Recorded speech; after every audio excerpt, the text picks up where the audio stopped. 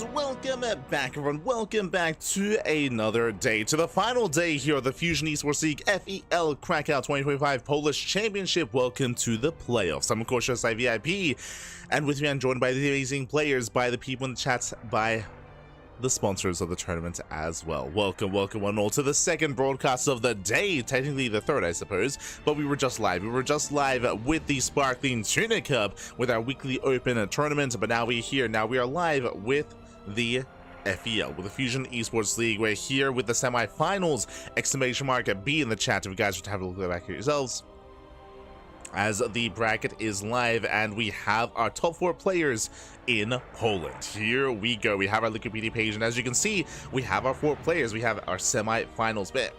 We have a little semi-finals here. We have Elazer versus Spirit in the upper semis, and we have Gerald versus MaNa in the lower semi-finals. Here we go. 2 best of 5s. 2 best of 5s are ahead of us. On top of that, we have our 3rd place match, which will be a best of 7, and we have the grand finals, which will be a best of 9. We are here to crown the Prince of Poland. Let's go, the best player in all of Poland.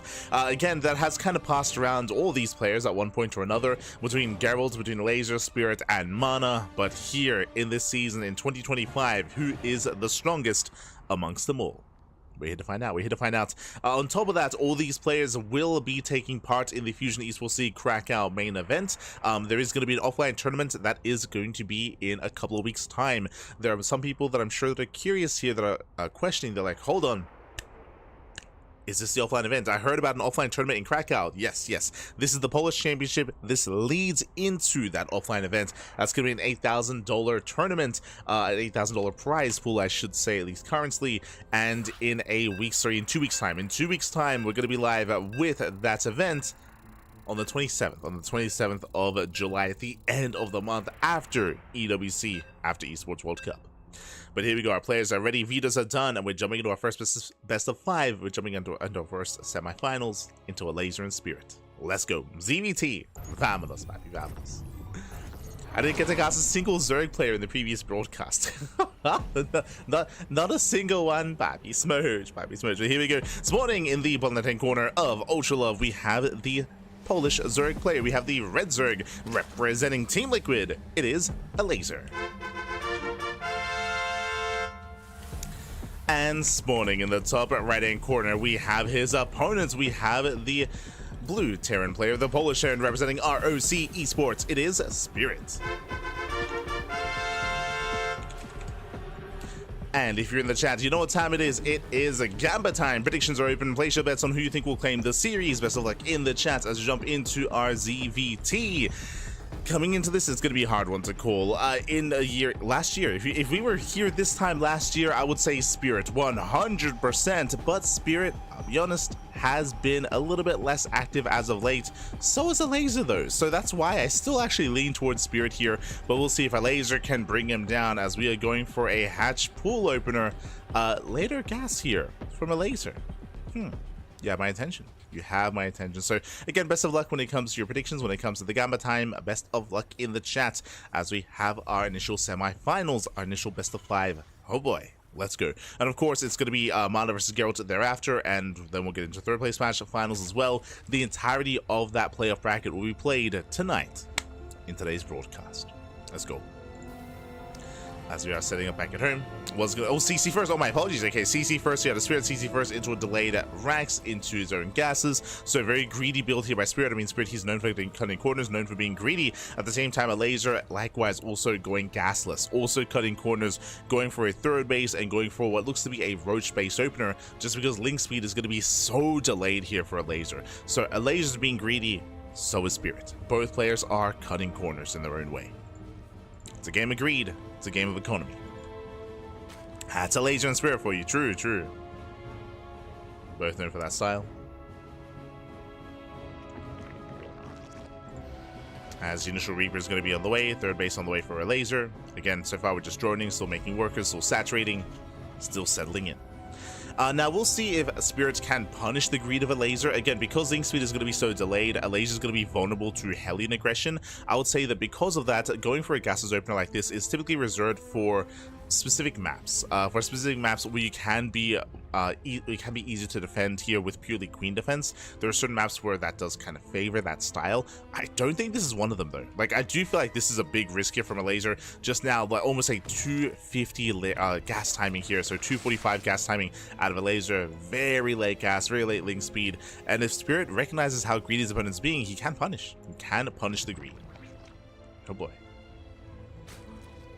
See, as I feel Zerg, they exist. Aha, let's go. They're a little bit rarer, but yeah, they're out there. We're able to witness one of them at least in today's broadcast. Let's go, let's go. Meanwhile, we spoke about roaches, and yep, there we go. Because link speed is so late, when you go gases like this, you just skip link speed or delay it heavily, and you just go into a roach defense instead. So all the gases are being taken, a roach horn is on the way, and we will get into roach production soon, TM. Until then though, Hellions, they will have map control. It is going to be a 3cc before Starport, so economic opener, economic follow-up here by Spirit. He can be active with some Hellions, but again, there's no big prioritization on Hellions. There is an add-on something in the Banshee play, but again, like, this is still more of an economic start. There's not going to be that many Hellions, and the roaches are popping out. Elazer, he should get away with this. Obviously, he can be caught out of position, and Hellions, they can still bust into mineral lines. The Reaper does scout, does spot the Roach Warren. As these openers calm down, as we get into our openers, I do favor Elazer currently in this position. Elazer is freely droning, freely saturating. As long as he doesn't lose too many workers to the Hellions and the Banshees, he's going to be okay. He's going to be looking solid. All in. We have overload speed on the way. We have some roaches pushing out. We have Lair on the way as well, so the Lair should be for upgrade, should be for tech. But we'll see if Elazer drones, because he's actually on a quite low drone count. He's only droning up to 2 bases. Hellions, they rotate, roaches are in position, Hellions, they bust into the mineral line, they do get a line. Yeah, workers are lighting up here, it's gonna be 5 dead workers, they do get roasted, 5, 6, 7. Getting up to 9, getting up to 10 drone kills, very nice damage. But because we see Overlord speed, yeah, this layer is for Dropper-Lords. We're going for a German taxi, we're going for the all-in. So again, it was a greedy start out of Elazer, but 0 workers at the third. We're going for the all-in, and Spirit, he needs to defend back at home. He's fully walling up. We need bunkers, we need tanks more than anything, and without that, he's gonna be broken. And here we go, here comes Elazer. Here come the Dropper-Lords are on the way.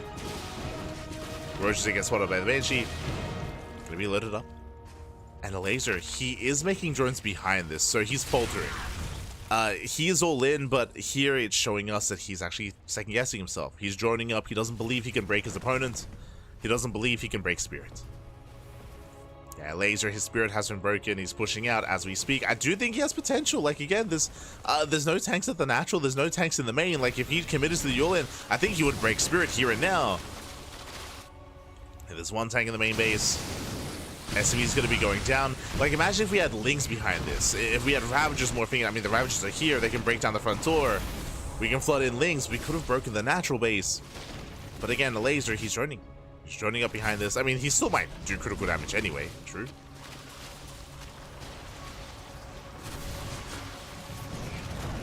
As the tank is so busy in the main.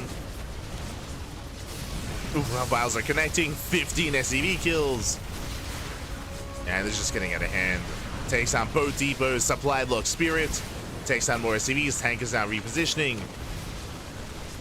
But we're going for 1-1. We're going for the upgrades. Bowser connects. They knock down both E-bays. And again, if Elazer was committing to the all-in, I do think that he can break this. He could have. But in the end, he backs up. Again, he's been droning, been saturating. We have the 4th hatchery on the way. Gases are being taken. Regardless, he's getting further ahead, he's securing himself. Unloading the use of the queens, dropping them over, spreading creep, throwing down tumors, and delaying the 3rd base as well for as long as possible, just gaining whatever vision he can, whatever value we can out of those queens. I'm dropping them once again.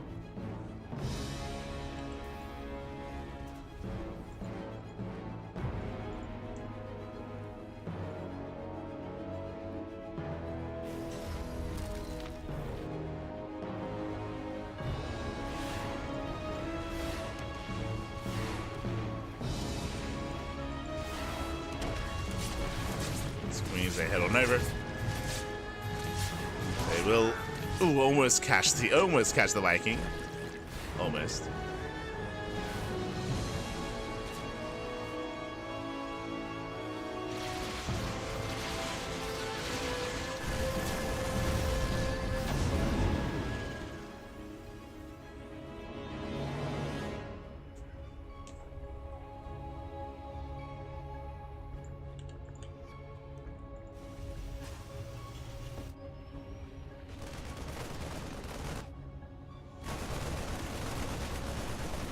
Here, Spirit, he does drop over towards the base. Going for a split push. I mean, oh god, I was gonna say Spirit, he has to do whatever he can, and he can gain value with these drops, but he will lose everything. The piles. They shut down the drop. Spirit, he sims in, but things are looking very bleak here for Spirit. I mean, there's creep everywhere. He does have a third base. He does have an economy to work with. Does cancel the fifth at least, but that's the fifth base. Like Elazer, he can afford to lose it. It's fine. He still has a fourth.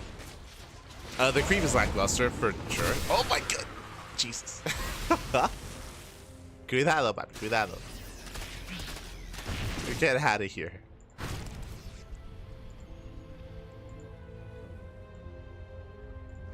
As Elazer, he's going to be the first to max. He's going to be the first to max out. Hive is done. We have the Ultra Cavern on the way, getting into Adrenal. Spirit, the one chance that he has is if Elazer's too passive.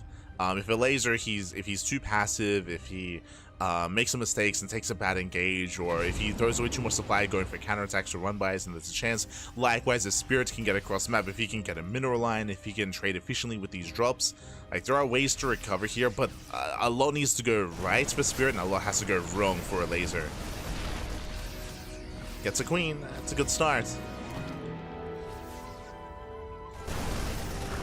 Catching another queen. Share by again.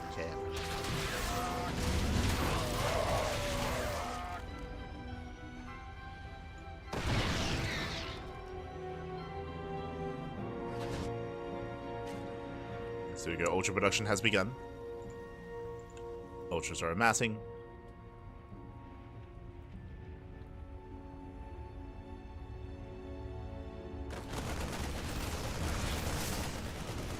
Uncles are ready. Oh.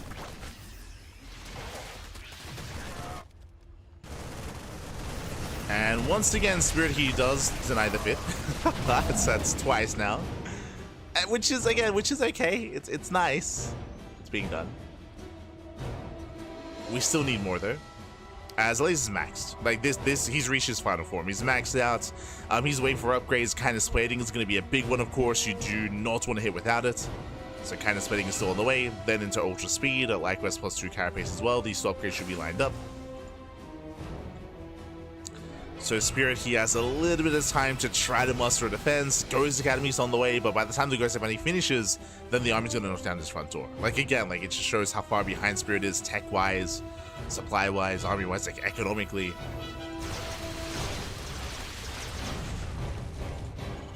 Again, pushing into this is not going to be easy, especially without Vipers. Like, Vipers are ideal for breaking these entrenched positions. Ideally, Elazer wants to wait for Spirit to take a fourth. Once he takes a fourth base, then he will spread himself a little bit more thin, and then it's going to be more accessible for Elazer. This is where also Elazer should be throwing down a Spire. Like, he has a bank that's building up, he should be throwing down a Spire, working towards a greater Spire, working towards Vipers, working towards more upgrades. Here comes Elazer. Tanks on siege. Yeah, tanks on siege is going for the dive. Shows his fungals, and he does catch out the army. 2-3 infest is going to be going down. Another fungal connects. Takes on a massive chunk of bio.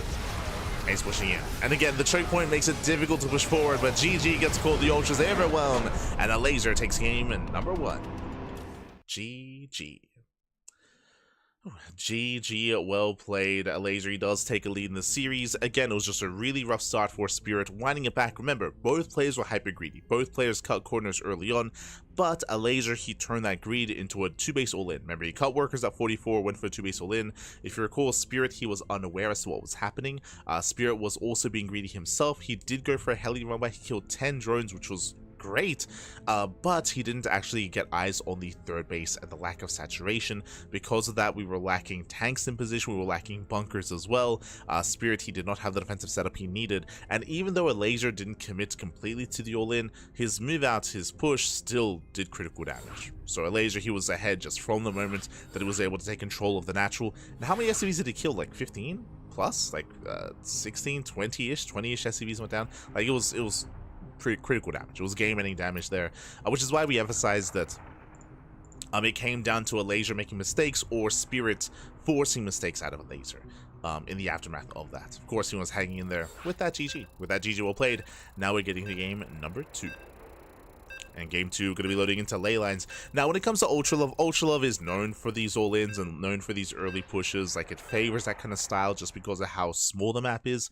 Here, we're loading into a larger map. We're going to be loading into ley lines. Ley lines, one of the more standard maps in the map pool. So here, I would imagine we're going to be going for some different openers. As spawning in the bottom left-hand corner of ley lines, we have the Polish Terran player. We have the blue Terran representing ROC Esports down in the series. We'll see if he can bounce back. We'll see if he can make a series out of this. It is Spirit.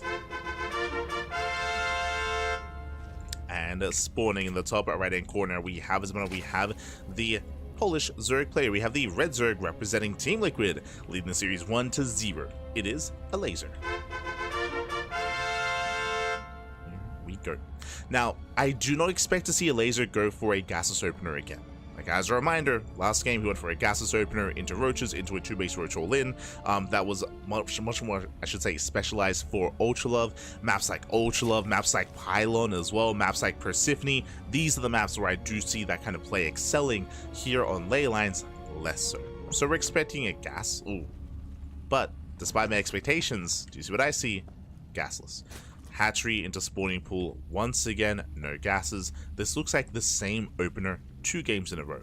Now, this doesn't have to lead into a 2-base all-in like we saw previously, but it's going to be available here. And when Spirit sees what's going on, once again, CC first, by the way. It's we're getting a repeat of game 1. It's going to be gasless out of Elazer and CC first out of Spirit. Once Spirit sees what's going on, though, now all-ins and now aggressive builds are going to be in the back of his mind. So he's going to be a lot more aware of that. He's going to be a lot more expectant of that. Which is why I expect to see Elazer going for maybe a 9-roach push and then joining. And not committing as hard. But we'll see. Regardless, we expect roaches here at Elazer.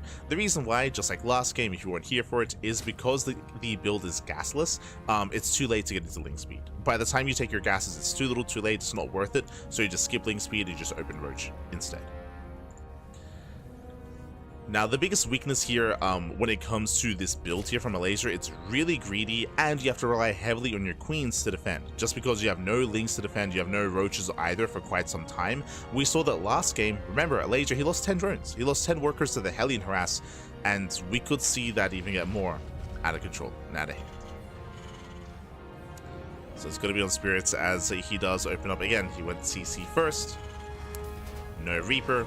No SCV scouts, no vision as to what's going on. He's going Marine first, into Reactor, into Factory, and from here I would imagine he'll go for a 3rd CC. We'll see if he goes for a 3rd CC or for a Starport. As building up resources. So keep an eye on Spirit. Behind this, we're still just droning. Just now the first gas is being taken, so again a much later gas, guys, around 2:45-ish.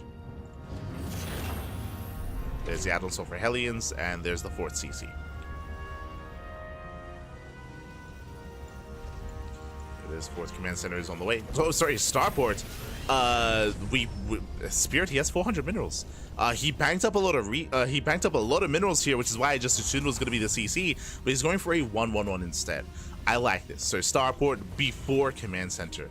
This is a lot more assertive. This is a lot more aggressive because now we get into Banshees earlier than normal. Gases are now being taken. As we mentioned, Roach Warren is no surprise. As we mentioned, again, when you go for a gasless opener, you do have to play Roach. Hellions are moving out. The earlier Banshees here will help against Roach aggression, for sure. They help not just to harass, but also to be defensive as well. So much earlier Banshees this time out of Spirit. So I do like this adaptation, even investing into Cloak. From the side of Elazer, do you see what I see? I see Roach production, he fully walls off as well. Again, he has nothing to defend, so these Hellions can wreak havoc. That's why the full wall is necessary to buy time. But what's important, this time, lair is on the way. That's a 4-minute lair timing. It's not as fast as last time. And also, no overload speed either. Elazer's droning. He's droning up more than he did last time. So Elazer, he's droning, he's saturating. Again, he's making roaches only to defend. You can see he's still making workers. He's not going for the same all-in that he did last time.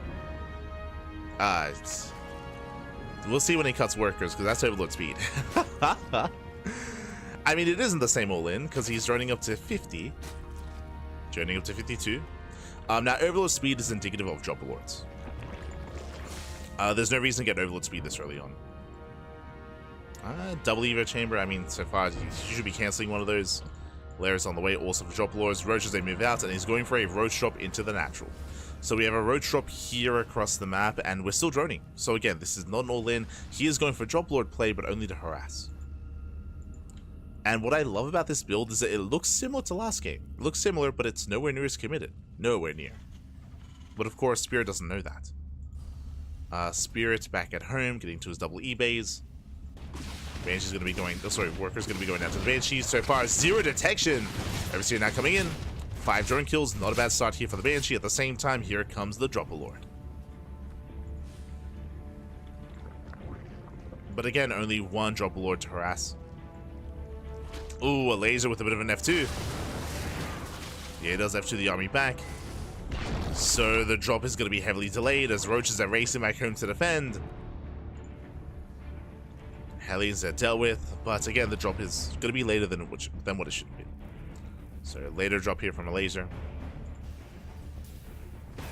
Back at home, where are the Banshees? He has 2 Banshees across the map, but no Banshees to defend back at home. He does have a tank, does have some Marines. He should have enough to hold against this, but SCVs will be going down. Here we go, double drop into the natural. Gets 1 drone, pulls away. Meanwhile, drop here into the natural base of Spirit. Spirit so far, no vision, doesn't see this. Weekend Banshee comes back home. The high health Banshee does get 2 more drones, 3 in total. There's the drop. And 3 SCVs, nothing major. 3 SCV kills, and the Roach is going to be thrown away.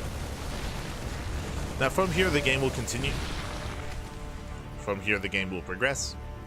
Laser is droned up to 3 base saturation, now getting a 4th base just for Larva, and now he's working towards Ling, Bane, Roach, Ravager. Or I say Banelings. Currently, Ling, Roach, Ravager. Technically, this could be Ling, Roach, Ravager into Ultra, and he might just skip Banelings entirely. It looks like that's the case. Yeah, he's going to be skipping Banelings. Hive is on the way. Infestors are on the way. Just like last time, the end goal, the purpose here, the final form of Elazer is going to be with Ultras. So he's working towards his Ultras. Meanwhile, here comes the main push here from Spirit. He was building up for this 7-minute timing. A very standard timing at a Spirit. The 4th base is going to be denied. And without Banelings, it's going to be a tough hold. That's why you need the Infestors. But we're a couple of seconds off. It's going to be close. It's going to be close. There we go. First Fungal does not connect. Oh my god, the split's back. The splits are crazy. Does split, does avoid. Another Font. Again, he splits against the Fungals. There's 2 Fungals left. 2 Fungals remaining. Down to 1. 1 Fungal left. A better connection towards the end here, but that was 4 Fungals. And Spirit, he's gaining ground. Behind this is reinforcing. His reinforcements are late. He was getting ready for a counterattack. If he was just rallying across, he could just break the base here and now. But again, 0 Fungals remaining. And without Fungals, I don't think Elazer can hold. Yeah, he's not going to be able to hold on. Banshees, they have arrived. They're going to focus on the Ravagers. There we go, 1 Fungal on the Banshees, but it may not matter. Oh, no! It may not matter. Nice dodge. And GG. GG gets called. Spirit, he ties up the series 1-1. Whew. Let's go. GG, well played. Let us go again.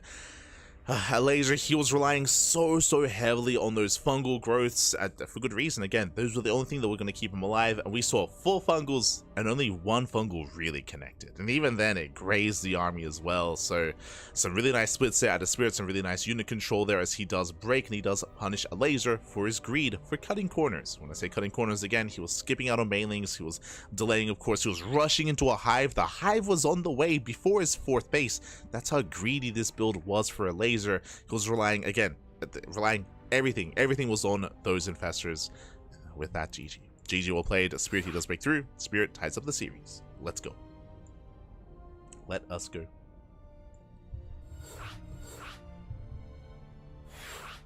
As we're now getting into game number 3. Getting into... we're here to determine who takes the lead in the series. I was going to say getting into the ace match, but of course, best of 5. Best of 5, not a best of 3. So plenty more games ahead of us.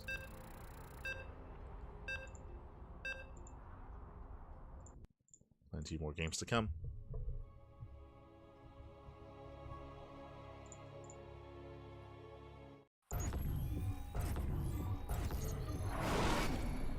And spawning in the bottom tank corner of Tokamak, we have the Polish Zerg player. We have the Red Zerg representing Team Liquid. Being forced into a tied series, we'll see if we can bring it back. It is Elazer. And spawning in the top right-hand corner, we have the Polish Terran player, the Red Terran, representing ROC Esports, tying up the series. It is Spirit.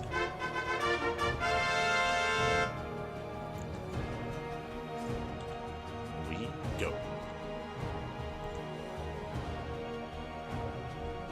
Here we go, so we're getting into game number 3. And we'll see if our players do deviate at all. Speaking of, for the first time this entire series, we do have Spirit going Rax first. So it's going to be a Rax first opener here, not CC first out of Spirit. I'm a little bit surprised that he's opting to go for a standard opener on Tokamak, which is one of the larger, more standard maps. But here, 3 games in, he does go for a more standard build. Meanwhile, we just see Elazer going Hatch, Pool. Once again, he's going gasless. Like Elazer, he's known for his greed, and he's doing the same thing here once again. No gases, which means a roach-based opener out of Elazer. No link speed early on. So same opener 3 games in a row, but as a reminder, game 1 went for a 2-base all-in. Game 2, he went for a drop into a more economic follow-up. I say economic follow-up, still though very greedy as he was rushing into a hive. Game 3, is he going to be more tame? Does he, instead of rushing into a hive, embrace and make sure he has a secure Roach Ravager composition first before rushing into or before taking into the hive instead? We'll see how Elazer does adapt throughout the course of this series.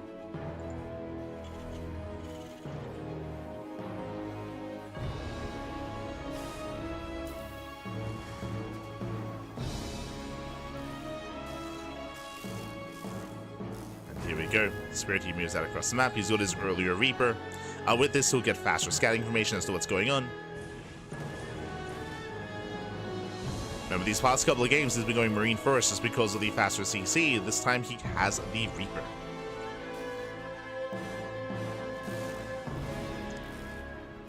There's the pin. Gets eyes on the setup. Gets eyes on the timing of the third. From here, he can rotate into the main base and get eyes on gases. As it's going 3 CC before starport. Okay, so we do have an economic follow-up here. But again, the big difference this game is that Spirit does have the early Reaper. And this would have told him about an early Roach push.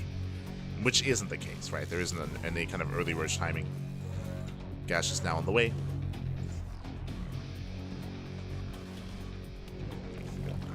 There's that Roach Warden and Spirit he scouts. Yeah, he sees. So he knows that it was a gasless opener now. He has confirmation.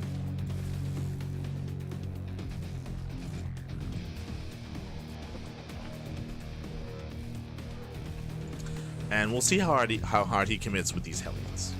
As once again, he's going to be going Hellion Banshee, which is just a really secure way to play against Roach Ravager, or Roach-based openers.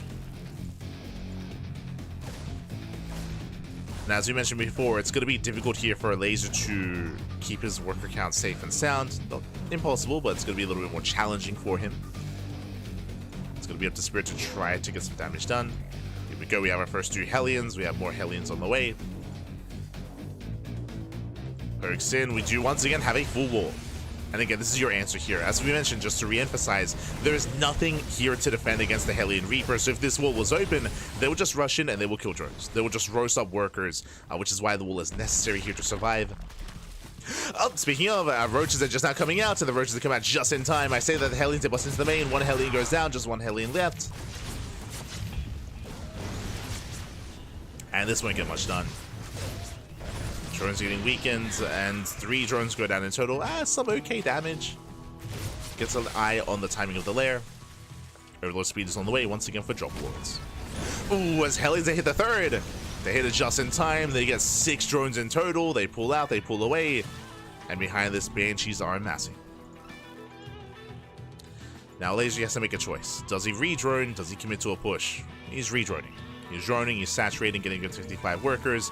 Yes, he's getting into Overlord speed. Yes, he has the faster lair. And yes, he's going for a Drop Lord play, but this is only to harass, or at least it seems to be the case, just like last game. There we go. Ooh, I say that 2 Drop Lords back at home. He's committing harder here. Hellions, they poke in. I'm curious to see, like, what he does. Oh, my apologies. 1 at home or 1 across the map. go, loading up the first 4 roaches. We have more roaches in production here for Elazer. Elazer cutting workers at 58 and drops into the main base, disrupting some of the production. But the Banshees did decide to stay back home. At the same time, Hellions, they confirmed more droning. And more drones on the way. Hellions are cleaned up. Oof. And I do worry for Spirit now.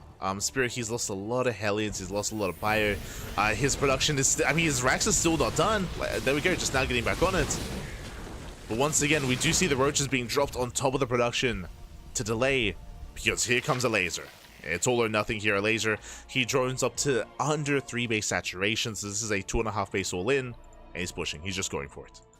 He's sending it across the map, and Spirit, he's stuck in the main. Like, there's nothing. There's nothing here. Like, his production's just so late, and he's just out of position. And that might just be game. That might just be game here and now. Roaches have arrived. Spirit, he's not where he needs to be. There's 1 tank, a handful of Marines. Again, he was just so distracted as to what was going on. And with that, the tank goes down, and with that, the base is going to be broken. Like, if Spirit had seen this coming ahead of time, then we would have bunkers, would have siege lines as well. But also the 1 tank, only a handful of Marines. Like, Spirit, he was down, what, 60 supply?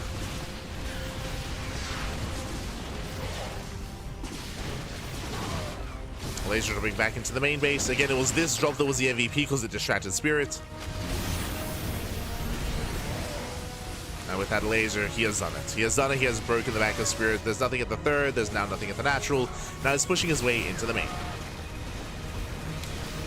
And so far this series, again, like, despite it being the same opener, we've seen different forms of aggression, different forms of all-in. GG gets called, and Elazer, he does take a lead in the series.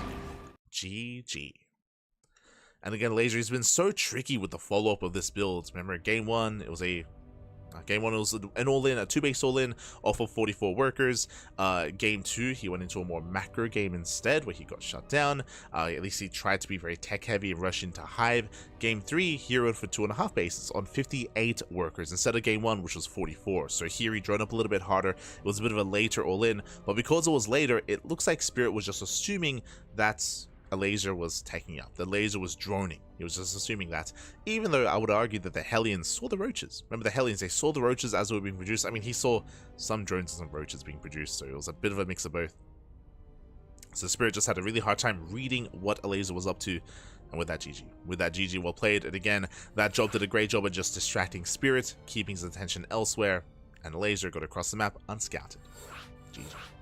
GG well played, and with that, Elazer is now on match points. 1 more game, and Elazer will claim the series. Spirit, he has to win here and now to force the ace match. Oh boy. Here we go.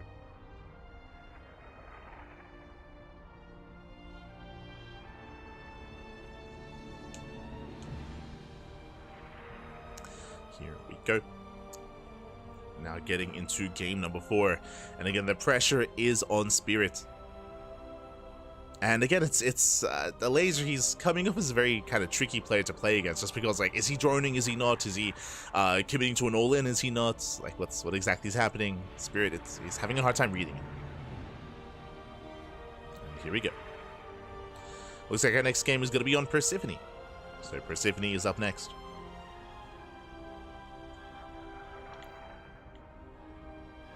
Persephone. The pressure is on.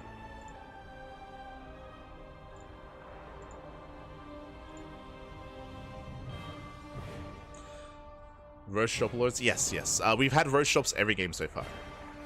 But again, what's been differentiating all these games is that, again, different follow-ups, different kind of all-ins, different forms of commitment out of Elazer. They've all been the same opener, going for a gasless opener into roaches, into roach drop, but the follow-up has been different every time. Boy. And now we're getting into game number 4. And spawning in the bottom hand corner of Persephone, we have the red Zerg player. We have the Polish Zerg representing Team Liquid, leading the series 2-1 and 1 game away from advancing on to the grand finals. It is Elazer. And spawning in the top left-hand corner, we have as opponent, we have the Polish Terran player. We have the blue Terran representing ROC Esports down in the series, and one more loss, and he will be knocked down to the third place match. He has to win here and now to force the ace match. It is Spirit.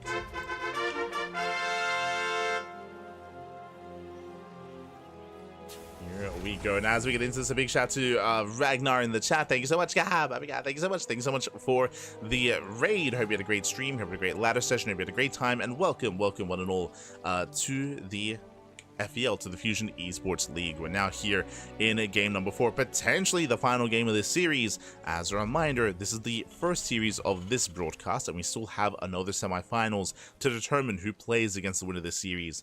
It'll be a Protoss one way or the other, as the next matchup is going to be a PvP.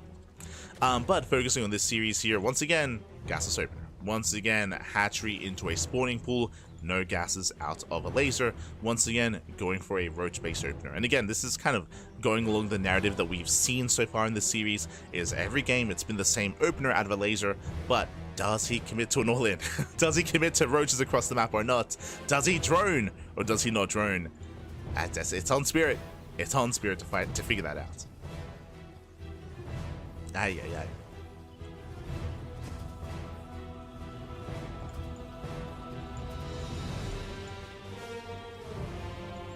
Spirit does a lot better on the front foot. I mean, so far, at least in this series, like, just to re-emphasize, it's been coming down to scouting, or I should say, it's coming down to the lack of scouting. Like, that's what's hurting Spirit right now.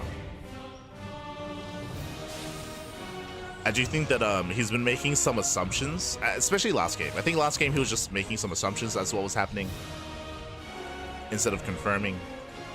And to be fair, it's hard to confirm, especially if you lose all your Hellions, right? Like, he did throw away all his Hellions, so he had limited information as to what was happening.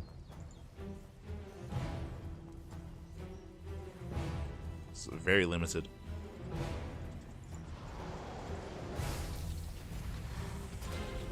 Here we go.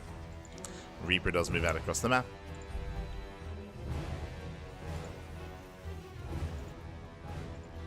Once again, this was a CC first into a Rax, into the Reaper, staying at home actually. Okay, did a CV scout at least. But he does keep his Reaper at home. Behind this, gas is now on the way. A laser is droning. There's that Roach Horn. From here, we should soon be working towards a lair, working towards Overlord speed, working towards at least a 2-base saturation. I should also mention, welcome one all to Passivity. This is one of the more aggressive maps out there. I say more aggressive maps. The resistance by ground is very direct. It's relatively short as well. So I could see a laser committing with roaches. Could see that happening. Now he's joining, he's saturating. We will soon reach the 4-minute mark, and that's what we're going to be expecting the tech of choice. Meanwhile, third CC before Starport. Economic follow-up here at the Spirits. Going for the Atom Soul, going into Banshees. I think another example of lack of scouting is that, remember last game, Spirit, he opened up double Banshee. He didn't harass with them. He kept them at home. He kept them at home to defend. Because they weren't across the map, they weren't harassing, they weren't scouting. It's another kind of thing that occurred in the last game. Reaper picks in. There it is, a 4-minute lair. So early there, timing out of a laser, and we are expecting Overlord speed. Ooh, as Reaper goes down. Reaper does fall, a laser is still droning up. Spirit, he's poking in. He spots a couple of roaches that are moving out across the map. But again, the laser's droning. He's showing off this roach, making it look like he's being more aggressive than he is. Spirit, he's racing back home. Does race home behind this. Marauder production has begun. He's walling up with his E-base. There's that overload speed that we mentioned for the Dropper Lords. And again, the laser's still droning. He's still just saturating his bases. He has a couple of roaches that he's fanning out. Banshee's revealed. And here comes the Dropper Lord. Dropper Lord on the left-hand side. There is a Viking on the way. That is going to be a nice way to shut down these Dropper Lords. So that is an adaptation here for Spirit, is that now he's opening Viking. As we've seen Dropper Lords every game so far, so I don't blame him. The Viking will help. We have another Dropper Lord on the way. So one across the map, and there we go, Viking just in time. Getting himself with the Dropper Lord. The Bio Army does respond. Overlord is going to go down. Very nice cleanup. Trades with the Roaches. Again, this is a nice trade here to Spirits. I mean, better than what we saw previously. Cleans up the drop. And Elazer's droning. This time he's actually droning up. He's droning up to what? He's droning up to 3 bases. Up to proper 3 base economy here on all 6 gases. And now it's go time. Now he's making nothing but Roaches. Now he's massing up his army. The army got spotted.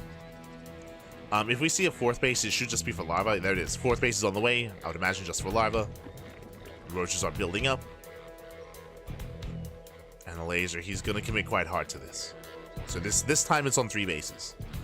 Now, the reason why I say he's going for an all-in here, I mean, outside of him not droning at all, no Eva Chambers. No Eva Chambers, no upgrades, no Infestation Bit, no tech, no nothing here for Elazer. Just purely Roaches and Raptors. At least Roaches for now. There's no link speed, there's nothing else here.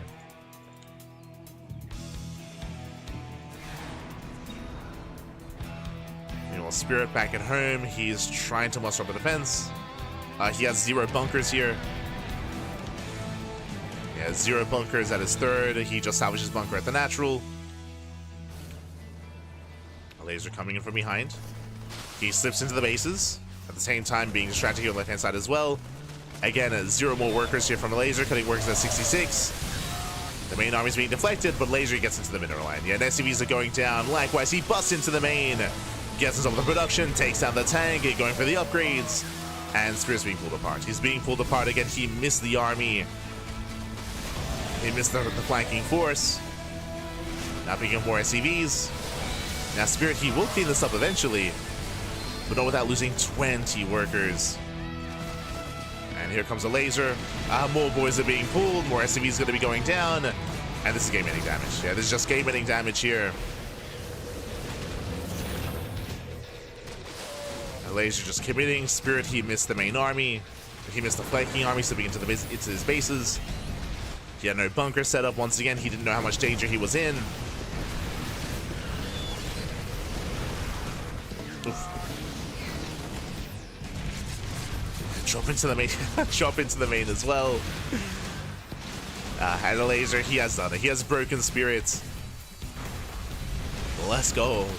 The one game that Elazer didn't all in was the game that Spirit won. fun fact. That was the game on ley lines, of course.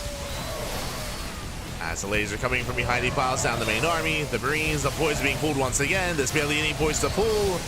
Files, they punish the boys. 61 SCV kills. GG, well played. And Elazer, he does it. He takes out Spirit 3-1, advancing on to the grand finals. GG. GG, well played. Congratulations, Elazer. He will claim the series. Very fast games, very fast matches. We never really got to embrace like proper 3 base versus 3 base or 4 base versus 4 base. We never got to macro up into that point. The one time we tried to, the one time Elazer tried to, it got shut down. So instead, he was like, screw it, I'm gonna just commit to these roach rollers instead. Hitting at different timings, of course, and each time Spirit had a hard time recognizing what was happening and recognize how much danger he was in and what was coming his way across the map. He was looking decently fortified at his 3rd base, winding it back a little bit. He had the sensor tower at his 3rd, he had his tanks at the 3rd base, but again, he didn't have anything at the natural. He wasn't really expecting a flanking army like that, and we saw that Elazer was able to slip on by, slip on in, and just end the game. GG. GG, well played. Congratulations here to Elazer as he does claim it, and with that we have our first finalist.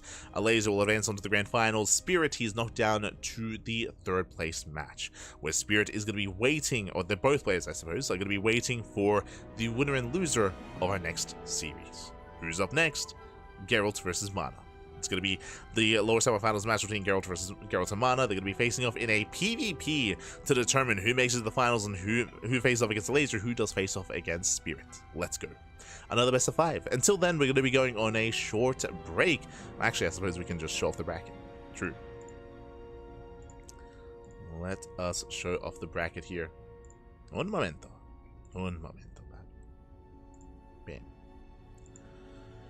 Here we go. So as you can see here, we have our playoff brackets. We just wrapped up with Elazer versus Spirit. That's soon to be updated here, with Elazer winning the series 3-1. Likewise, here on the lower portion, we have Gerald and MaNa also facing off. They're about to begin in a couple of minutes here. Looks like the Vita's already done. Vitas are done, and game 1 is going to be on ley lines. So we'll see you guys soon. We're going to be going on a very short break here, very short break. And when we come back, we'll have Gerald versus MaNa facing off. We'll see you soon. See you soon after the break.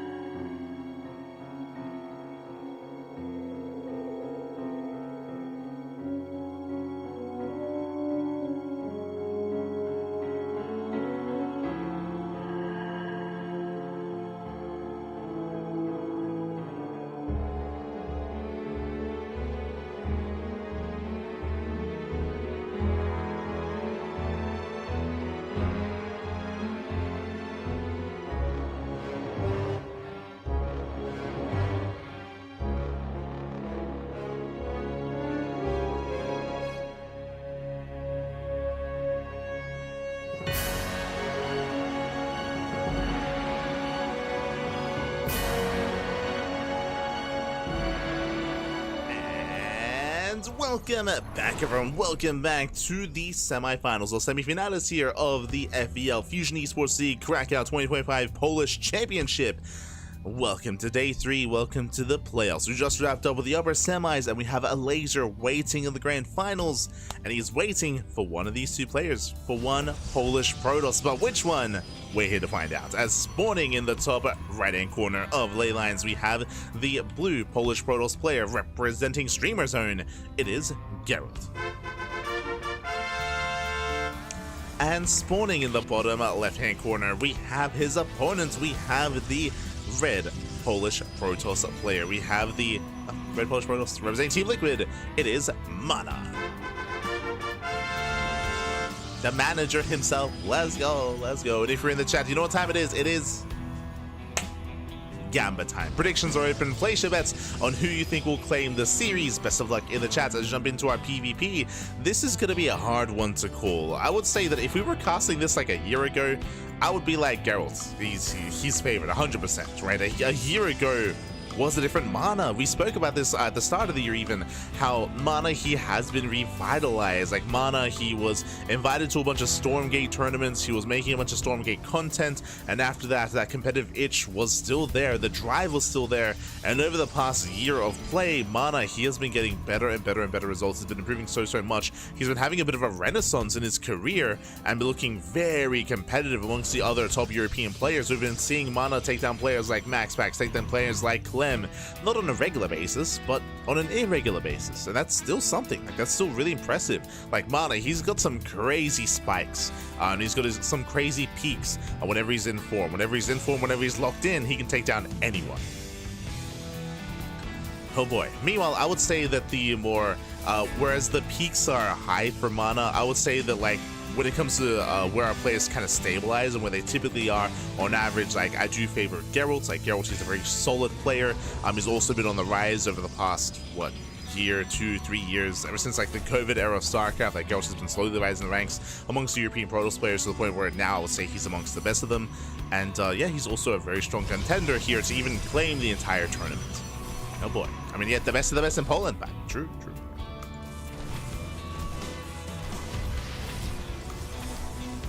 Now that we're settling in, we do have our initial Gate Cyber Expand. Ooh, a greedier build here from MaNa. MaNa going for a Stargate before the Nexus. Meanwhile, Gerald able to throw down his own, does go for a 2-gate opener. He delays his units in favor of that Nexus. Okay, interesting openers. Very interesting. So with this, the Oracle's on the way. MaNa, his goal here is to get some economic damage done across the map. He is moving up with his Oracle, and we'll see if Gerald can keep up. We'll see if he can retain his economy. We go.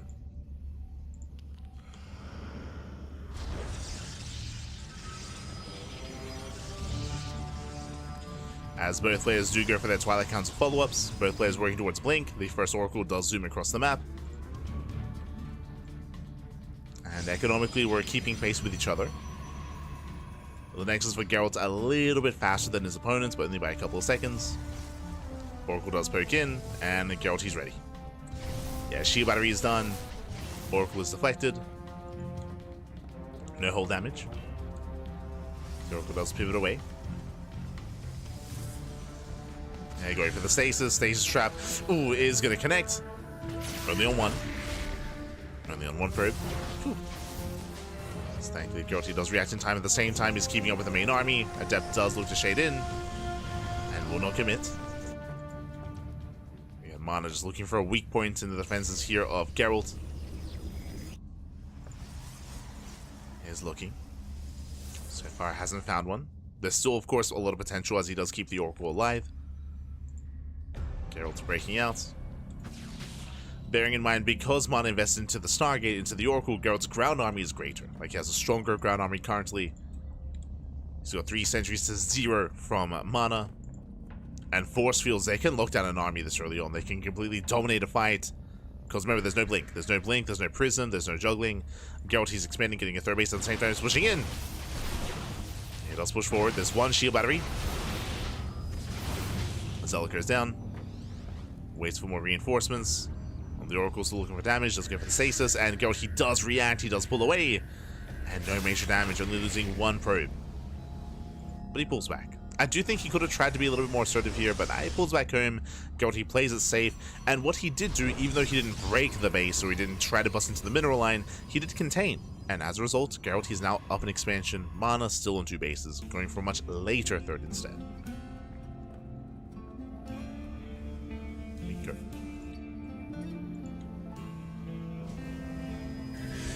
As Gerald goes back into the main, once again, Gerald, he does react. Does respond. MaNa pushing to the center. Blink is about to finish. Blink is now going to be done for both players. So both players have Blink. MaNa's pushing. Is going to be spotted. Spotted by hallucination. Gerald, he is paying attention. Does have big Guardian shields. Ooh, first sentry goes down. Oh. Does with the sentry. Does take down 2 stalkers, or 2, almost 3 stalkers go down. Yeah, better trade here from Gerald. But he will lose another sentry. Oh, and the final sentry goes down. No force fields left. Just Blink stalkers. MaNa, he's gaining ground, but Gerald does have the defensive advantage. Shield Barrier is just now finishing up. And Gerald holds. Gerald, he does hold on. MaNa, he did have some better trades there. Looking at the trades, we can see that MaNa, he was able to pick off 2 stalkers and 3 sentries, only losing 2 himself. But all the stalkers are low. They're very low HP. MaNa does pull out, it does pull away, and now we're taking up from here. Again, it wasn't an all-in, both players were expanding, so both players are saturating their third bases. We have charge on the way here from Gerald. No charge yet out of MaNa. MaNa's still committing to purely Blink Stalker. The Robo's on the way for eventual mortal production. He is getting there.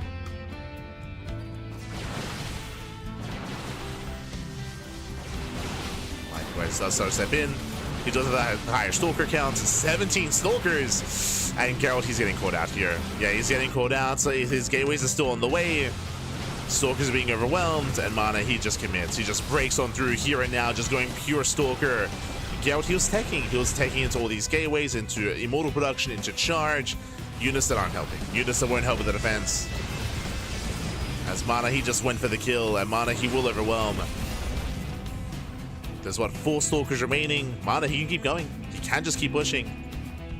Only 4 stalkers left. Now getting up to 5. MaNa pushing forward. Looking for a little bit more damage. Gets a couple of probes.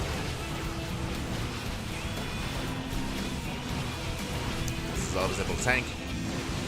Once again, MaNa should just dive. And he will. Yeah, he does dive in, takes out the Immortal, there's nothing to defend. Gerald, he gets caught with his pants down. And MaNa, he should have break the third, as he takes out almost every single Stalker. Please add a couple units to the charge list. And again, the Zealots, they trade well for themselves, but now there's nothing to support the Zealots. They're on their own, for the most part. Behind this, MaNa getting another base, getting a 4th. MaNa getting to +1.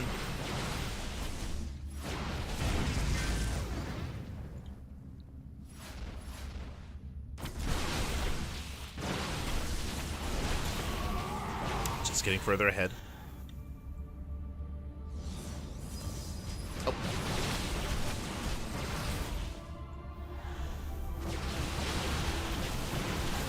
I mean, again, Zealots are trading well here for Geralt, and he's gonna try to dive on top of that Prism. Yeah, one more volley. The Prism does get away. Oof, and MaNa punishes. Oh, God, yeah, he does punish the dive. I say that these Zealots, they still trade very well for themselves. And the Prism does go down. Prism goes down. Gerald, he's holding. Gerald, he is behind. Like, he's down in workers, he's down in economy, he's down in stalkers, but he makes up for that with charge lots. Again, there's a reason why typically, you know, in PvP, players, they tech into Zealots, then they tech to Archons from there. Gerald has been having more efficient fights despite having the smaller army. Now the supplies are neck and neck. Gerald's moving in. Going for the pylon. He will lose his Zealots, though. Yeah, there was a lot of DPS in that pylon. The Zealots are being overwhelmed. MaNa still has the greater army. He's got so many Stalkers here. And here comes the Immortal as well. Yeah, the Immortal just to secure this. Like, we had some impressive fights here from Geralt, but it's still an uphill battle. It's still just too much. Leaks on forward. Brings down the Prism, no more reinforcements. And that'll be the end of this army for Gerald. Oof, as he will lose everything. Escaping with a single Stalker. GG gets called, and MaNa, he will take game number 1. Whew, GG. MaNa, he will take a lead in the series. Again, a stronger push from MaNa, winding it back a little bit. So both players were expanding, both players were taking their third bases, but Gerald, he was throwing down a bunch of production, he was teching up, he was investing into charge, into immortals, into a wall of gateways, whereas MaNa was just warping in. He was just non-stop warping in, pure Stalker, and he was able to break through. He had, I want to say it was 17 Stalkers to 7. Like, he had 10 more Stalkers compared to his opponent. MaNa was not skipping any warp-ins, he just committed then and there, and did break Gerald at the third. Did break him. And with that, GG. GG will play MaNa to take a lead. And now we're getting ready for game number 2.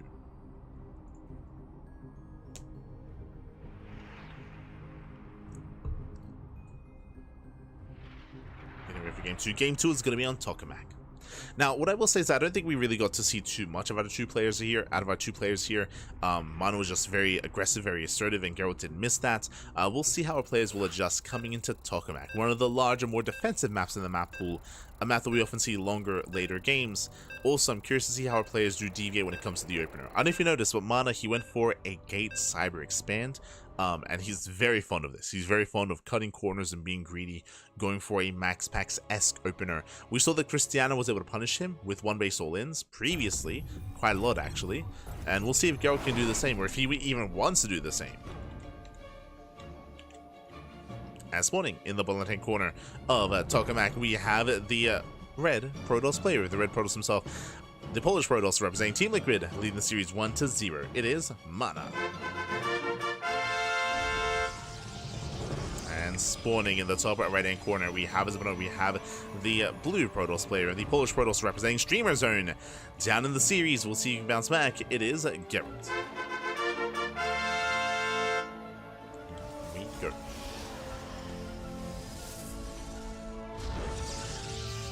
Crazy game. Stalkers really won it, but Charge OP. I wouldn't say, I wouldn't categorize them as OP. When it comes to Zealots, they usually, what I should say is that Stalkers, they don't scale incredibly well into a normal standard PvP. Like, they do get outscaled by just a more complex army. That's why typically once we get into the mid game, you want to be going to charge, you want to be going into Archons, into immortal production, into a more robust army. If you're stuck on pure Stalker, that's where you can be left behind. Thankfully, MaNa, he also teched up into charge lots. He was also able to refine his army as well. Able to refine, able to get out of pure Stalker. But he did almost straight up in the game, like, for sure.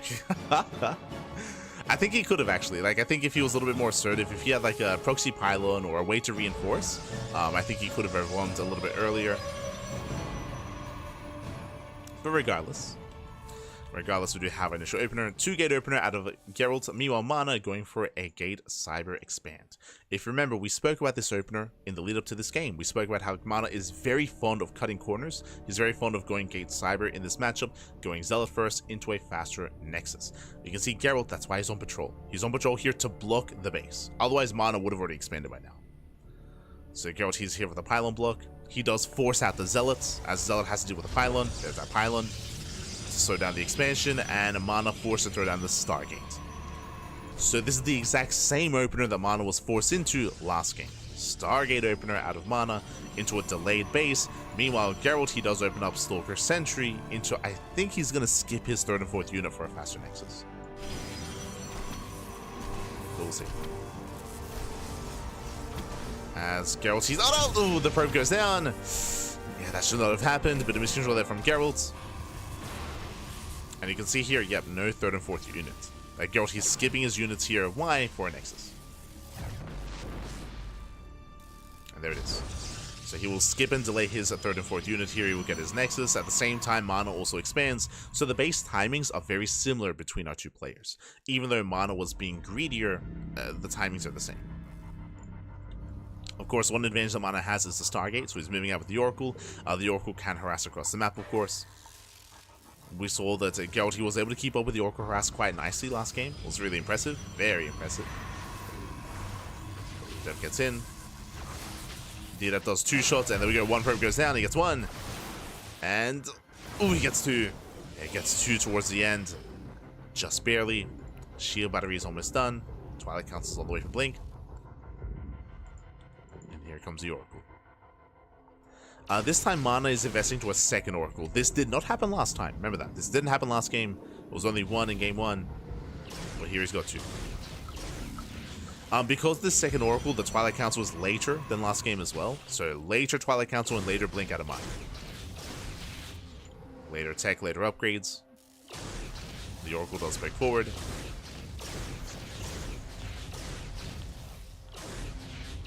The Oracle's looking for a way in. So far, Gerald, he does chase him down. Now, what's scary about what's happening here is that because this hallucination is chasing the Oracle, this also means that the hallucination is not across the map scouting to see if there's a second Oracle. So this second Oracle is a surprise to Gerald. He's not aware. He's not aware that there's an additional Oracle. Hasn't been revealed yet. 2 Oracles, they can one-shot workers, so even if there's a shield battery, it doesn't matter. The shield battery does not deter 2 Oracles.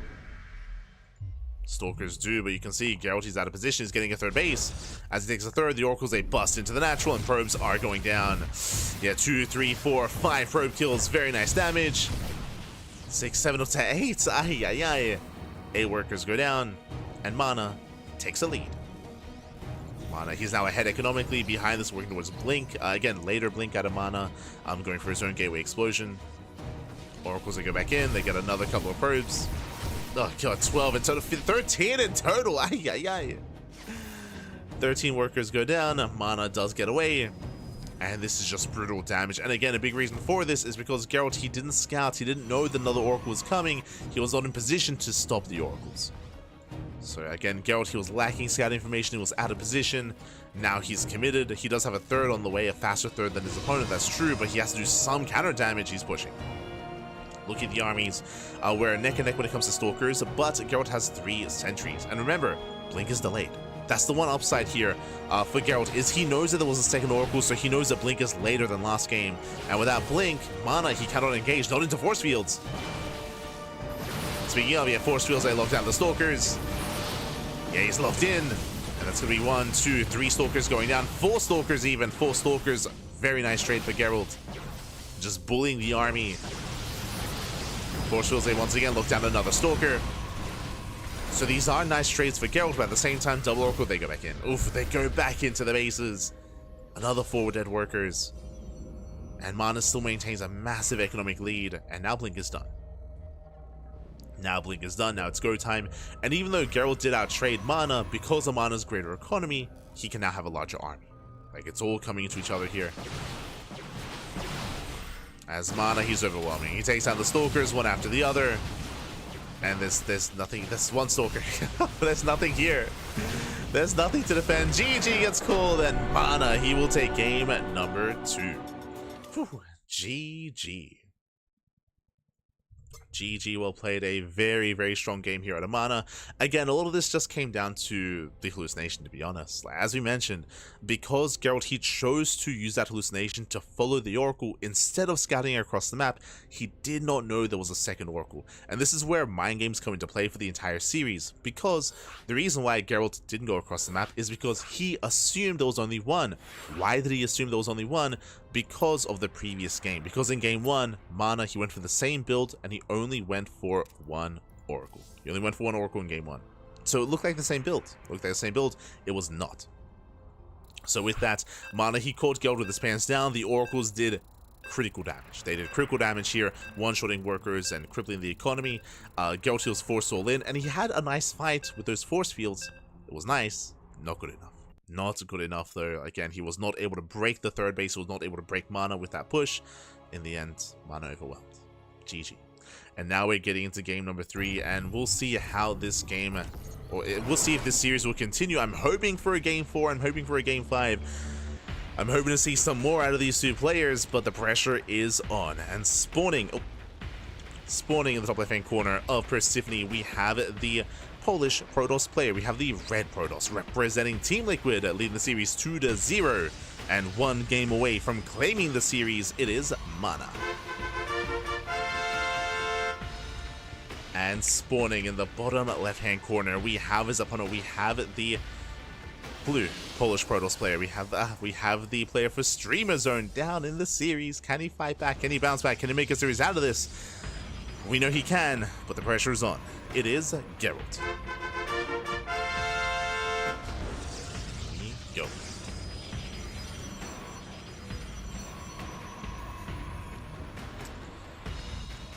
Here we go. As every game so far, MaNa he has gone for a Gate Cyber Expand without fail. I mean, I say that. He's been blocked at the natural, so he's had to go for a Stargate opener every game. And we'll see that trend continues. There it is, 2-Gate. 2-Gate opener out of Gerald. Meanwhile, Gateway into Cybercore, into Expansion out of MaNa. Here we go. So once again, the openers are the same. There's a Cybercore from MaNa. The probe is in position. Because this probe is here, this means that MaNa, he cannot actually expand without making a Zealot. So he's forced to make the Zealot. He's forced to deal with this pylon. And because his base is going to be so delayed, he has to make a Stargate. So once again, Stargate open out of MaNa. Now the question now becomes, does MaNa make 1 or 2 Oracles? And does Gerald confirm whether or not there is a second Oracle? And after that last game, I'm sure Gerald will. Like, I'm sure Gerald, now he's on notice. Now he's like, oh, like, you're mixing it up here. Now you're being a little bit cheeky. I have to scout you. I have to figure out what's happening. Now there's a little more pressure on Gerald, and again, he's at least aware of the potential of MaNa. There's our Stargate. So once again, 3 games in a row, Stargate opener, but every game it's been a bit of a different deviation, a bit of a different follow-up out of MaNa.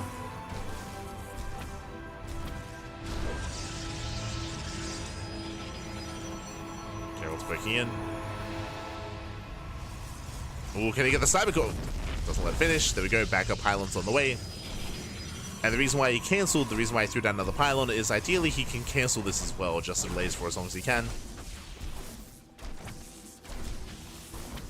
Probe does pull out. Probe goes down. And ooh, there's a cancel in time. Gets a refund. There's a Nexus. Oh my god. Meanwhile, I was focusing so much on what was happening here, but Gerald, for the first time this series, he opens up Stargate as well. Are we opening a Phoenix? This should be a Phoenix opener here out of Gerald, and this would be a way. Yeah, there we go. Phoenixes are on the way. This is... he's trying to hard counter, basically. This will shut down the Oracle. He's like, you know what? The Oracles, they killed me last time. This time, let me just shut down the Oracles real fast and real quick. Wait. Has MaNa scouted? He saw the pylon, he saw the 2-Gate opener, he didn't see the timing of the Nexus, but he's going for a Phoenix regardless here. This is a really good read out of MaNa. MaNa is poking in towards the natural. Oracle's pushing forward. MaNa does not open with a second Oracle. First one slips in.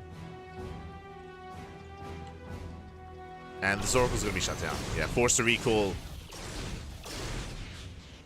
And MaNa has to make a choice. Oh, he's supply blocked. Oh god.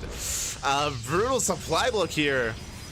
The Phoenix is not in production, but there's no pylon. Okay, does finish Nexus. Nexus does finish. Phoenix is on the way. He's switching into Blink. But I do actually prefer Gerald's position. I do like it a little bit more here. Just because MaNa's going into Phoenix production, but he's getting caught out. The Oracle, this time there's no recall, and he will lose the Oracle. Yeah, the Oracle's going to go down.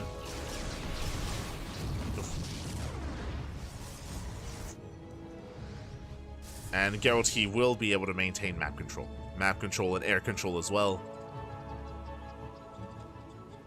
Gerald looking good. Looking solid so far. Pokes in, sees Phoenixes. He does see the Twilight Council. So he knows that it shouldn't be mass Phoenix. He knows that MaNa's investing into a ground army. Yeah, better stacking. Phoenix goes down. Oh! Ooh, trades 1 for 1. Bit of miscontrol there by Gerald. Took an extra hit, goes back in. Confirms the research. Confirms the gateways. And soon it's going to be all about those Blink Stalkers. Ooh, MaNa even getting a proxy across the map. Meanwhile, double adept into the mineral line. And Gerald is popping up. 4 more probe kills. Very nice damage here. 5 probes going down. Gets 5 workers, shades into the main, 6 in total now.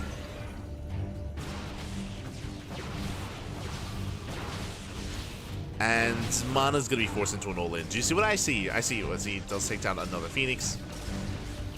But MaNa, he's, oh god! Let's get away. He has 3 gateways back at home and a proxy 4th gateway. Oh, he gets found! No, he gets found! The proxy's gonna be shut down. It was gonna be a 2-base 4-gate blink all-in, but not anymore. You can see that MaNa throws down another gateway, throws down another pylon, but everything will be depowered. He's racing across the map, but it's gonna be too late. Yeah, it's too little too late to save this. He will lose everything. Stasis trap as well. MaNa's being shut down. And again, it's all or nothing with MaNa. Now, MaNa still has double the stalker count. Jesus. Oh, now less so. But 12 versus 8. Still has a stalker lead. He comes in to repower the gateways. And MaNa's all in. He's here to end the game one way or another. Either he kills Gerald or he dies trying. Gets into the mineral line and gets 2 probe kills.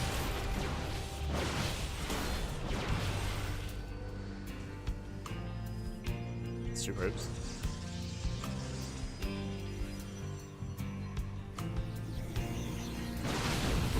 Catching the Phoenix.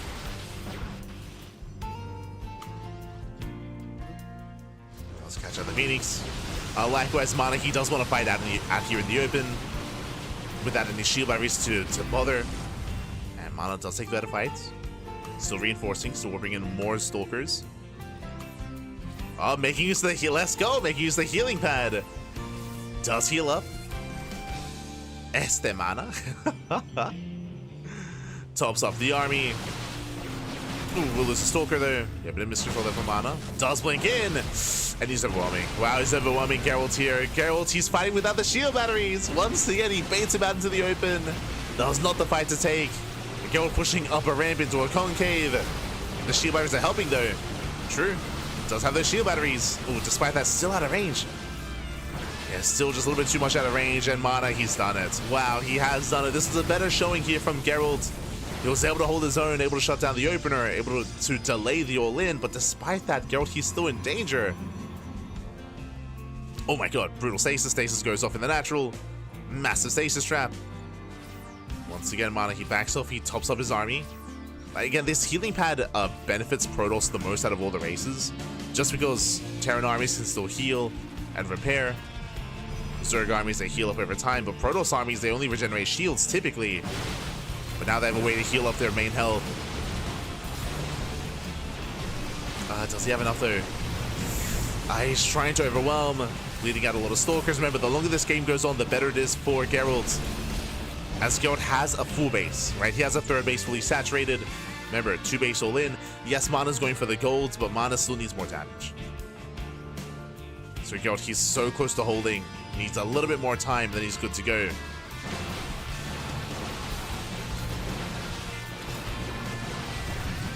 Nice speed control here by Gerald.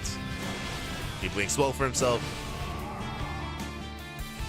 Gold base is almost done. That upside shade into the mineral line. Nice. Getting some probe kills. Not bad. And MaNa, he needs more damage. Ooh, blinks in. Tries to blink into the bases. He's getting locked down though. He's gonna lose everything. GG gets caught. He gets locked down in the natural. And Gerald, he fights back. He puts a point on the board. Whew. GG.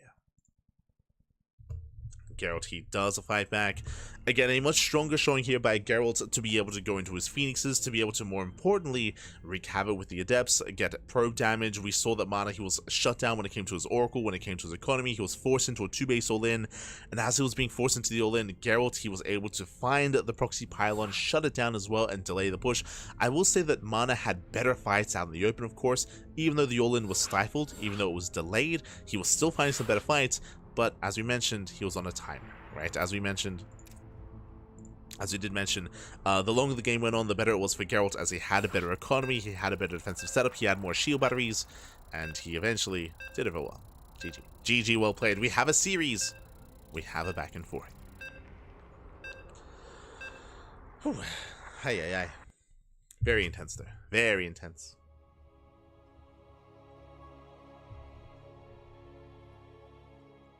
And now we're getting into our next game.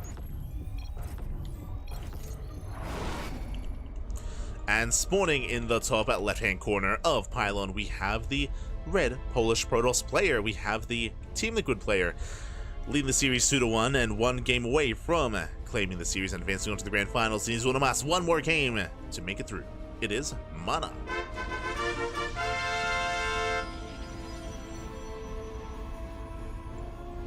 And spawning in the bottom right-hand corner, we have his opponent. We have the blue Protoss player. We have the Polish Protoss fighting back, putting 1 point on the board. We'll see if he can fight back and force the ace match. Let's go. Representing Streamer Zone, it is Gerald.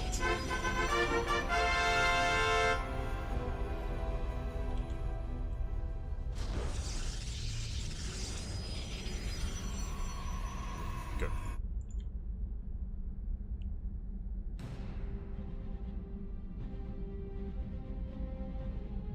Here we go as we are moving out across the map. Once again, we've seen the same opener every game out of MaNa. We've seen Gate, Cyber, Stargate into Nexus. Here we have a 2-gate opener out of Gerald. So once again, we have the same early game, but does MaNa invest into 2 Oracles? Does he go into Phoenixes? How does MaNa transition? How does he adapt here coming into the mid-game? Our eyes are on MaNa, because we've seen a little bit of everything. Remember, game 1, we saw a single Oracle into early Blink, into an all-in, into a very strong timing, if you recall, with 17 Stalkers. Game 2, it was double Oracle. Game 3, it was Oracle Phoenix. Into a Force 2-base all-in. This time, what's it going to be? As we are expecting Stargate play. Just because of that probe, Gerald has arrived.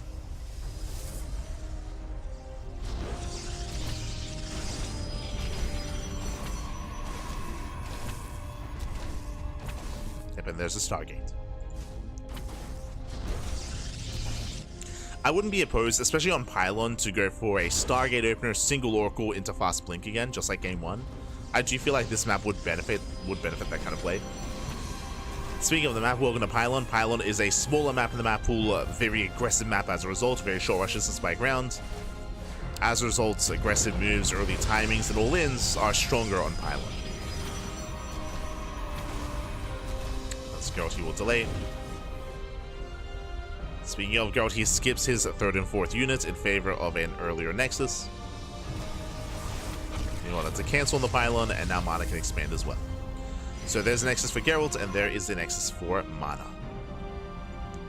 Once again, MaNa going to be opening up Oracle, but again, does he invest into a 2nd Oracle or not? Does he go for a Phoenix? Does he go for a Twilight Council?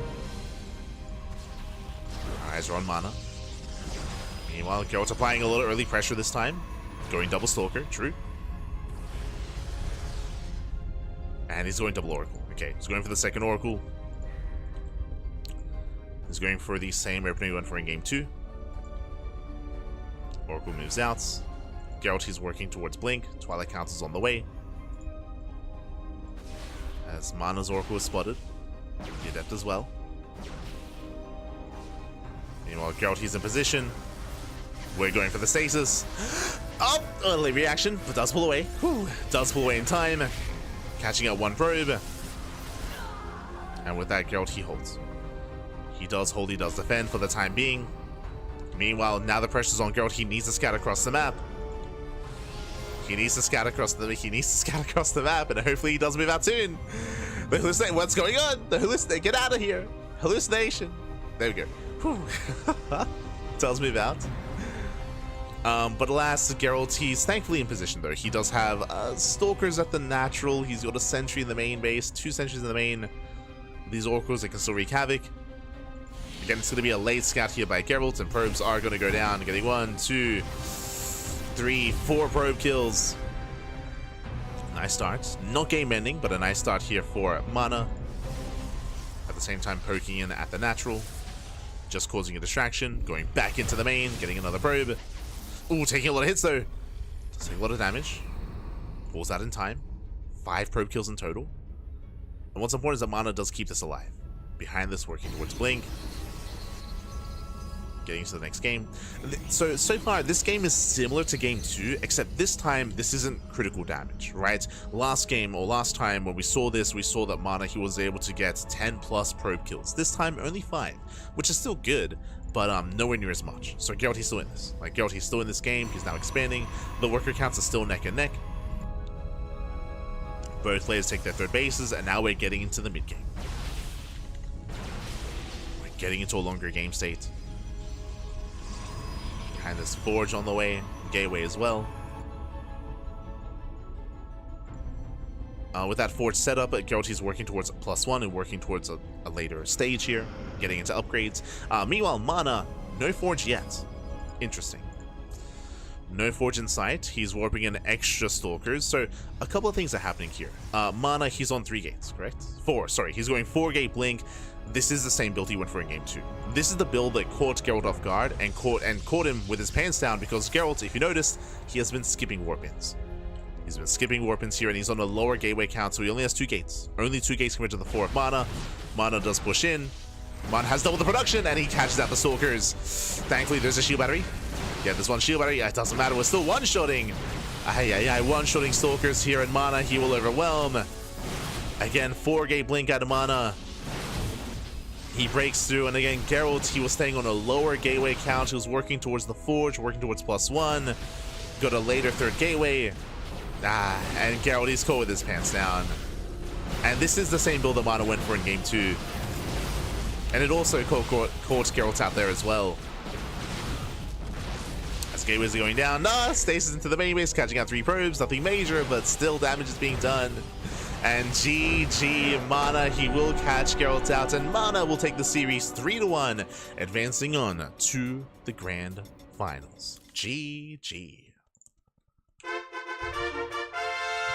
GG, well played. So 4-gate Blink out of MaNa. Gerald, he did not go across the map with another hallucination. He did not see how many gateways there were. He did not know how much production MaNa had.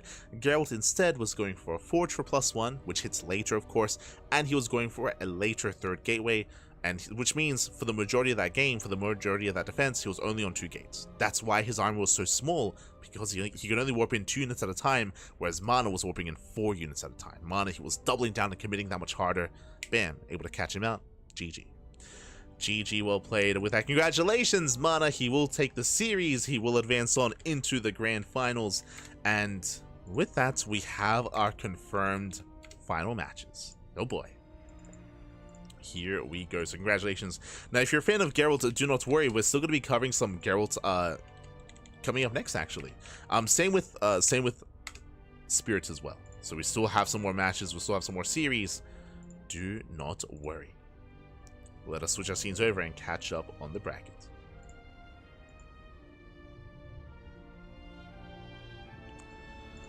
Here we go. Okay.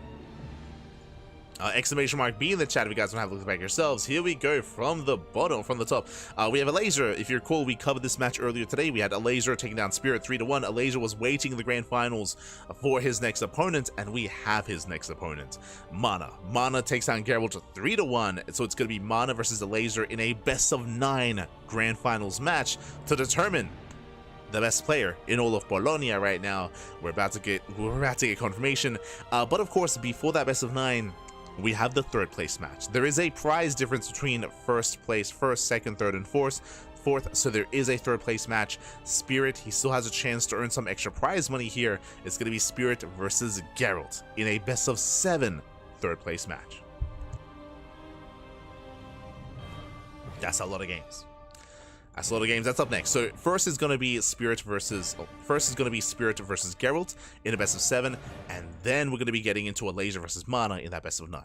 So 2 matches remaining, 2 series remaining, but really long series, best-of-7 and best-of-9. It's going to be crazy.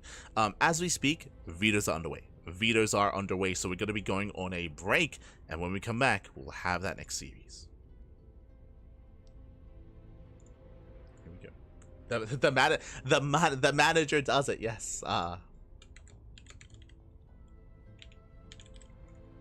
manager. It's beautiful. But yes, here we go. So with that, we're going to be going on a short break, and when we come back, we'll have that best-of-7. So yeah, take this moment to get some snacks, get some food, get some water, drain your disruptors, massage your marines, and hydrate all of your hydras. When we come back, we'll have that TVP. See you then.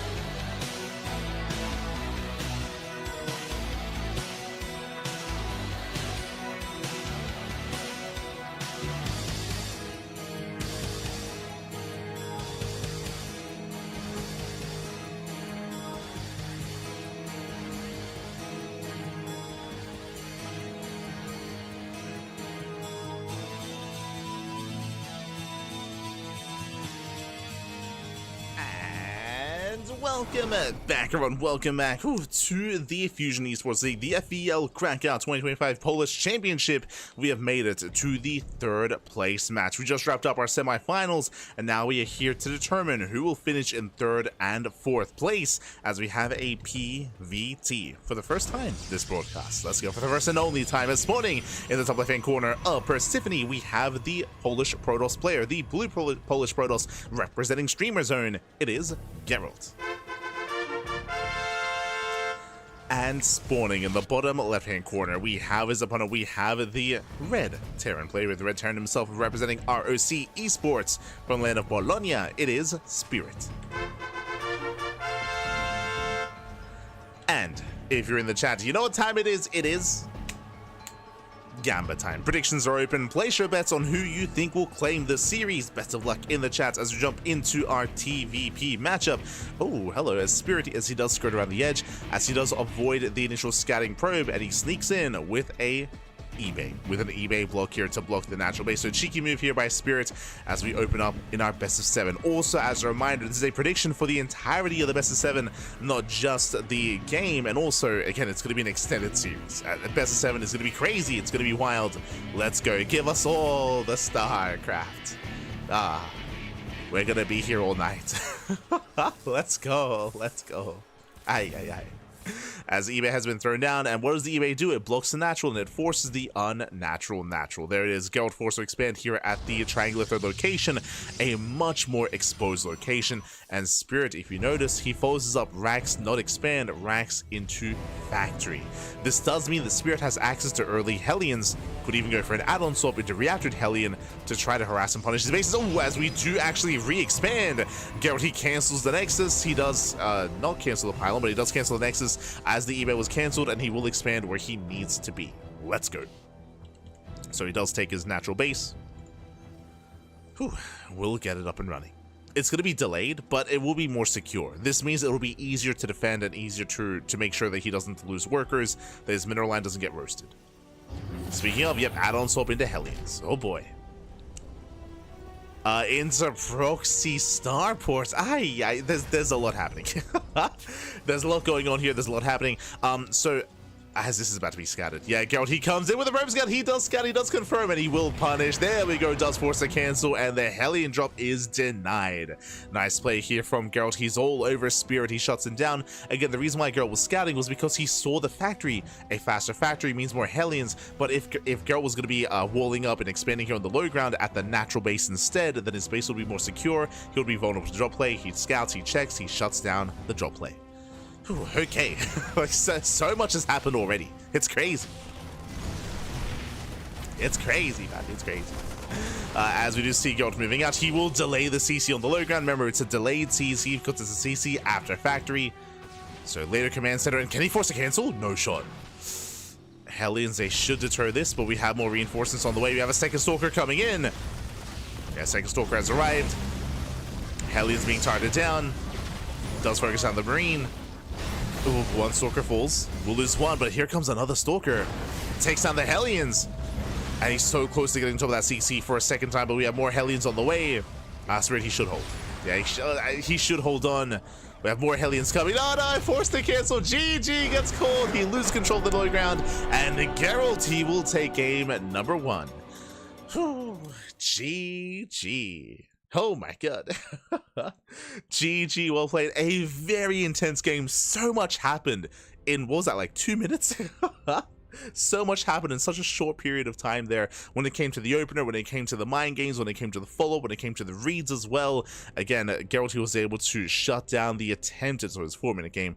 Gerald, he was able to shut down the attempted proxy play, able to shut down the Hellion harass, able to punish, go across the map, and we saw that, alas, Spirit, he was himself punished for the low ground CC. Could not maintain it, could not hold onto it, and cancelling the base. That's game. That's game then and there. That is game-ending damage. GG. We're getting into game 2.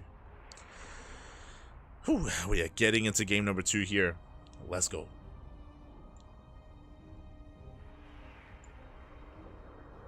Just catching up with the chat. Is the finals now or is the stream over? I was AFK for some minutes. We have the finals after this series. This is the 3rd/4th. This is the bronze match. There we go. This is the bronze match. Then we have the finals after this. So 2 series remaining. 2 series left to go. So we are jumping into game number 2. And spawning in the top left-hand corner of Incorporeal, we have the blue Polish Protoss player. We have the player representing Streamer Zone and leading the series 1-0. It is Gerald.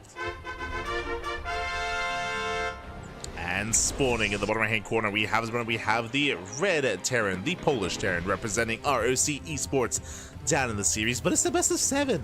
Plenty of games ahead of us. It is Spirit. We go.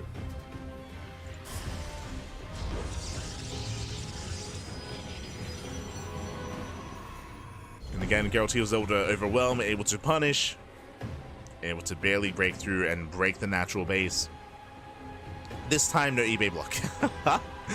This time, Spirit, he's setting up back at home. Oh, going for a double gas opener. Hello. Okay, so double gas opener out of Spirit. What does this mean? This means a faster factory. This means a delayed CC, and this can lead a couple different ways. There's a lot of options here. When it comes to Terran openers, we can go for a Reactor Reaper Hellion. We can go for early mine into mine drop. We can go into early tech lab into cyclone drop. We can go for an cyclone into add-on swap into Banshee. We can go into tank drop as well. So again, Spirit, he has options, but what Gerald knows with this scout is it's going to be a tech heavy start. Yes, he does confirm the gas is where what's going on. Ooh, but he's going to be locked in. He's going to be locked in. He's going to be locked down. The probe will fall. And oh, as the probe does go down. There it is, a factory here. A very interesting location for the factory. Now, because it's thrown down here where the gas is, there's no add-on swap. Like, there's no potential for a tech lab into an add-on swap or anything like that. So we're going Reaper first into, we'll see what. Does move out, making a second Reaper, so it looks like double Reaper into a Hellion opener. Back at home, and Gerald will soon throw down his tech of choice.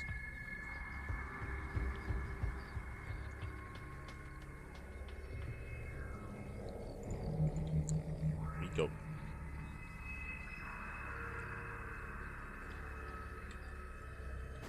As the Reaper does poke across the map. Behind this factory is done. Going for the starport, CC on the low ground.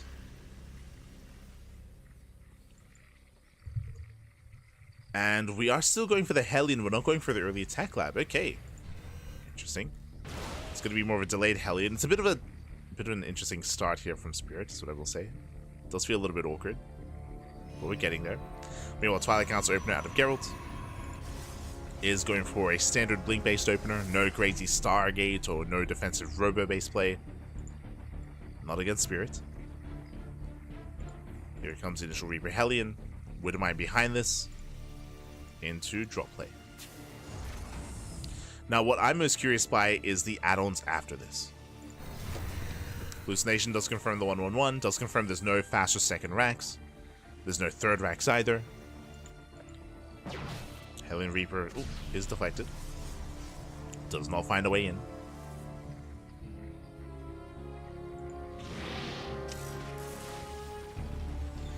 And the Hallucination did get eyes on the Widowmine as well. So Gerald, he knows that a mine drop is coming.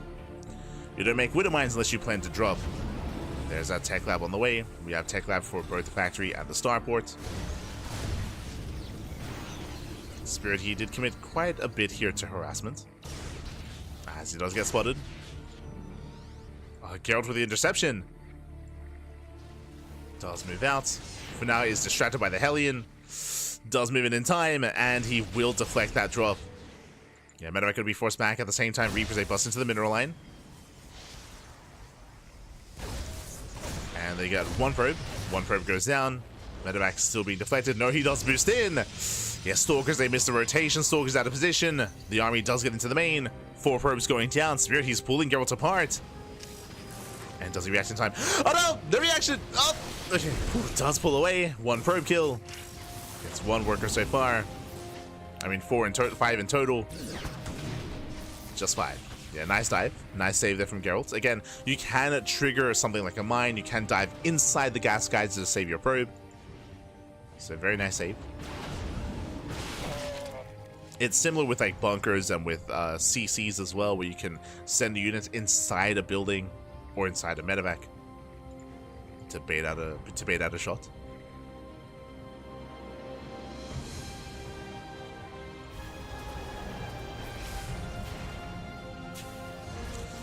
Behind this did open up Raven and is not going Banshee. Doesn't go Banshee, does go for the add-on swap instead, going for Stim instead. Hallucination does confirm the lack of add-ons on the starport. He knows no Cloak Banshee. So no Cloak Banshee, it's going to be Stim. Tanks are spotted. Spirit's building up his bio army. Meanwhile, Gerald, he can blink into the main. He can go for the add-ons. He can, and he will. Yeah, it does go for the tech lab. He will delay Stim, as Stim was meant to be researched here. Stim is shut down. Spirit out of position.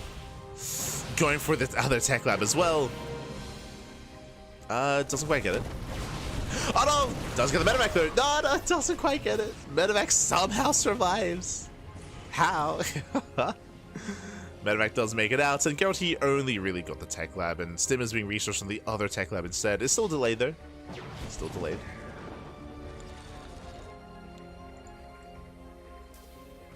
As Spirit, he does push. He's got 3 tanks. The medevac gets spotted. Medevac is finally going to go down. Medevac is spotted. Gerald doing a great job slowing it down. Gets a medevac, gets a couple of marines. Delays the push. Back at home, he should be... Yep, he's warping in. He's getting ready.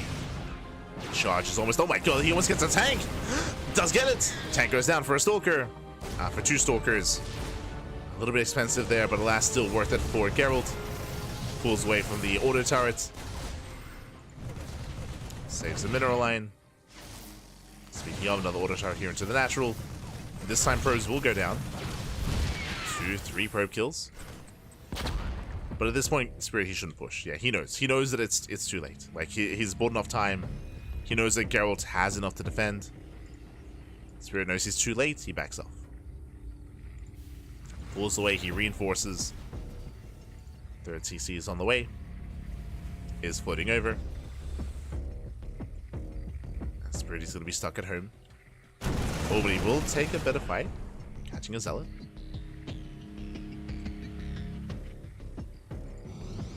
And with that, both armies, they back off from each other. We're going to be expanding. Spirit, he does venture out in towards the Zelnaga tower. He is spotted. But remember, there's Storm. Like, Geralt, he has 2 Eye Templar, he has Storm. Spirit, he's still pushing. I'm a little bit surprised.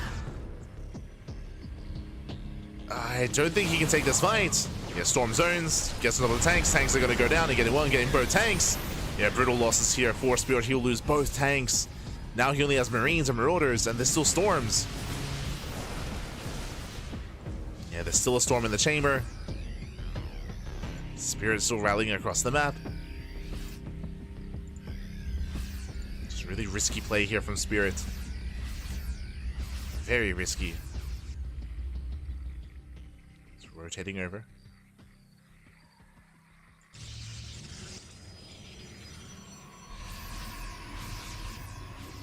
Let's rotate to the right-hand side. Stims in. We have 4 Eye Templar coming in. How good are the Storms going to be? Good for the feedback. Storm grazes the army. Nothing major. Same here. Yeah, Storms, they mainly graze the army. The army does pull away well. Yeah, nice splits. Nice avoid. There's what 1 Storm left. And not even High Templar go down, and Spirit, he breaks through. Yeah, he breaks the main army. The Storms were lackluster. The Storms were not good enough. Likewise, no shield batteries, no defensive setup, and Spirit, he has broken Geralt. He has done it. Takes down the charge loss, takes down the expansion. Geralt, he has nothing left. Geralt, he has no economy. He's getting another expansion, but just not enough to hold on. Spirit, he's stimming in once again. Oh, does avoid the missile turret. Anti-missile even. Missiles avoided. The Zealots, they do charge in, but there's just not enough gateway units here. Oof. Yeah, as we just rotate towards another expansion, towards a third. Widowmines, they cover the retreat. Oh, they cover the main attack path. Oof. Mine shot's going up. He scans, looking for more bases. I mean, there is still another expansion top right, I guess. True. Technically. Better Storm.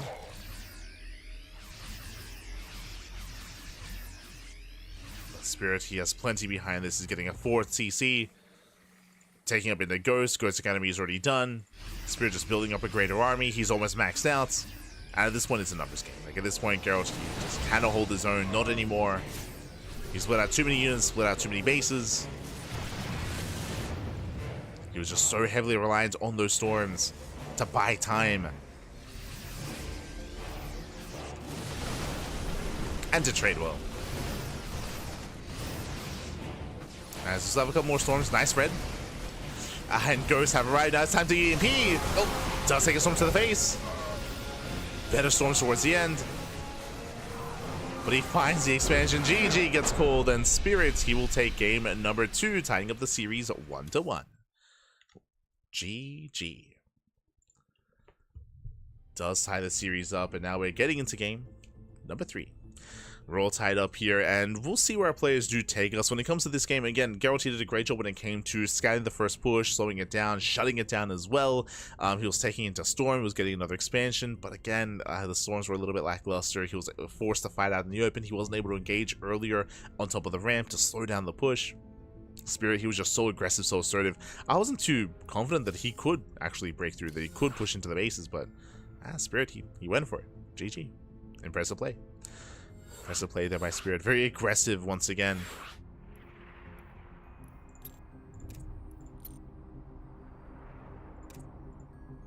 And we're now getting into game number 3.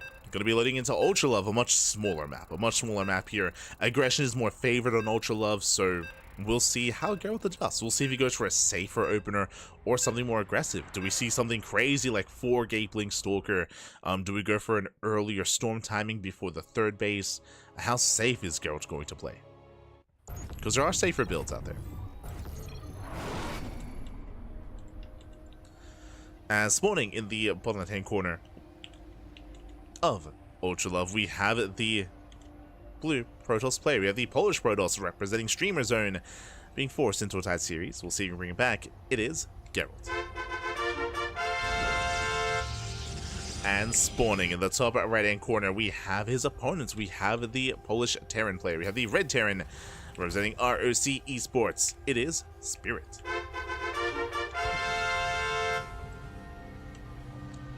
We go.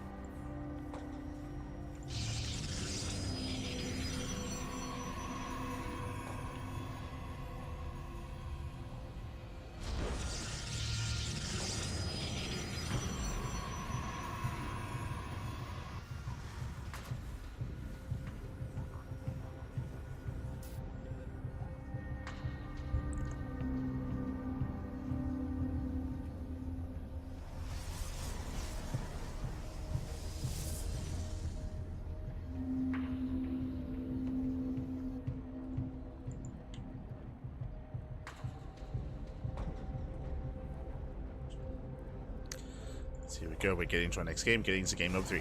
Whew, okay, so just taking a moment. Make sure to hydrate all your Hydras. Beautiful. As we see for the first time, Racks Expand, economic opener out of Spirit. Single gas opener going for the fastest CC, and there it is, it's on location. So again, does go for more economic start. Now, with Gerald seeing this, he himself can also decide to cut some corners. We could see, I mean, we're expecting 3 Gapeling, but we could even see like 2 Gapeling. Like, you could try to get away with that here. It is still risky in the current meta, but it is a viable option for Gerald. Going back in for a rescout, it does confirm it is going to be Reactor first. Reactor first into a factory. There's no 2nd or 3rd racks. It is not uncommon to see like a 2nd racks into a 3rd CC, into a 3rd racks as well, into like a 3x stim timing off of an economic build. Beyond is very fond of that build that I just mentioned. Going for the bio-heavy style into the fast 3rd CC. But we're not seeing here. We're not seeing it here. And Gerald is just confirming that. So again, trying to just scout for as long as he can. Behind this, a Twilight Council opener out of Gerald, getting into Blink, and we'll see how many gateways he throws down. Does he go 2-gate Blink, 3-gate Blink? Does he go for a Robo on 2 bases? Does he take a faster third? Stalker does arrive to try to punish the natural, but is deflected. Ooh, and this time, again, Marine, no Reaper, no Hellion, no Widowmine, going Tech Lab first. So Tech Lab opener here out of Spirit. We're avoiding Widowmine drop, we're avoiding Hellion harass. And we're opening Cyclone. Ooh, cancels. Oh. It does open Cyclone. Meanwhile, Gerald forcing his way through, does take down all the Marines. Yeah, 4 Marines going down. This is the downside of skipping your Hellion or skipping your Widowmine, is that you have less units early on because you have to wait for the Tech Lab. And there was no safety bunker. Yeah, no bunker. Spirit Heel's cutting corners. He's punished. As Gerald will spot the SCV. We'll bring it down. And now he has to respect the Cyclone. Nice lock on. Takes down the Adept. Cyclone taking a lot of damage. Oh! Almost. Catching out the Stalker as well. Very nice control by Spirit. Does that control?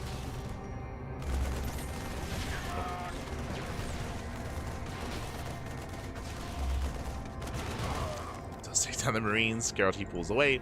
And behind this, it was Tech Lab into Cyclone, into early tank, into early Banshee play as well.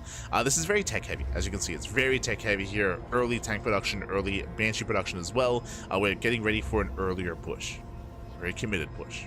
Meanwhile, when it comes to the third base timing, we can see Robo on 2 bases, 3 gates set up, then a third base. So pretty safe start here from Gerald. He doesn't rush into the third as quickly as I think he could have. And Spirit, he will confirm the timing.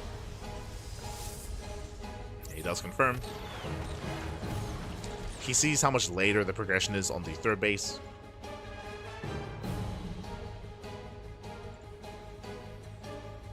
And he's gearing up. Now, he has 2 options here. He can either go for Banshee harass and then push with his ground army, or he can just bring everything together, which is what's happening, and push all at once. But as he moves down, Gerald's moving in. Uh-oh. Blink is done, and they miss each other completely. Spirit, he's waiting for the army. He's waiting for the army. Tank goes down. Massive pickoff. Gerald coming in from behind, going for the Banshee as well. Remember, there's no cloak. Takes on the Banshee. And these are very, very nice pickoffs here from Gerald, catching the tank, catching the Banshee, delaying the push, shutting it down. We'll lose a couple of Stalkers in the process. A lot of Stalkers, actually. Yeah, that's 3 Stalkers going down, but this is still worth it for Gerald. So he was able to get some high-value pickups. And with that, Spirit, his early push is shut down. Like, what does he have to work with? He's down to 2 tanks, down to 1 Banshee. Like, these are, again, just really gas-intensive units. These were the backbone of the army, and now there's that much less of a backbone.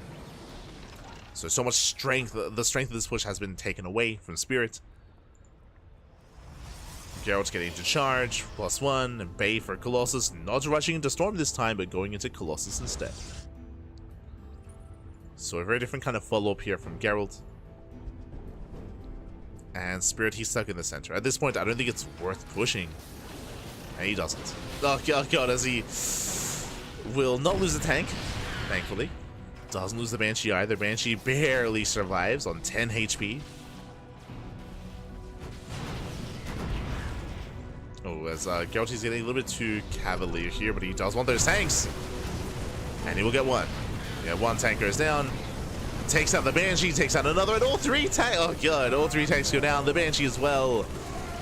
And Spirit is down to vanilla Marines. Remember, no upgrades. No upgrades, no stim, no combat shields, no +1, no upgrades whatsoever. Gerald, if he's able to reinforce his army, he may just be able to kill. Yeah, he's just rallying everything across the map. Remember, there's no bunker, there's no defensive setup here. Spirit didn't need it. If he had map control, he would not need that defensive setup. But Gerald, he pulls away. Gerald, he pulls away. He pulls back home. He'll expand. But so far, Gerald, he's looking much more comfortable. Now, thankfully, Spirit had a 3rd CC. 3rd CC's about to finish. So he will soon expand. And we're going to get into a longer game. But there's a lot of pressure on Spirit to get some value here out of his army, out of these drops.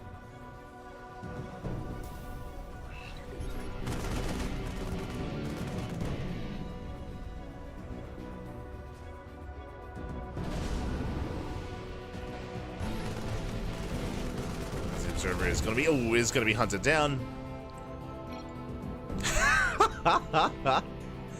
Go, he doesn't like that. Smurge, Bappy, Smurge. Ah. How dare you kill my Observer? Give me back my vision. Tell me where you are. I deserve to know. Oh no. As Spirit, he will be taking his third base, and he's just gonna turtle up. Okay, just turtling up. Knocks down the tower. Fourth CC is on the way. I mean, again, Spirit, because he lost so many tanks and so many Banshees throughout the course of this game, you can see here 4 tanks and 2 Banshees. He has no map control. He has no momentum. He is stuck at home. The correct thing to do here for Spirit is one of 2 things. Either turtle and take another base and try to max, or go into an all-in. And we have the answer. He's not all-in. He's not all-inning. Meanwhile, for Gerald, it's on him to contain, right? It's on him to delay the 4th base for as long as possible, take map control, and it's going to be on Gerald to be the first to max out. And so far, he's getting a 5th. Yep, he's doing all the right things, getting a 5th base. Oh, diving on the army. Nice force field. He knocks down the bio. And knocks down the Marauders as well. Ooh, and he will overwhelm. He shuts down most of the Marines. At the same time, Zelda coming from behind. This was a little bit overzealous. As Zelda cleaned up.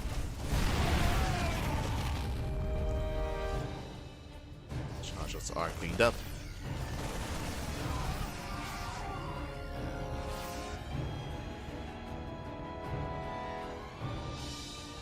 Behind this, just building up back at home. Securing his 4th, getting his 3rd, sorry, getting his 5th. Taking more gateways.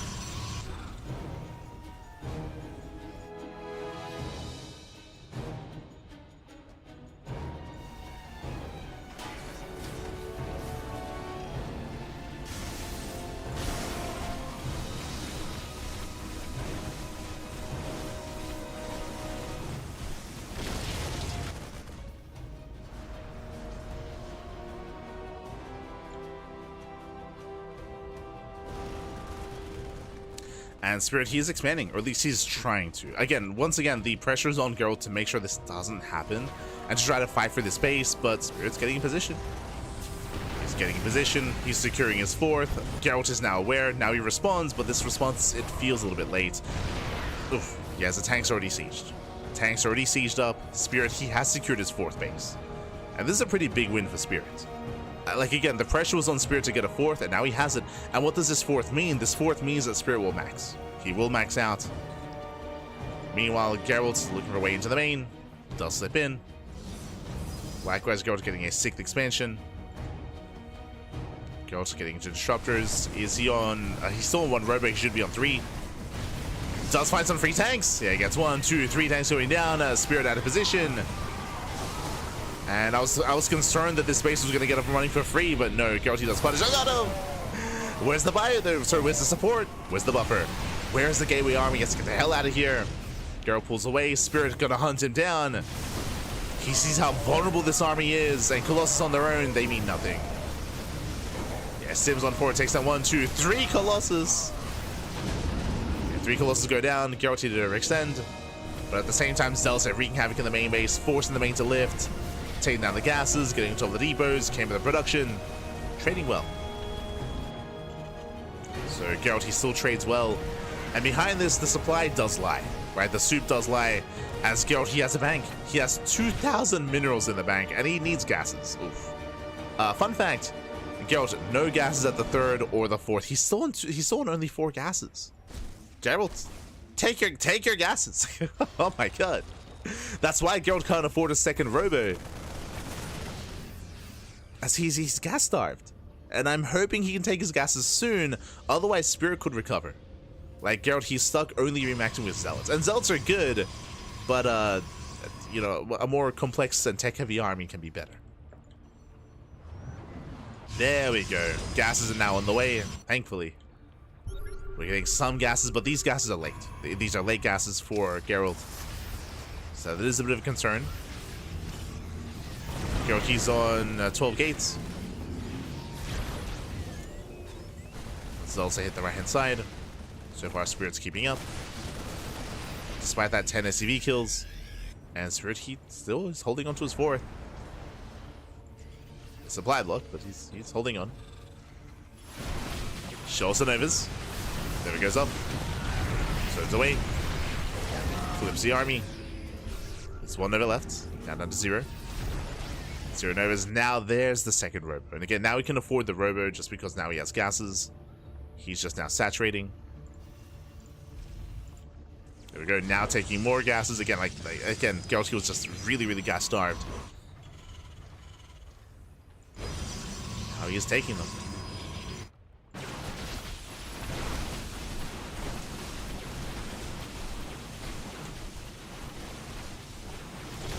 From here, once again, Gerald is maxed. He's maxed out. And he wants that 4th expansion. Nova's a little bit trigger happy here. That was all 3 Novas. Uh-oh. Was all 3. Gerald, calm down. Taking another expansion. Soon, Gerald, he can afford to throw down a Stargate and start working towards Skytos.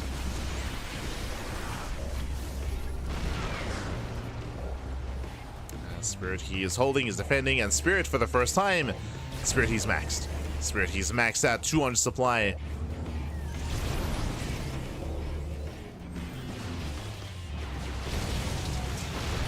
Looks are being knocked down. Spirit, he has a massive death pool of an army. Look, get sniped. Geralt, again, he's still very zealot heavy, which is my concern. Like, this is not the ideal army that you do really want in this kind of game state. You do want a little bit more of a backbone, then followed by the chargelets, of course.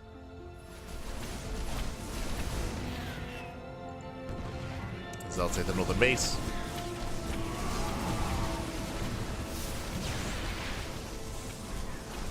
Okay, using the mineral line at the same time the main army is pushing in. Once again, he throws out all 3 Novas.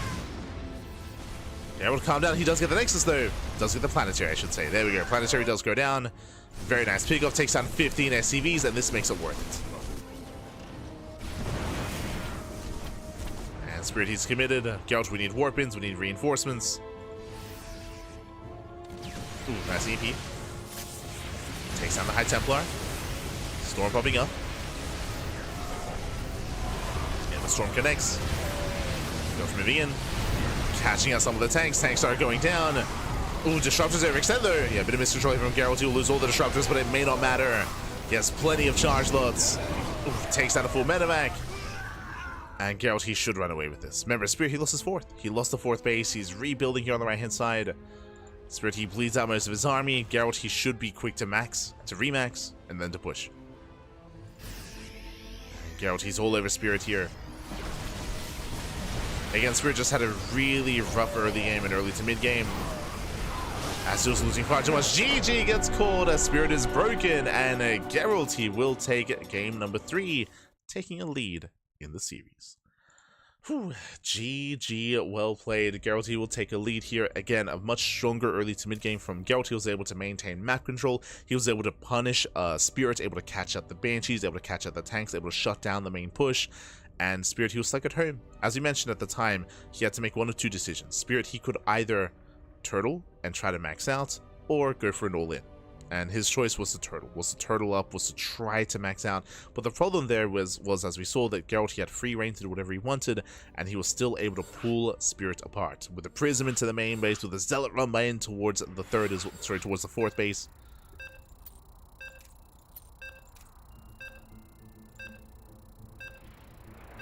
And with that, GG, well played. We're now getting into our next game, getting into game number 4. We're getting into game 4, and we'll see if Gerald can extend his lead. We'll see if Spirit can bounce back.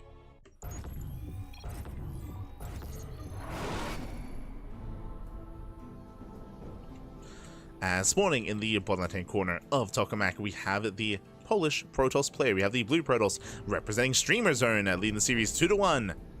And we'll see if he can keep that run going. We'll see if he can extend his lead. It is Gerald. And spawning in the top right-hand corner, we have the red Polish Terran player. We have the red Terran, the Polish Terran representing ROC Esports. Down in the series, can he fight back? Can he make this a back and forth and tie things up? It is Spirit.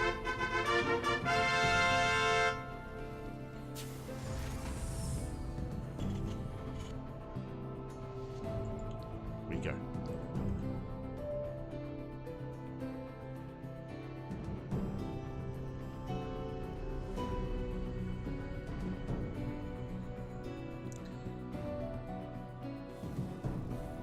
We go as Spirit, he does move in. Once again, slipping by and going for the eBay block, just like game number 1. So the eBay is upon us, and we'll see how Gerald reacts. We'll see if he once again responds with Stalkers, with early game aggression to try to punish Spirit. For the time being though, Gerald is going to be forced to expand at the 3rd location. So a nice start for Spirit. He will be able to disrupt and delay.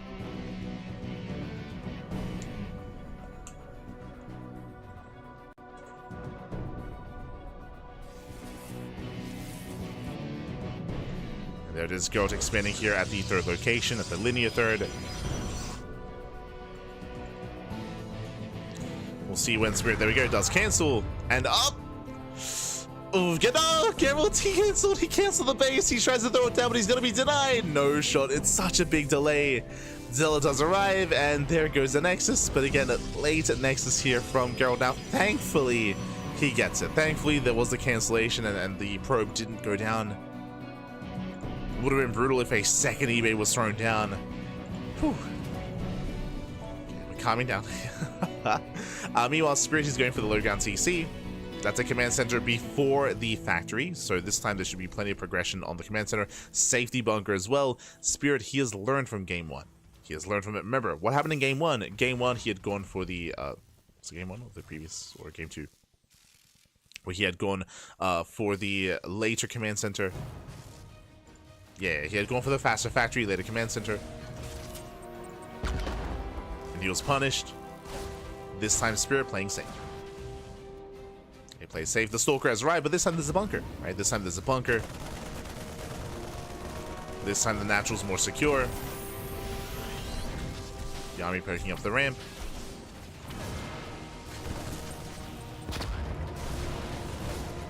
And the command center will complete. And we can see Gerald still rallying across the map. Gets a Marine.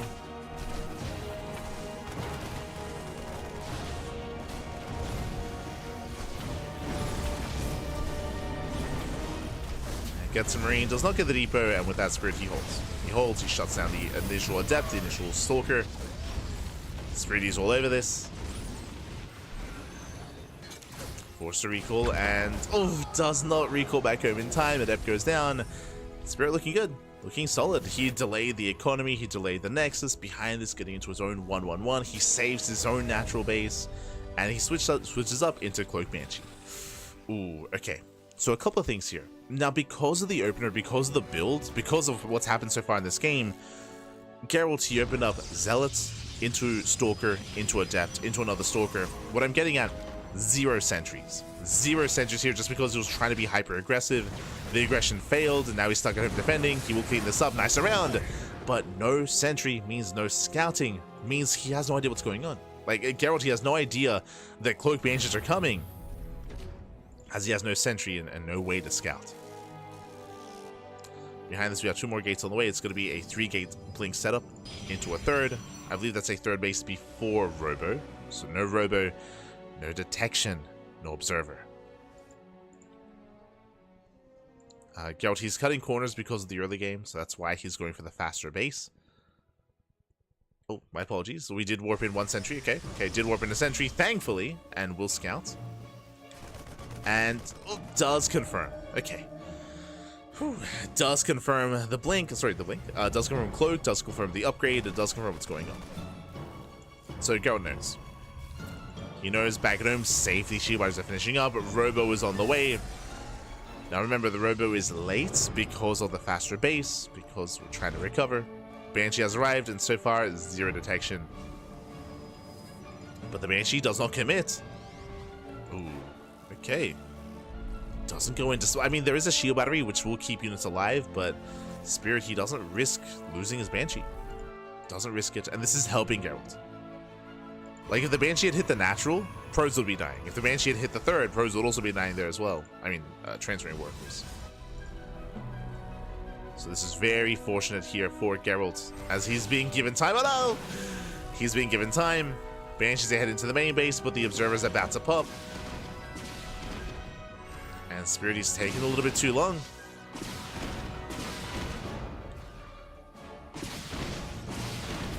Two Banshees that can one-shot workers. There's Cloak. Sorry, there's Blink.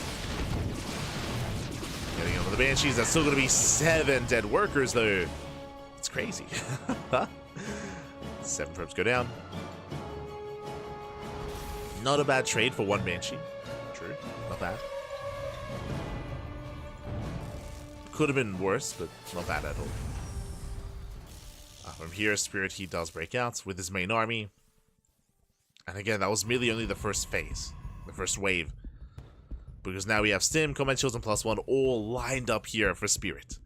And Gerald, he missed the push. Oh boy, he does miss the main army. He's about to spot it with the scouting pylon. Just now, he responds. Army's rushing in. There's a recall back home, as Gold is completely out of position. Thankfully, does have some charge lots.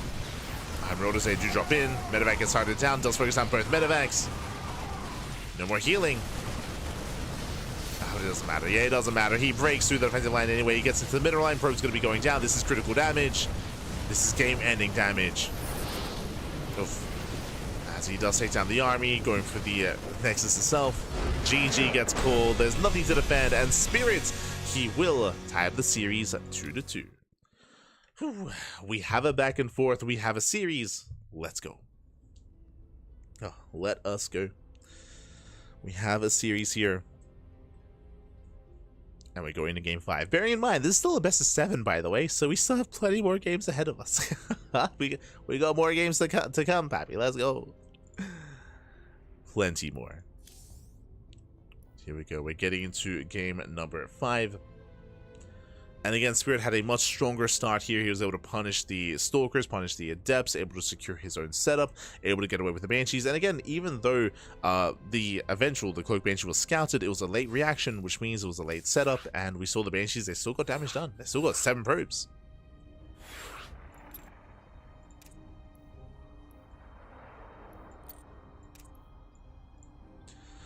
And we're now getting into game 5.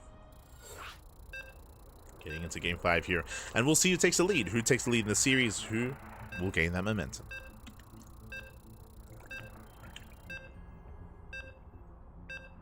As we're leading into ley lines. Let's go. Whew. Let's go. Top up your tanks. Yes. See you in the chat. Top them up. Ah. I like it. I don't think we've done one for tanks. So I do like it. As spawning in the one-hand corner of ley lines, we have our blue Protoss player. We have the Polish Protoss being forced into a tied series. But again, it's still a best of 7 back. We've still got plenty more games ahead of us. We'll see who takes the lead. It is Gerald for Streamers.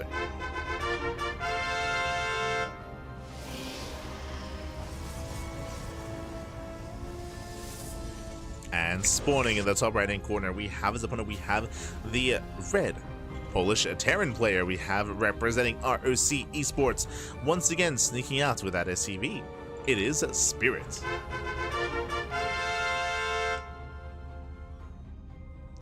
The SCV does sneak out, and once again we are going for the eBay block for the 3rd time this series. Now each time we've had a different follow-up, but this time we see Gerald, he's on patrol. Yeah, he does scout, he does get eyes on the SCV, and this time he will be able to pull the boys and focus us down. Here we go, the boys are being pulled, so this is the correct response. If you're able to scout this in time, you pull the boys, you focus down the SCV, and you focus down the eBay, which will allow Gerald to expand. Oh. Oh. There we go. Does force a cancel. And now Gerald, he can expand freely. Again, if you scout it late, like we've seen previously in the series, then you can't pull the boys in time. There'll be too much progression, too much health on the eBay, so you're forced to expand elsewhere. If you scout it early enough, you can pull them.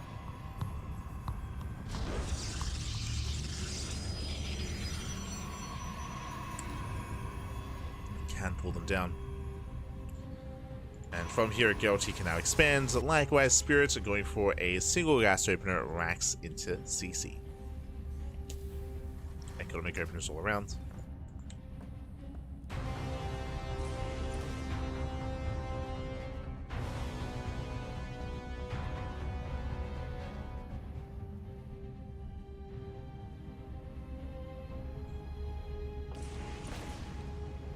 Oh, let's go.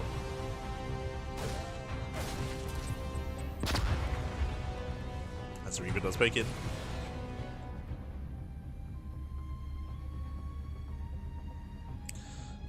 Reaper does break in.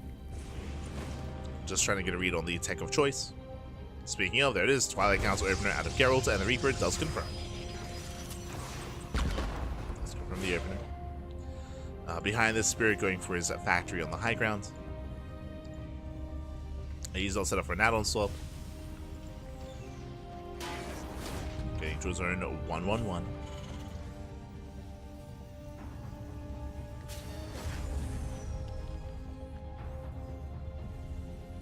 Yeah. He better respond with the one-way soul now. I think that was a comment in response to the delayed Nexus from Gerald in the last game. Unfortunately not. Unfortunately. Didn't quite come to pass.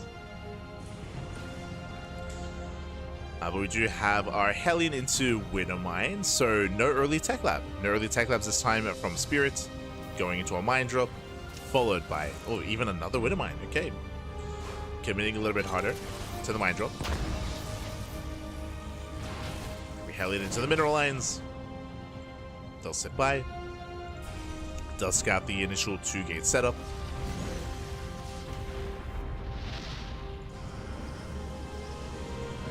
Hellion is cleaned up. Likewise, Gerald, he moves out with that hallucination. With this timing, he will be able to... he might spot the drop. It's going to be close. Barely not. Barely does miss it. But it will get eyes that the add-ons are just now finishing up. Yeah, just now completing. We can see Gerald trying to intercept. Does rotate. Again, he knows that a drop is coming. And he will get it just in time. Very nice.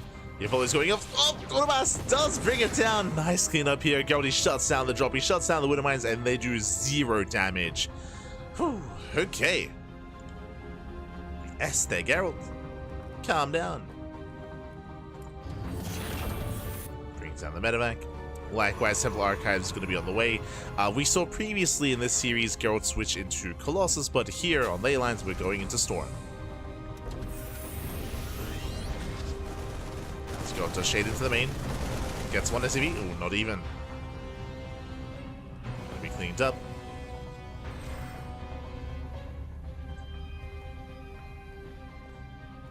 As Gerald's just trying to maintain map control.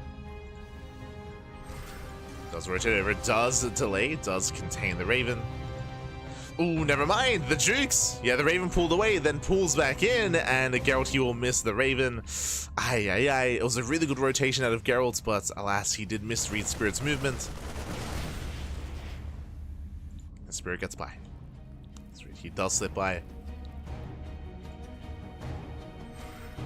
Well, you can see Gerald, yeah, he rotates all the way over. He's racing here because he's assuming that the Raven went from one side to the other, when really went from one side to the same side. He just double back. Just double back around. So again, like, unfortunately, Gerald, he just misread the movement there. Raven into the bases. Spotted by the pylon. And we do get the auto turret into the main. So as the Raven takes a lot of damage. Takes a lot of hits. Likewise, Spirit going for his own double drop. Hugging the edge of the map. Upgrades are about to finish up. And Spirit will expand. So third TC's on the way. I should also emphasize here, unlike some of the previous games, it's been very bio-centric, and we have a much earlier stim this time. The reason why stim is so early on, do you see what I see? No tanks, right? 0 tank production. Likewise, only just now going into Woodlands. Oh, as Spirit, he tries to catch out the Stalkers, and he will! Yeah, Blink is on cooldown. He gets 1, he gets 2. And he barely gets 3 towards the end. Very nice catch out of Spirit. Late reaction by Gerald. But again, just really delayed factory production. That's why Stim is so quick. Spirit, he breaks out on the right-hand side and also pushing towards the left. There's the scan. Does rush forward.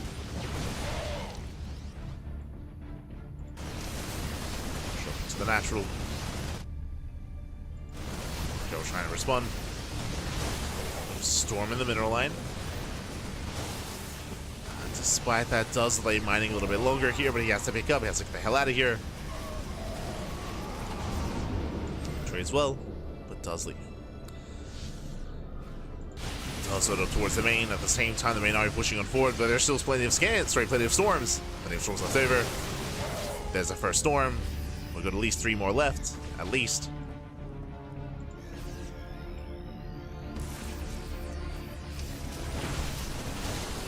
As the storms, they do connect. Not bad. Oh, God, God, God. He does take the storm to the face. Despite that, he's still got a couple of marauders left over. A couple of marauders, he takes down most of the stalkers. Targets down the Archon, barely does get it. Spirit, he does rally. Does rally his army across the map. Gerald's barely holding on. That was an expensive hold though. He lost most of his High Templar. He lost the Archon. He has 1 Templar left. 2 more behind this as the NG overcharge. He's got the Storm. Still holding on to that Storm. Just now breaking out. Focusing down the Medivacs. Nice defense here from Gerald. Very nice pickups.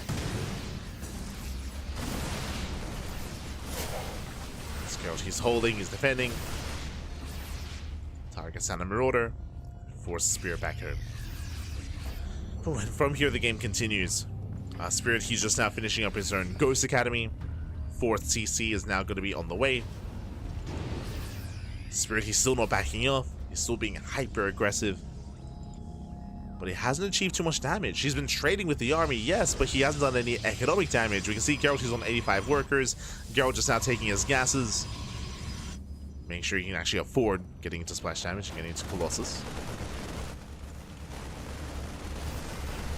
Ducklings in. Gets one medevac, gets one. Doesn't quite get the other. Oof. Brutal connections. Yeah, brutal mine shots. Gerald scrambling to defend.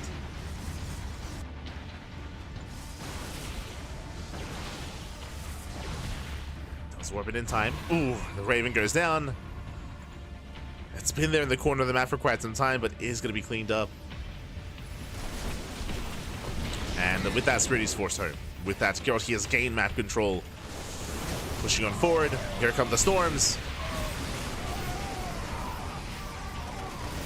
Oh, force him off into Archons. No storms remaining, not yet. Got another High Templar has arrived.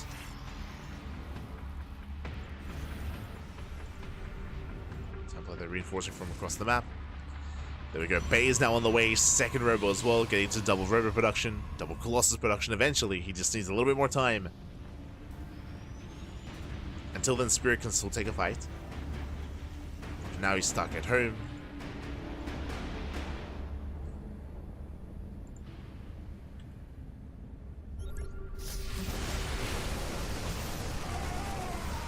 As he does stay forward. Storms are decent. So let's respect the army. Yeah, the storms are okay. They did graze some of the medevacs. He rotates towards the 3rd base. Spirit out of position. He's racing over.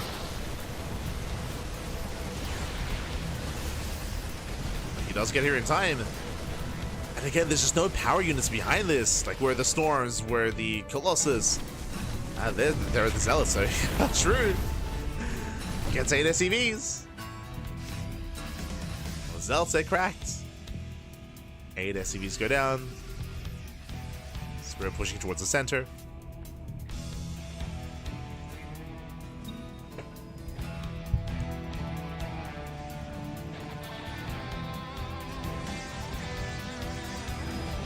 And right now, Gerald, he has a booming economy. He's on what? He's on 96 probes. It's crazy. He has an insane economy. Spirit is still trying to catch up. Spirit, yes, he's maxed out, but the soup does lie. Like, even though both armies are maxed, Gerald has a bank and Spirit does not. Spirit, he needs to preserve this base, but this base is so exposed. You can storm from the low ground. it's a very difficult base to hold on to, especially this early on. EP goes off. Gerald has to be careful. He only has one High Templar. I said one, now zero. Zero Templar. He's got 2 disruptors on the way. Again, Gerald, his army is very gateway heavy. He needs some robo units. There we go. 3 High Templar morphing in. Disruptors have arrived. Oh no! He stays in! He gets one! He gets both! No, Shell takes out both disruptors. 0 disruptors left. There's 1 Colossus on the way. Takes down the Archon, takes down the Immortal. Sorry, takes down the Immortal. The Archon does better survive. Colossus, they're not with the main army. They're out doing their own thing. We need the Colossus. We need anything. As now they're being activated. Trying to join up with the main army. Flanking storms coming in. Very nice storms. Oh my god. Storms they land. The army is very battered, very bruised. A bit of a premature storm. But one more storm will kill everything. EP goes off. Colossus getting caught out. The army does reinforce. And again, this army's 1 swipe away from just going down completely. They gotta respect the Colossus. And Gerald, he survives. And again, he still has... How many gateways is he on? 10. Oh, only 10. There we go. 2 more gates are on the way, so we could do with extra gateways. He's taking another expansion. Again, Gerald just having a bit of a harder time spending his money. But this is what we spoke about. It's just so difficult to maintain this base mining. As Spirit is still in a 3-base economy. He cannot mine from the 4th. So that will run into the 3rd.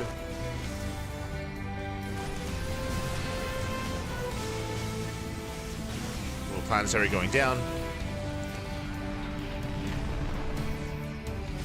It does survive. He doesn't commit. He plays it safe. Pokes in, pulls out. And again, because this game has been so heavily reliant on gateway units for so long, that's why there are no Vikings. Like, the Viking switch is a little bit awkward, or just later here for Spirit. Second starport just finished. Oh god, but the lasers. The lasers, they punish. Oof.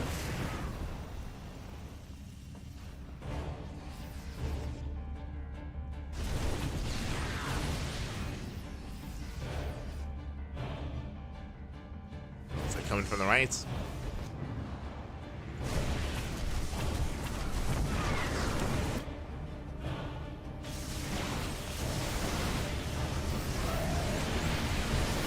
Those are going up. Some nice connections. Takes on 2 ghosts, but the Vikings, they punish. They get one of the Colossus. Oh, but the Vikings, they overextend. They're losing every Viking. Big overextension from Spirits. Meanwhile, 12 SCVs just went down. Spirit is taking more bases, though. He's holding his own, at least. He's holding his own. He has more potential with his army. Mass EMP. And where are the Zealots? Nowhere to be found. Taking down another Colossus. Oof, down to 2. Got 2 Colossus left. Gerald is bleeding out a lot of supply. He knows he needs those warpins. Nice Viking storm. The wave is up. Oh my god, brutal connections. Another storm as well. The flanking splash damage.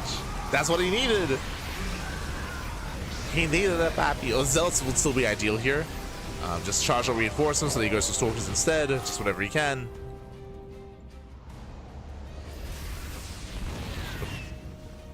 Catching out another Viking.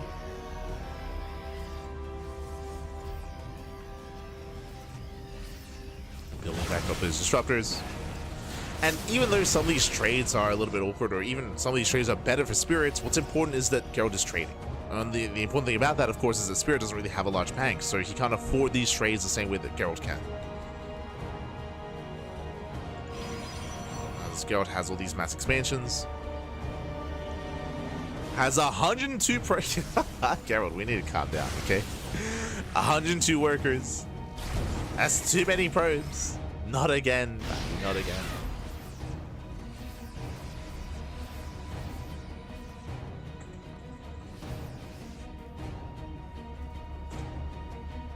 He's going full TY on us. Those that are curious, TY would often go up to 90 or 100 workers or SCVs in his games. This is back in, I think, early Legacy or maybe Heart of the Swarm.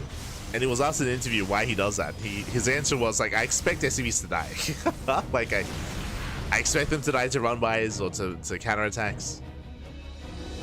So if that happens, then he still has like a decent worker count. It's like, okay, sure.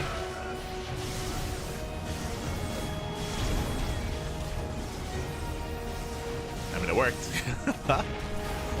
Ooh, as Novas go off, brutal connections. Oh, another Nova. Yeah, the Novas have been ideal. The Storm as well.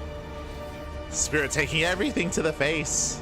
Was distracted by the Zealots. I mean, 16 SCVs have gone down. There's still Zealots in the natural. Spirit still being pulled apart. And Gerald, he's in the driver's seat.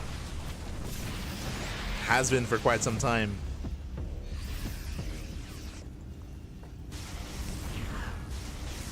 As Spirit has been basically the moment the Spirit lost the base on the right hand side. When he's tried to expand here in the center, he's just been bullied time and time again. It's just been a rough game here for Spirit after losing all that momentum early on.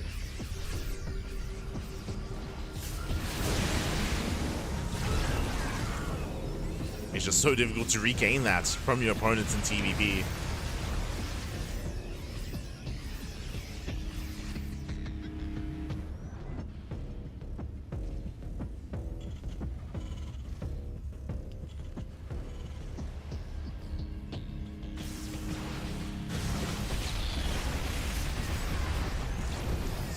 In.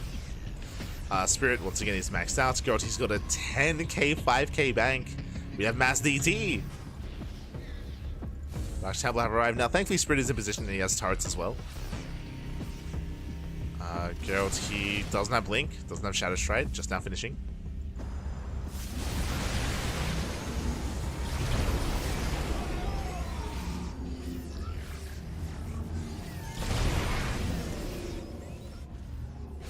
Sensor tower takes down the turret.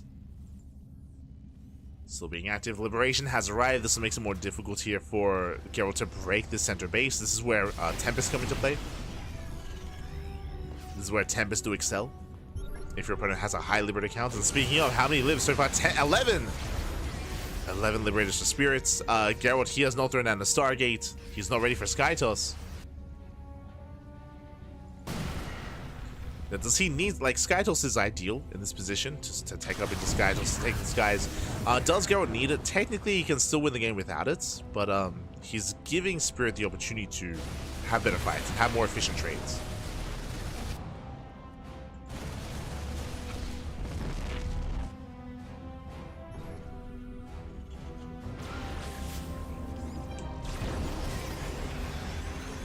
This is still a little bit on Gerald because again, Gerald, he's got so many resources in the bank.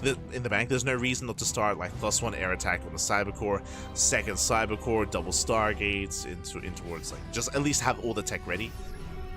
Like, there's no reason not to have that. So that is a concern if the game goes on longer. Liberation comes in, takes down 1, 2, 3 disruptors. Scan for the Arch Templar. Yeah, Libera's just bullying back the ground army. The base is gonna fall. And this is a nice trade here, a nice pick up from Spirit.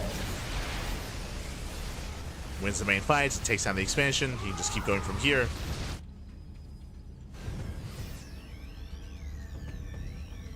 And again, Gerald, he starts a Void Ray. That's not what I mean when I say Sky Toss.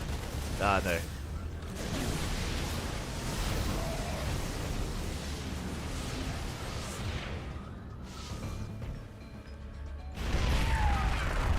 Breaking in on the right hand side, bottom right.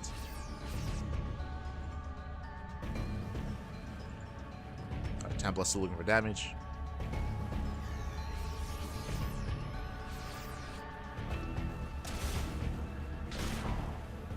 slipping in towards the natural. Or in between the bases even. Meanwhile, Spirit trying to establish another expansion. Gerald, he's still not taking into Skytoss. Into a Flea Peak and into Tectonic Stabilizers. Liberators are setting up, and then Gerald's a little bit late to react. Ooh, losing 2 Colossus and the Disruptor. And a High Templar. These are expensive losses here for Gerald. Takes down the CC. But Spirit trades well. Does trade well. And for the first time in a long time, Spirit now he's accumulating a bank. For the first time this game even, he's accumulating a bank. Liberation is ready. He's going to try to fight his way through it. Gerald, he's working through those Liberators, but at a cost. As those 8 Liberators going down. For 6 Stalkers. Not the worst trade from Gerald.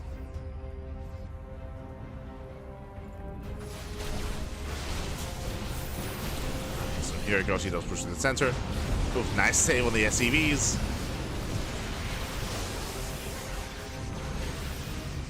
Snipe that Liberator once again. And again, even though I was bringing up the fact that there's no tech and there's no setup into Skytoss, I mean, as I mentioned before, and I guess we'll reiterate it, Gerald, he can still pull this off with a ground-based army. It's just more difficult, right? It's just more difficult. It's more inefficient. And it is giving Spirit these opportunities. I mean, again, Spirit, he takes a bit of fight. You can see Gerald just plummet in supply. Throwing away a wave of gateway units. Nuke into the center. And Gerald, does he notice? Uh-oh. Looks like he does not. He does not notice. Nuke goes off. Oof, takes down 4 probes. Thankfully not game ending.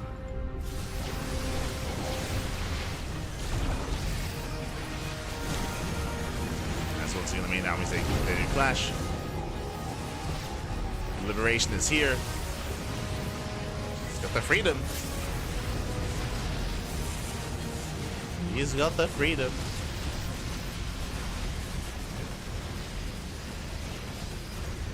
Here, pushing into the expansion. We have more Stalker Warpins.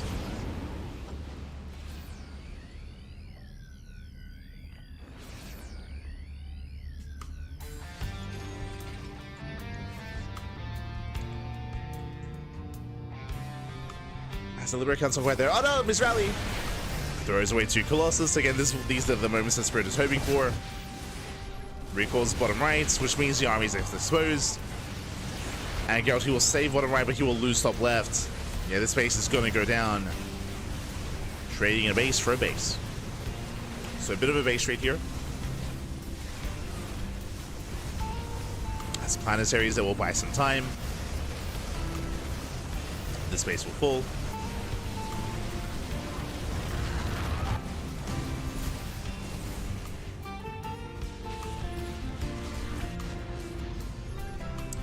Moving in, taking down 1 Nexus, going for another, and going for another as well. And again, this recall here from Gerald, I'm not too convinced by it. I don't think it was quite worth it. But again, he has the bank anyway, so it's one of those things where these are all some really nice pickups here from Spirit, but doesn't matter. As he takes down top left, and center base as well. 38 probe kills.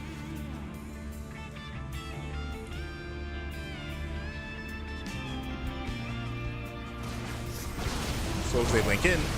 Oh. Liberator's out of position. Being 1, 2, soon to be 3 Liberators. Nicely done. Liberators are late to on siege. GTs are coming from behind, and Gerald, he will clean this up. Cleans up most of the army. Force back. At the same time, takes out another Nexus. Another base goes down.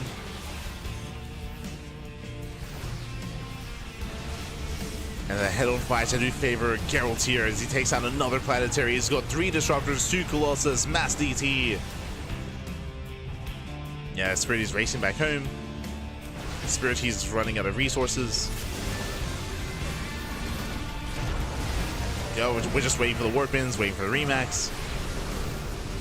And Gerald, he should have enough. He should have enough here. There's now 21 SCVs.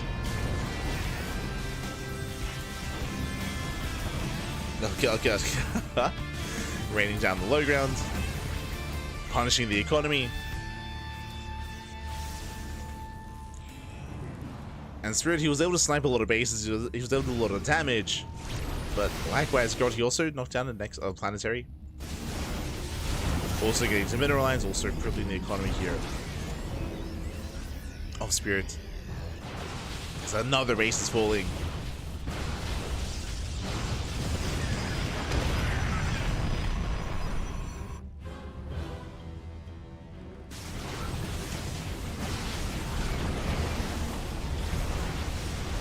Yeah, this is the last mining base here of Spirits. At this point, he's just running out of steam. He's running out of steam, running out of money.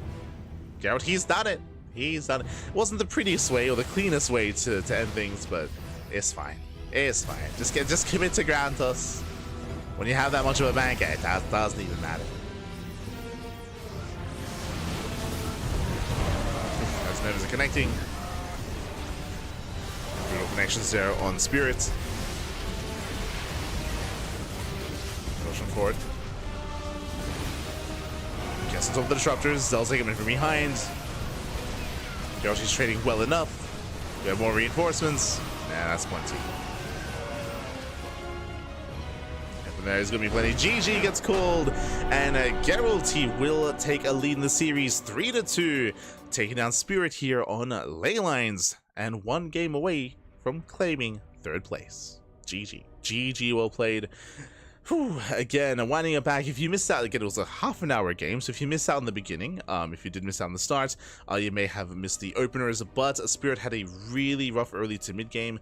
If you recall, he did skip any kind of heavy factory-based production. He was going for earlier stim, going for a heavy bio-army, but he was being shut down. He did not do enough damage.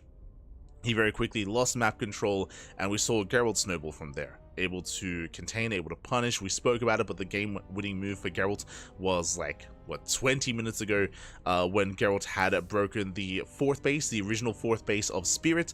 After that base was broken, Spirit, he tried to re-expand at the center expansion. He was just bullied. He was just punished, and he just could not actually get into his 4-base economy. As that was happening, Gerald took his own 5th, 6th, 7th, 8th base, like it all just over from there. And that's why Gerald had a massive bank. That's why Spirit was stuck defending back at home, just because of that kind of mid game that did swing heavily in Gerald's favor. We speak about this all the time, but may as well bring it up again. TVP is very momentum based, and it goes both ways. If either player has a really rough start, if they lose their 3rd base or they lose their 4th base early on, it's really difficult to recover and to make up for that. There are comeback mechanics like DTs, disruptors, storm, or drop play from the side of Terran, for example, or just trying to outposition your opponent. Like, there are ways to recover, but you're also relying on your opponent to make mistakes. For the most part, Gerald, he was looking solid. I was mentioning that again, he was sticking with ground toss, and he was taking some worse fights, but by then he already had a 10k bank anyway. Like, he could afford it. By then, you know, he had already cemented himself in the game, and it was only a matter of time. GG. GG, well played. With that, Gerald, he does take a lead, and now we're getting into our next game. We're getting into game number 6. Let's go. And we'll see if Spirits can recover. We'll see if he can force the ace match. Catching up. Catching up in the chat.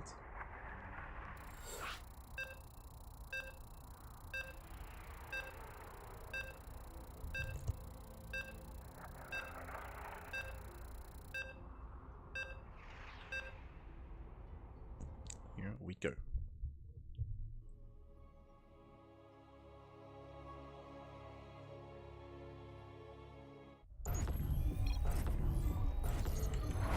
And spawning in the bottom right hand corner of Pylon, we have the Polish Protoss player. We have the Blue Protoss.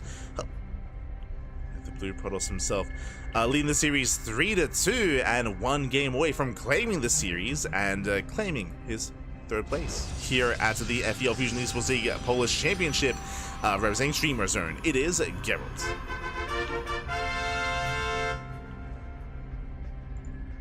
And spawning in the top left-hand corner, we have his opponent. We have the Polish Terran player. We have the red Terran representing ROC Esports down in the series. But again, if he takes this game, he can force the ace match. It is Spirit.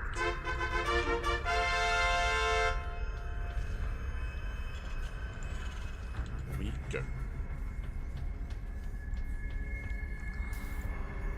we go. Just catching up in the chat.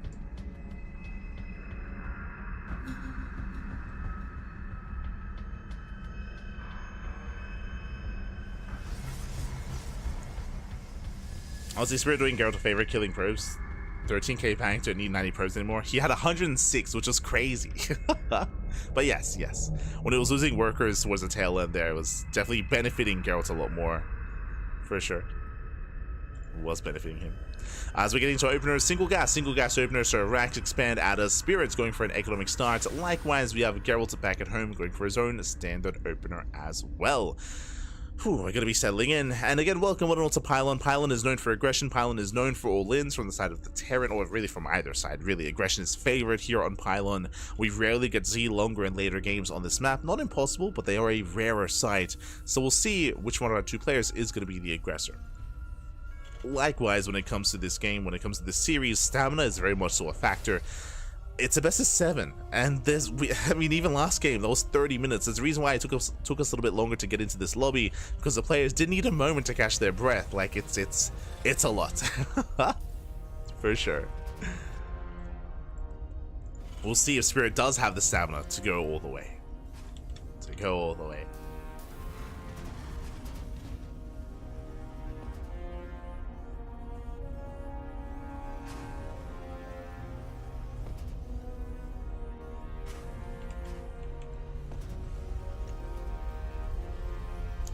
Here we go. From here, gonna be settling into our game 6. And with that initial opener here, we have our 1-1-1 out of Spirit. He does delay his tech lab, so delayed tech lab going for the initial Hellion. I believe this should be a single Hellion just to scout into tech lab into our next form of tech. As Spirit, he does skip his Reaper. Yeah, he does skip his Reaper, going Reactor Marine. Stalker has arrived, the CC or he's already done. It's already complete. Behind this, we have a tech of choice going for a Blink-based opener. Again, Gerald, he has not messed around at all with Stargate-based openers or Robo openers either. 2 more gates are on the way, so going 3-gate Blink.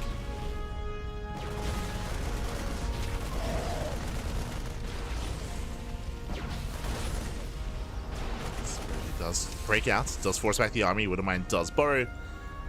And with that, Spirit holds. No safety bunker. Bear that in mind. There's no safety bunker here, so that's why this is a bit of a more rougher defense or messy defense here from Spirit.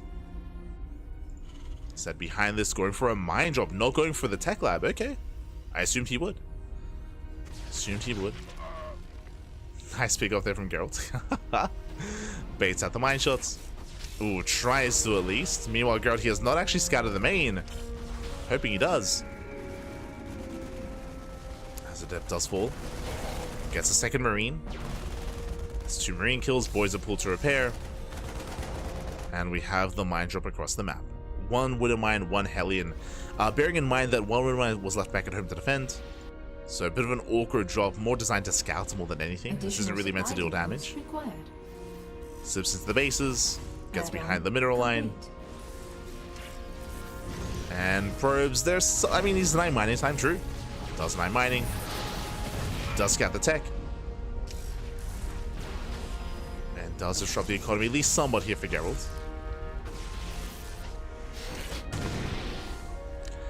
Mine shot goes off. And the game will continue. From here, interesting. So we do have the earlier tech lab on the racks. So a hidden second racks here by Spirit. Curious. That's why I was waiting to see the tech lab on the factory or the tech lab on the starport. But no, it was actually on the racks instead. So early stim. Mindro comes back in. Gets 1 more probe that picks up and does pull away. So we have a 2-1-1 setup here from Spirit. Early tank production, early stim as well. This is going to be quite a strong timing here for the Terran. We spoke earlier, if you remember, at the start of this game, how Pylon is known for aggression and it favors players that are being more aggressive. That's what we're seeing here. That's what we're seeing here out of Spirit with that very early stim. He's going to have 3 tanks. He's going to have 3 tanks with his push, and it's going to come down to Gerald to scout this and to slow it down. He has plenty of stalkers. He has how many? He has 8. He has 8 stalkers. He has high ground vision. He's gonna blink into the main. Going for the add-ons. The army moves out. As he moves out, so Gerald moves in. And he does actually ignore the add-ons. He goes further in. Goes for Stim. No shot. Can he deny? Oh, the boys are being pulled to repair. And Stim, one more volley. He's so close. No, he doesn't get it. Oh my god. No, he still might. Yeah, he still might. For now, he does turn around. Recalls back home. He does not deny it. Yes, Stim does survive. Stim will finish. And here comes Spirit. He rallies everything across him. He did not turn around. A crazy turn of events. He was so close. One more volley away. He could have denied it. Aye, aye, aye. And Spirit is going for the kill. He's going for the third. He will siege up. Tank blows on the sentry. Sentry goes down. The tank taking a lot of damage. Ooh, one tank does fall. Uh-oh. Takes down one tank, takes down the second tank as well. And Gerald, it looks like he will clean this up completely. I'd have to check back once again, but was one of the tanks doing friendly fire to the zealots? He didn't quite retarget to the sentry. So potentially a little bit of friendly fire there. But Gerald, he holds.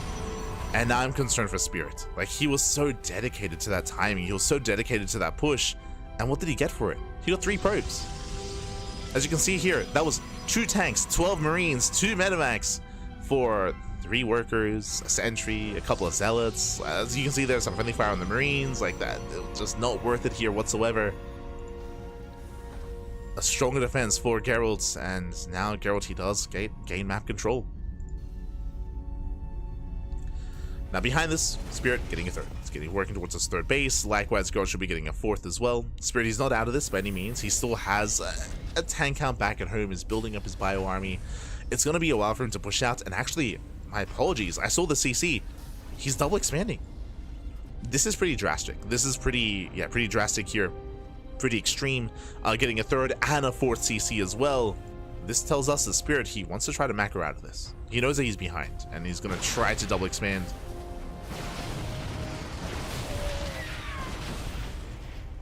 And this is a really good way to skyrocket ahead. As Spirit, he does them in. Gets 1 stalker. Behind this, Gerald claiming his 4th. But what I love about this, and what this 4th CC does for Spirit, is that this actually puts a lot of pressure on Gerald. This means that Gerald, he can't just sit back. He can't just sit back and build up like we saw last game. No, there's right now instead a lot of pressure on Gerald to get some economic damage to at least contain Spirit for as long as possible. As Spirit, he's already landing his 4th. He's already going for it. Before Gerald even has his own. Again, typically in this matchup, the Protoss player is up a base to be even on economy. They need to be up in expansion. That's not happening here. So Spirit is already taking his 4th. Assuming it's going to be a planetary. Likewise, building up his bio army. My big concern here for Geralt is the lack of splash damage. He has 2 Templar. He has 2 Templar. He has Storm, of course. He has 2 more on the way. We'll see how Geralt can handle himself.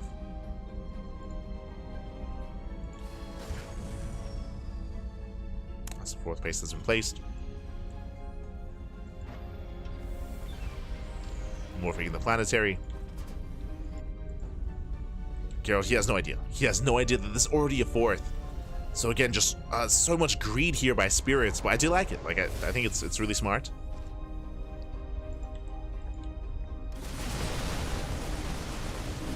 Geralt, he runs into the main army.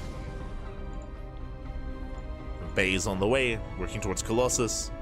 And again, I'm pretty sure Geralt, he's happy to just sit back, to slowly, in his mind, get ahead, maintain map control, max out. Little does he know that because this 4th, which is already getting saturated, Spirit's gonna be the first to max. Now he sees. Yeah, now he sees. Now Geralt's aware. Now suddenly there's a little more pressure on Geralt. Now he's like, oh, he has to do something. He has to get some damage done. And again, Spirit, he's about to max. He's about to max out. Thanks to the greater economy, means that he has a greater production, a greater army. And we have just a very different dynamic to the last game.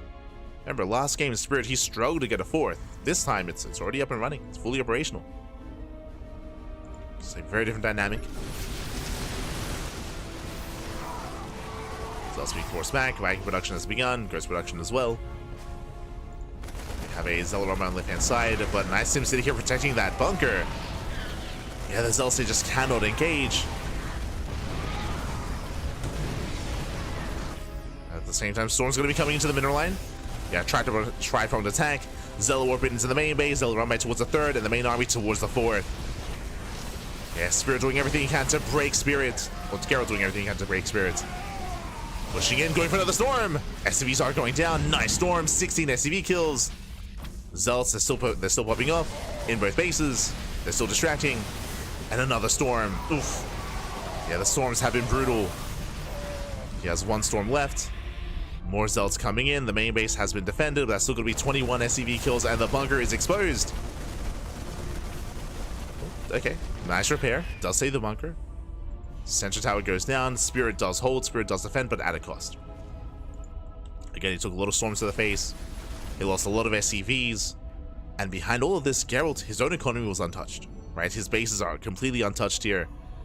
I was concerned that after seeing the fourth base that Gerald would not be able to do any damage, but no, he found it. He found it there, just pulling Spirit apart, attacking in 3 places at once. So Gerald is not going to take this lying down. He's not going to be passive. He's done enough damage. Now he's on 90 workers. Soon to be 100, I'm sure. he'll get back there. Don't you worry. We'll get back to 100.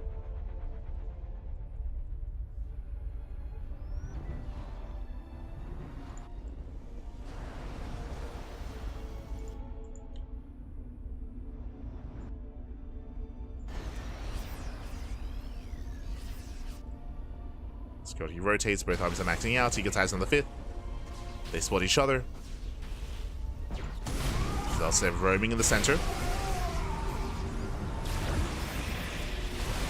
Well, the Colossus being punished. One Colossus barely does survive. You can see Spirit, he's looking for the Zealots. He knows that they're somewhere. He's trying to make sure he's ready. We have a Zealot army on the right. We have Zealots here in the center. They're being pulled together, though.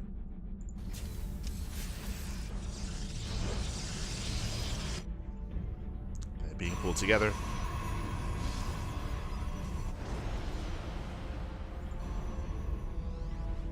Colossus amassing as well. And again, both armies, they've remaxed. Whew, okay, both armies, they have remaxed. We do see Gerald, he's on a decent gas count. He's on 8 gases. With that, he can afford a second robo. He already has, yep, he has a second robo as well, making 2 disruptors at a time. A robust army. No Storm. Just Colossus, Disruptor, and a Gateway composition. Just trying to be cheeky. No, he's going up. To go up. No magic connection. Gets 1 Widow Mine, but the army's zoned away, and he's going for the planetary. Yeah, Spirit. He was kept busy. He was distracted. Base goes down. And Gerald, he pulls out. He pulls out, he pulls away. And we do have a treat here. We have a late game scenario here on Pylon, which again, as I mentioned before, is more of a rarer sight. But you can see just how small the map is and how quick these rotations can punish. Gerald, he's racing back home. Spirit doesn't commit. Pulls back. Gerald taking another expansion. Once again, leading with disruptors, which is always terrifying. Always. There he goes up. A little bit trigger happy. It's going to be 3 Novas. There's 1 Nova left. Oh! Yeah, disruptors they caught out. So losing 1, losing 2, losing 3, losing all 4. Yeah, 4 disruptors fall. Colossus are exposed. Now the Colossus goes down as well. Does take 1 Storm to the face. But overall, these are better traits of Spirit. Oh, there's another Storm connects. But he caught out 4 disruptors and a Colossus. What did Gerald get? He got a couple of Storms. A couple of Storms did pop off. Meanwhile, Spirit is taking up. We have Liberators on the way. We have Liberator range as well. So switching into Mass Lib.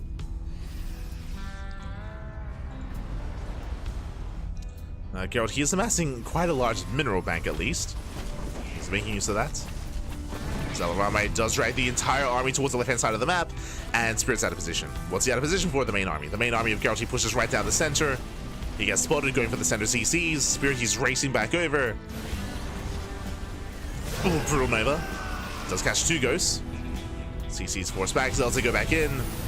The command center does catch fire, mules to repair.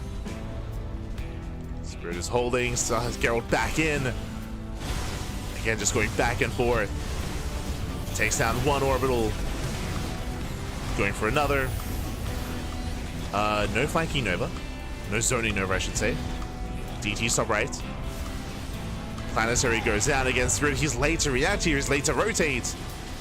Takes down a High Templar. That's a base falling. And once again, oh god, the storms. The storms, they punish the chase. And the Planetary, it may just go down here and now. We have a nuke across the map. Spirit getting desperate. Planetary goes down. Here comes the nuke. God, he notices. Does notice in time. Does pull away. Nuke does not connect. Spirit, Gerald, he's all over this. He's all over this army. Oh no, once again, massive Nova. Yeah, Spirit, he's falling apart. He was holding his own this game. I was very impressed. Especially compared to ley lines. Like, ley lines, like, Spirit was dying for 20 minutes. Like, ley lines was a rough one. But here it's been very much closer, much more back and forth. Until these past couple of minutes, right? These past 2 minutes, Gerald has just been all over Spirit.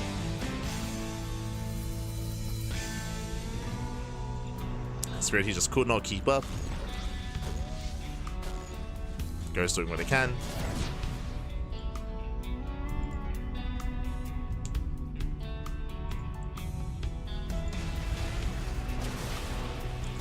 Liberator's trying to harass.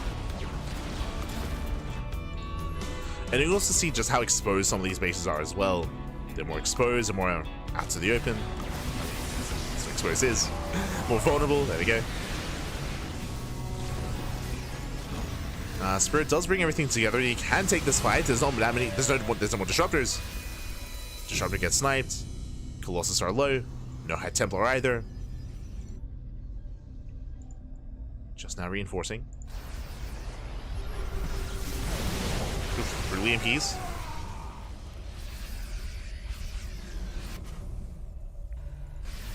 EMPs are popping up. But Spirit, he needs to do something about the economy here of Gerald. He needs to break one of these expansions. Otherwise, Gerald, he can just trade all day. He's happy to, I'm sure. The gas bank is more limited, but as long as he doesn't lose too much, as long as he trades out Zealots more than anything, he's going to be okay. EMPs are connecting.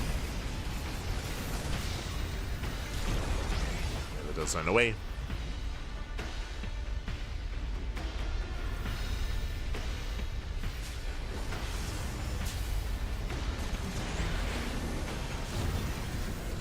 So, just peeling off some more Zealots, catches some transferring workers. Spirit trying to take the center expansion. He needs one of these bases.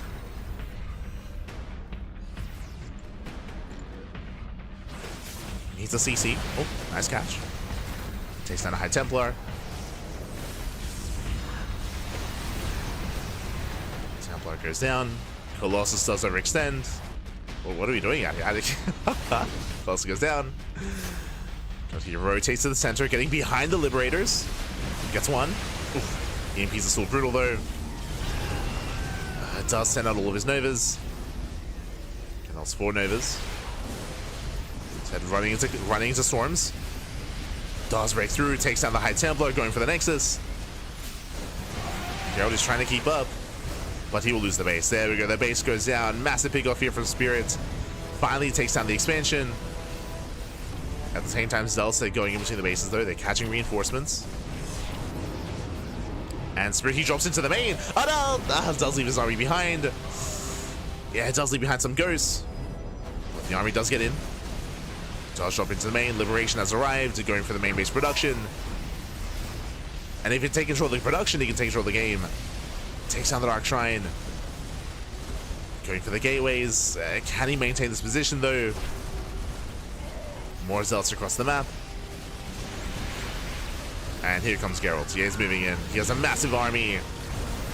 And Spirit, he cannot hold. Yeah, he cannot hold. Not like this. Forced to pick up. Takes down all the Liberators. Takes down all the Vikings. And Spirit, he plummets in supply. So does Gerald, but Gerald, he has a bank. He has a bank. He has some production. Gerald, he can replace this. Spirit cannot.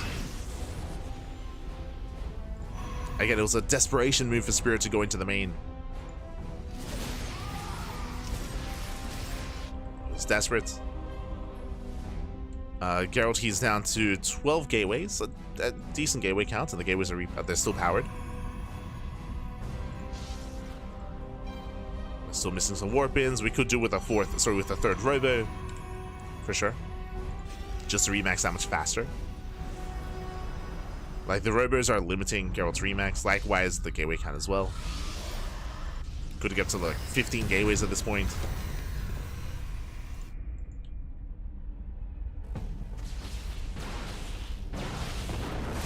Elazer top right, the main army here towards center left, and we're going for the base trade. It's the only way. We're going for the base trade. We'll catch a Colossus, right? Not bad. Does try to at least. Okay, trying to stim forward. Gerald, he races back home. And the Nexus is going to go down. Oh, I spoke too soon as Gerald, he has arrived. Nexus falls, but Spirit can get out of here. Those aren't connecting. Nice spread. Nice spread. Gerald, he rotates to the planetary instead. Meanwhile, we're dropping into the main. Yeah, Spirit he's going for it again. Oh, this time he's ready. Yeah, this time Gerald, he's all over this. He's ready in the main base. Takes down one of the full metamax. Delays the drop. Planetary goes down. And these are the final moments here for Spirit. The final moments, the final army. Metamax, they pull out. But what are we pulling to? What's left? Oh god. Losing another medevac. And another one medevac remaining. Spirit, he has top right. It's barely standing. Oh god. The CC's being attacked by cannons. And again, like a much more intense game. Like, I will say that ley lines was a lot more passive. There was a lot less happening on ley lines. Here on Pylon, there's been a lot more engagements, a lot more action, a lot more interaction between the players. Spirit's army gets spotted. He's pushing towards the cannons. Meanwhile, Gerald, he can just go either surround the army or just go straight for the main. Where are we headed? So that's catching command center. And he's coming in from behind. Zealots are a little bit premature. A little bit premature there with their engage. Liberators are set up well. Base goes down. Oof. Gerald, he's trying to push forward. He's locked out of his own bases. Oh, a little bit of awkward movement. A little bit awkward, but the army is trapped. At this point, Spirit, he's trapped. Top right is going to go down. One more swipe, and the planetary falls. Yeah, DT harass here is just brutal. Only takes a couple of swipes, and planetaries are falling.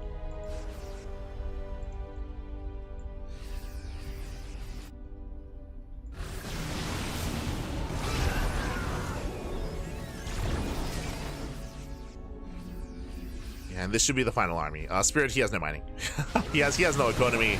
He has no mining left. Oh no, the Novas! Novas connect. They shut down the Ghost. Nice EMPs out of Spirit. But that's up a GG. As Gerald, he will take the series 4-2, claiming third place and taking down Spirit. GG. GG, well played. Gerald, he will claim it. Spirit, he is very vocal that he is not fond of this matchup. He's not fond of TVP. It's I remember we were looking at the French podcast. For those that are curious, Clem, he was on the Comeback TV podcast last week, and they were discussing. He was talking about him practicing his Protoss, and he was like, "There's no good Terrans to practice with in Europe." And Coco was like, "Oh, what about Gabe and what about Spirit?" And Clem was like, "No, yeah, Gabe, he's really good. Spirit, if I ever ask him for customs with my Protoss, he always says no." Like Spirit, he will avoid the PVT matchup like the plague. So So Clemmy has limited PvT practice in Europe, and here, yeah, Spirit, he wants none of it. Spirit, he wants none of it. He taps out. GG, well played. Shout out and congratulations here to Gerald as he does claim the series, and he will claim that 3rd place. And now we have 1 match remaining. Of course, shout out to Spirit. He played well for himself. Spirit is going to be knocked down to 4th place. He will take that 4th place spot instead. And now we have the grand finals. Up next, we have a best of 9 between Elazer and Spirit. Let's go. Let us go.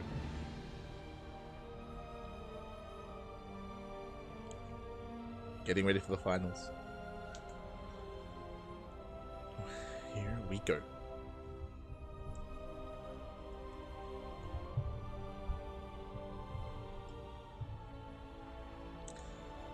But with that, we're going to be heading over. We're going to have a short break. We're going to have a short break here. It shouldn't take too long, but we're going to go on a short break.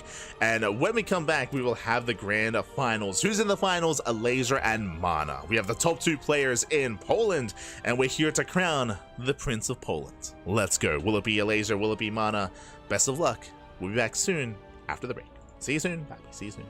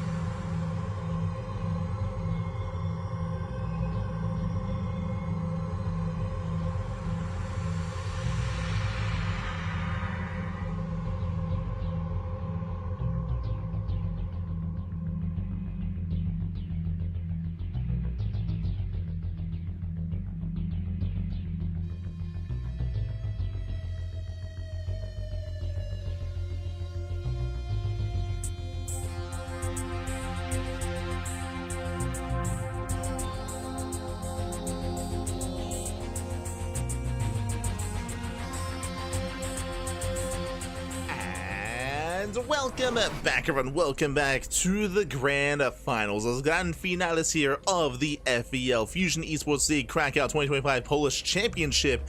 It's been an intense weekend of StarCraft, going through Group A, going through Group B, and finally settling here in the playoffs with our top two players of Poland. We have our top two here. It's going to be a PvZ, and spawning in the top left hand corner of MaNa, we have the blue Polish Protoss player representing Team Liquid. It is MaNa. And spawning in the bottom right hand corner, we have his opponent. We have the red Zerg player, the Polish Zerg, also representing Team Liquid, as this is a team kill. It is Elazer. And if you're in the chat, you know what time it is. It is Gamba time. Predictions are open. Place your bets as we dive into our initial matchup, into our grand finals. As a reminder as well, this is not a best of 3. It's not a best of 5. It's not a best of 7. This is a best of 9. We're gonna be here for a while, Bobby. We're gonna be here for a while. Best of 9, Bobby. A rare side here to see a best of 9 of all things, but this is the only way to securely confirm who is the best player in Poland in current year in 2025. Who is the best? Who is the Prince of Poland here? Will it be a Zerg? Will it be a Protoss? Will it be a Elazer or MaNa? Best of luck in the chat. Up to you to decide. Best of luck. Whew. As we have our initial hatchcast spool, standard opener out of Elazer. Likewise, MaNa going for a gate expand back at home. Standard openers all around. Welcome one and all to MaNa. Of course, no vetoes because of the best of 9. No vetoes here. We are embracing every single map that we have available to us. Let's go. As usual, probe, it does pull away. Again, just being as annoying as possible. Keeping tabs here on Elazer, forcing some inefficient mining, if at all possible as well. They're trying to bait the drones out. And again, it's really, I would say it's shocking. If a year ago, if you told me like, yo, we were going to be seeing a big event happening in Poland and MaNa was going to be in the finals, I'd be like, what?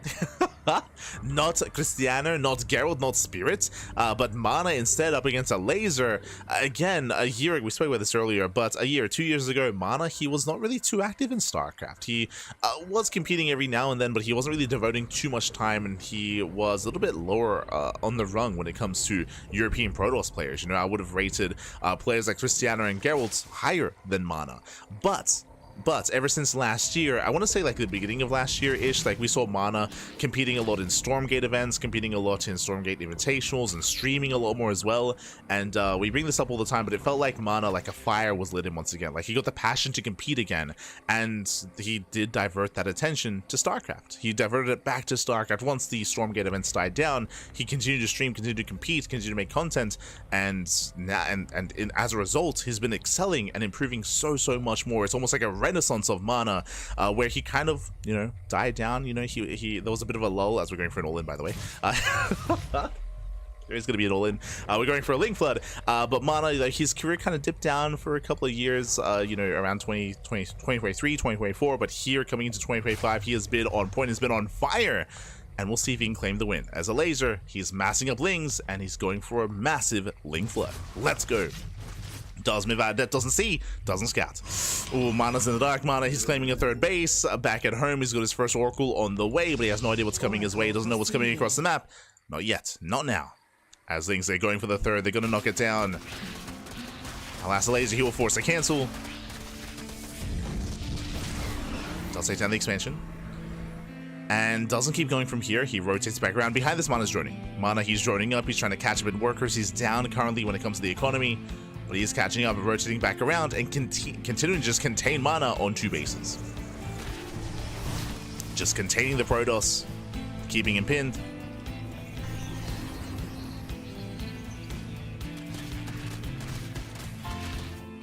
Likewise, diving on the pylon, gets us around, will knock it down. I speak up.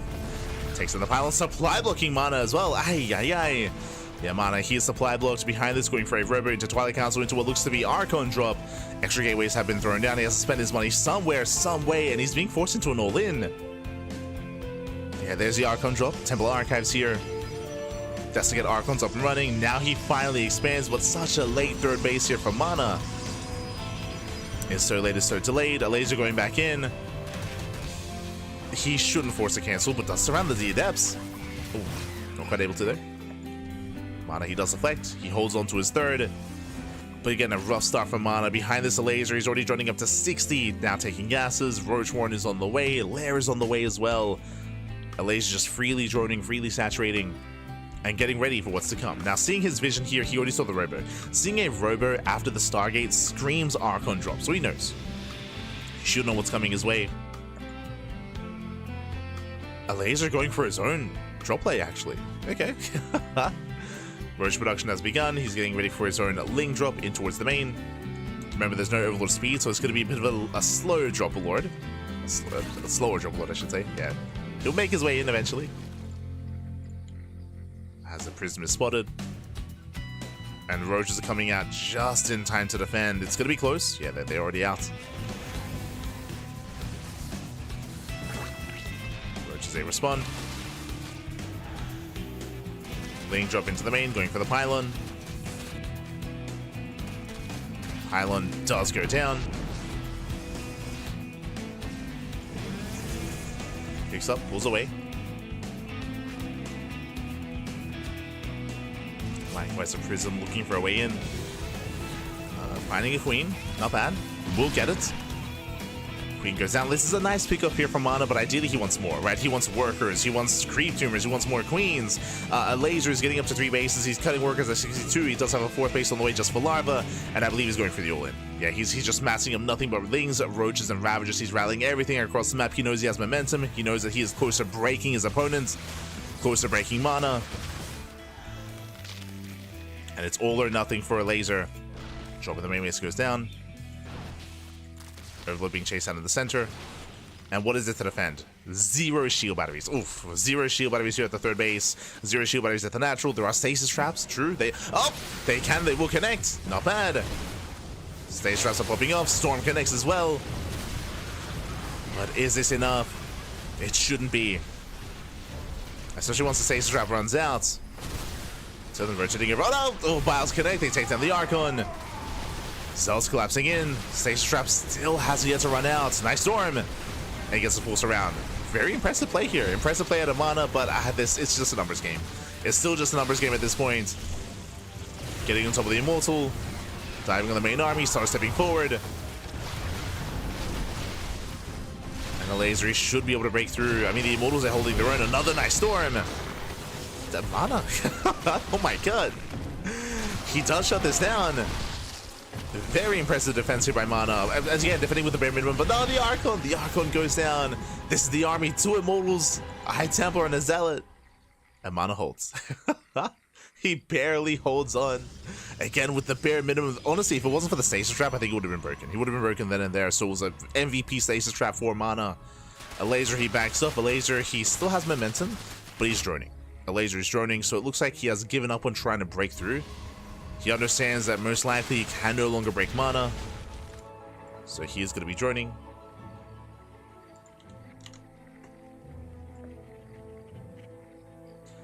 Since MaNa's content creator, so he made it to the finals to make YouTube content. I mean, again, he was focusing primarily on content creation for quite some time, but in recent times, like, that has changed. Like, he's been like looking to improve a lot, like focusing a lot on improvements, on competing again.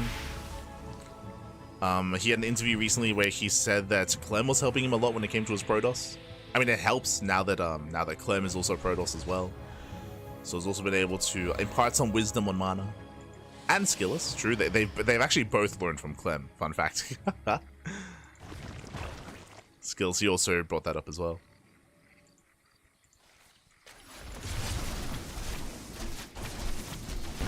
Charge also do slip into the bases. Getting to the mineral lines, catching out some of the Hydras. Not bad.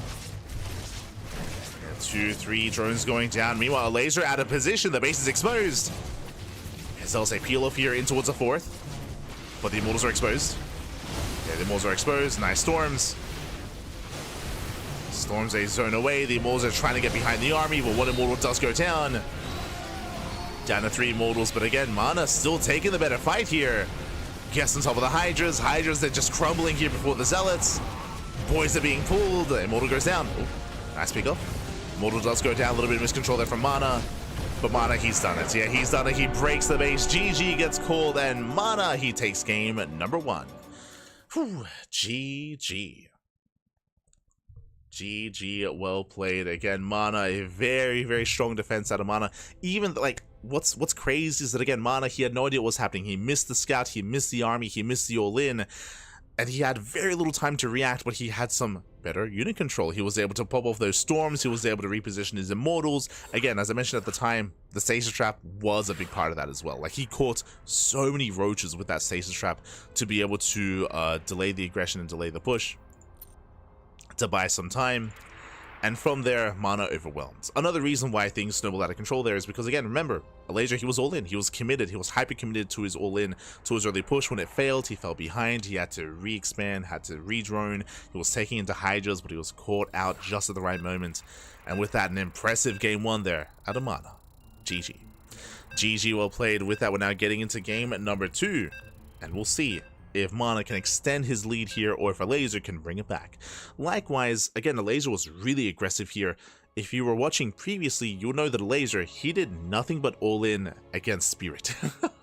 In the semis, he all-in the hell out of Spirit. That also could lead into Spirit's mood today as well, is that, like, he got cheesed out by Elazer, and then he got, you know, had to play a TVP afterwards as well. So hope old mate Piotr is looking after himself. But yeah, like, Elazer, he was hyper aggressive against Spirit. We'll see if that trend continues here as well. As spawning in the top left hand corner of Incorporeal, we have the blue Polish Protoss player. We have the player for Team Liquid leading the series 1-0. It is MaNa. And spawning in the bottom right hand corner, we have his opponent. We have the red Zerg player, the red Zerg player himself, the Polish Zerg representing Team Liquid as their teammates. It is Elazer.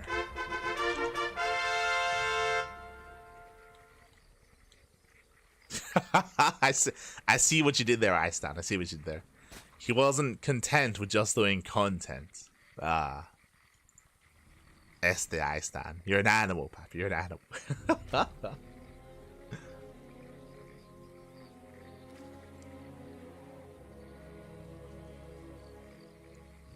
Go. As behind this, we have a hatch gas pool, standard open out of Elazer, force take the unnatural natural.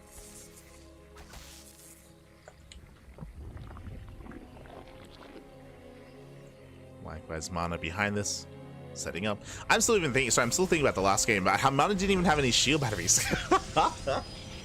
That's how crazy that defense was. I need to emphasize that a little bit more. Remember, if you recall, like, he had no shield batteries at any base either, and he still defended against the all-in. That was crazy. Este MaNa. Meanwhile, MaNa is hunting down the drone. He forces an early gas. Again, there's no intention to let this finish, but he's forcing inefficiencies here out of Elazer. This is where the probe, like, camps the gas geyser. Says a cancel. The probe, he wants that drone. He wants him. Oh no, get out of here. Elazer, he pulls away. Get out of here, Pac. The probe is hunting you down. No, he wants him. Oh my, he gets surrounded. Oh my god, the trap. Gets locked in for a moment. MaNa pulls away. Whew, he gets out. Okay, no one loses anything. In general, that was a better trade for MaNa because, again, he forced out a gas geyser, had to cancel, lost mining time. MaNa got what he wanted. Behind this, Stargate opener out of MaNa. Just like last game. Standard opener here. Last game, we saw the Robo follow-up into Archon drop, so we're leaning towards that again here from the side of MaNa. We'll see.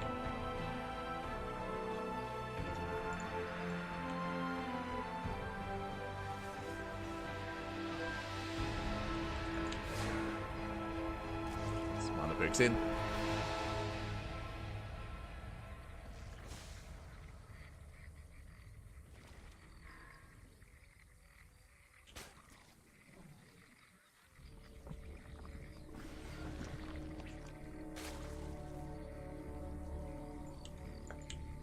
It's funny how MaNa looked behind the entire game.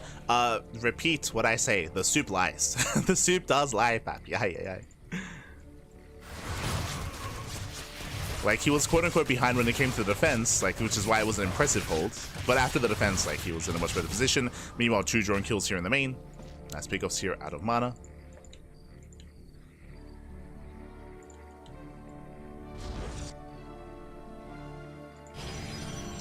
And MaNa going for a Twilight counter response. Okay, so different build here out of MaNa. As a reminder, just winding it back here and just refocusing. Last game, MaNa, he went for a Stargate opener into Robo into Archon drop. This game, Stargate opener into Twilight Council into Gateway Explosion. Do you see what I see? No Forge. No Forge. This screams Glaive Adepts. Now, there is a build... Ooh, Railings. They don't quite make the way in. But there's a build where you can go into early Blink, into a 3-base all-in, into an 8-gate Blink setup, without any upgrades, without a Forge. But the longer this goes on without a Forge, the more this screams Glaive Adepts. Show us what you got. Ooh, Blink. Okay, Blink is on the way instead. Still no Forge, so we'll keep an eye on the gateway count. As we mentioned, there is a build where you can go for this and you can go up to 8 gateways and commit real hard and real fast. It's a bit of a niche build, is what I will say. It's been a while since 8-gate all-ins have been trendy in this matchup. Overlord Scout goes in, and Elazer, he sees the tech, he sees lack of Forge. Everything here looks like Glaives. Behind this, Lings are amassing, Lair is on the way, Oracles they poke in, they get 4 drone kills, not a bad start here from MaNa. And again, we're keeping our eyes on the gateway counts from our Protoss player. Eyes are on the gateways. We do have the initial adept move out. This is standard, so 5 adepts. We have Banelings on the way. That's for the defense against Glaives. So Elazer, he's convinced. Really nice fake outs. Nice position here. Lings, they just melt here against the Oracles. At the same time, attempted run by, attempted counterattack. MaNa, he defends. Some more gateways being thrown down. How many gates so far? We're getting up to 6. So far, 6 gateways. And again, we're expecting a 7th gateway and then a proxy 8th gateway. We can even go up to 9 gates. Ooh, okay, he's teching. So he's not going for an all-in. He's not going for an all-in, he's teching. I'm gonna say he's not going for an all-in. Still no Forge. So no upgrades. Like, there's no longevity with this army that MaNa's kind of working towards here. But he will have a power spike with Storm, assuming that he's working towards Storm. So that will provide him a bit of a power spike. Oracles, they rotate. We have Lingbane Hydra amassing here for a Elazer. Drones, they slip in. And MaNa pulls away. Now MaNa, he has Blink. If you recall, he did rush into early Blink. We have Storm being researched as we speak as well. He's getting to a 7th gateway. He's not taking both gases. I'm still leaning towards looking or keeping an eye open for a proxy setup here, but no, okay, late Forge. So we're macroing out of this. We're macroing out of this. This is a bit of an awkward build, is what I will say. On the one hand, he did force some inefficiencies out of Elazer, and Elazer, he didn't drone as hard as he usually does, because I'm pretty sure he was expecting aggression out of his opponent. That's why he's built up this army. So on the one hand, he did force some inefficiencies out of his opponent, but at the same time, like MaNa, he will sacrifice like upgrades here. Speaking of, Elazer, he has no upgrades either. He's droning up to 70, and he's gonna max out. Yeah, this looks like the solo build. So basically, Elazer, he's massing up purely Ling Hydra, no Eva chambers, no upgrades. And because we saw no Forge and no upgrades out of MaNa, oh, this is an awkward trade from MaNa. Oh, Stasis Trap doesn't quite connect. We assumed that MaNa was going for an all-in, but instead he went for a late upgrade, late Forge, and he's taking into a longer game. Meanwhile, Elazer's doing what we thought MaNa was going to do. No upgrades. No upgrades here. Here we go. We're going for the all-in on 3 bases. 70 drone, 3-base all-in. The 4th base, basically just for Larva. Just for Larva here. The Doom Drop is setting up. Purely Ling Hydra Queen. Let's go. So Elazer, he's going all-in. MaNa, he will have Storm to defend. He has Storms, he has Stasis Traps, he has Shield Batteries as well. He has a decent defensive setup here. On the one hand, yes, MaNa, he's lacking upgrades, but Elazer doesn't have any. It doesn't matter. Like Elazer, he has no upgrades. Knocks down the tower, creates a choke point. Elazer, he splits up, he has a force on the center, force on the right, and a drop on the left. MaNa, he has to be careful not to be baited out. And do you see what I see? Drones. Elazer, he backs off. Elazer, he believes he cannot break his opponent. He's droning up. And this is where Elazer falls behind. On the one hand, yes, Elazer, he's about to max, right? He has a massive army supply. He has to make use of it. He's going for the drop. He's dropping into the main. This needs to get damage done. He's going for the main base, and MaNa's out of position. He doesn't see this. He's warping in. He's got 2 Stalkers here backing him to defend. He does force a recall and show us the storms. Yes, does storm the Hydras. As this is going to be the 3rd storm, Lings, they pop off, they break through the Stalkers, and he's done it. Yeah, he breaks through the main, takes out the Stalkers. At the same time, Hydras, they push in. They're going to be zoned back. MaNa, he does defend against the main army, but the High Templar are going down. And Elazer, he's doing it. Elazer, he's doing it. The main base, he's still wreaking havoc. So stepping in. Oh, nice storm. Okay. Where are the Zerglings? Where's the support? These are expensive losses here. So many Hydras going to be going down. Yeah, Elazer just did not have enough. And MaNa, he holds. He holds, he defends, and MaNa is now in a much better position. Remember, Elazer was all in. Elazer, he was all in. He had to end the game there, and he did some damage, but he didn't do any economic damage. You can see here, he traded and he got 16 Stalkers, 1 Probe, 4 High Templar. He traded with the army, not with the economy. So here, MaNa, he's in a better position. He's now getting into better upgrades, 2-1 upgrades against the 0-0 upgrades of Elazer. What does Elazer have? Hive and working towards Lurkers. He's going to try to rush into Lurker Tech and slow the game down. Meanwhile, there's a window in time here. There's a window in time where Elazer's vulnerable before he has Lurkers. So in this window, before he has Lurker Tech, that's where MaNa can push out and MaNa can break Elazer. So there's a window here. He has plenty of High Templar, and he chooses not to use it. Okay. Strap yourselves in. Skytoss. Skytoss is on the way. Fleet Beacon, Stargate, another Robo as well. So MaNa, instead of trying to counterattack, he is just going to be defensive, stay home, and take it to Skytoss instead. Elazer moving in. Elazer moving in. Ooh, that's a kill. That's a kill. That should not have happened. That's a kill, not a cancel. MaNa, he was distracted. MaNa's pushing. He has potential with all these High Templar. Does have potential.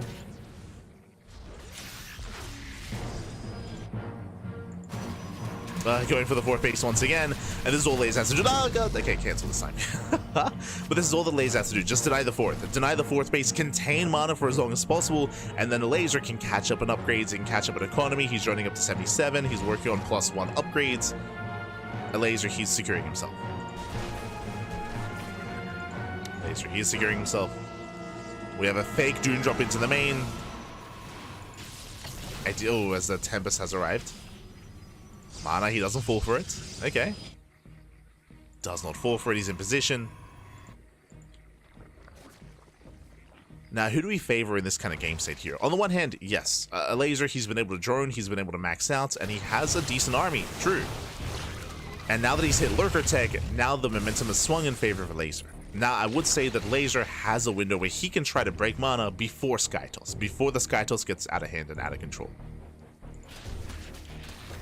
So momentum, I would say, swung from one player now to the other. We'll see what Elazer can get done. So far, there's only 3 Tempest. So Ling, Hydra, Lurker can still excel.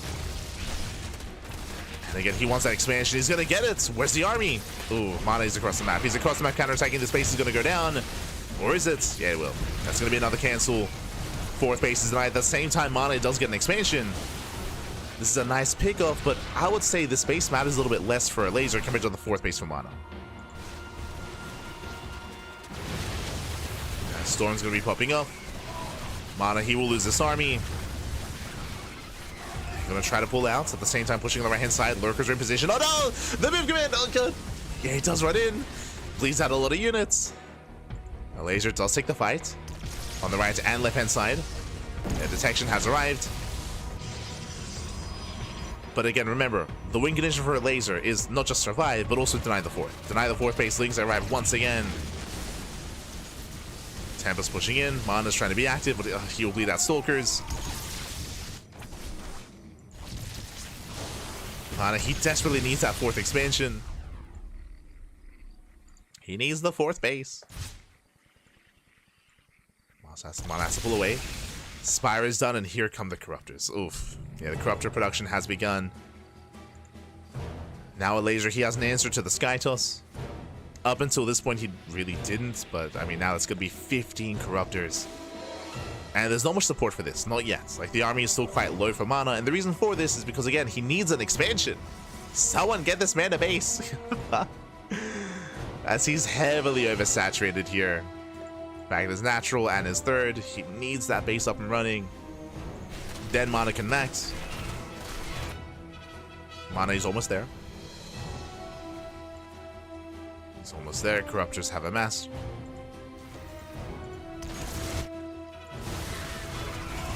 Templar goes down. Gets one Templar. Elazer pushing on the left-hand side.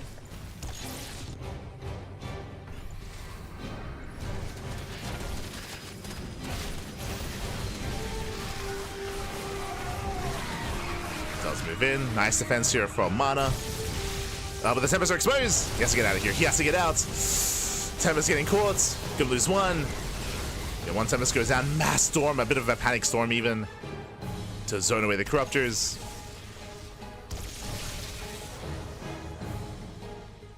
Corruptors, they get softened up. And MaNa, he pulls back. Like, he has to pull back. He needs more reinforcements here. Pushing on the left-hand side. Elazer's in position. We need Lurkers to defend, though. Or Ling Hydra. Purely Ling Hydra's not going to be good enough. Once again, he pulls away. Storm does zone, picks off one Corruptor. Like, right now, MaNa is playing on a knife set. She does reinforce with 2 more Archons. At the same time, the armies, they clash on the left-hand side. Plenty of Zerglings, though. Takes down one Knight Templar. Takes down the Templar. Now, MaNa, he has his 4th base, but now he needs a 5th. Like, we're getting there. I'm still not convinced by this army either out of MaNa. Like, he's still looking very vulnerable out here. Templar gets caught. Ling Hydra moving in. Nice storms. Ooh, Templar gets caught. Templar caught out. No storms left. Uh-oh. Oh my god, but he overextends. He gets caught out by the Archons, and the Archons, they punish so hard. Elazer. Yeah, miscontrol out of the Zerg player. He rushes into the Archons. That should not have happened. MaNa out-controlling Elazer here on the right-hand side. And MaNa, he saves his 5th. Ooh, big moment here for MaNa. MaNa, he wins the fight on the right. He resets the Corruptor count. Likewise, he also claims another expansion. Massive storms. And Elazer, he's hurting. Elazer, he is hurting right now. He's crumbling on both sides. He's waiting for 8 more Corruptors. This is also why spell caches are so crucial for the Zerg player in this kind of game state. We have 1 Viper on the way, and that'll help when it comes to abductions or parasitic bombs, or even blinding clouds against the Archons. True, like that can also be useful. But yeah, you can see here, like, again, MaNa, he won on both sides. He's pushing through the left-hand flank, getting on top of the expansion. No defensive Lurkers. Base goes down. And MaNa, he's just all over Elazer this series. It's crazy. MaNa, he's like 50 years old. He's still got it back. 100%. He's much love to MaNa. Much love. Let's go.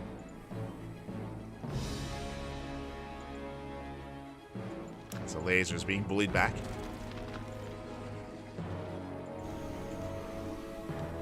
There's 1 Viper. Yeah, just still only 1 Viper. Like, there's so much riding on the shoulders of that 1 Viper.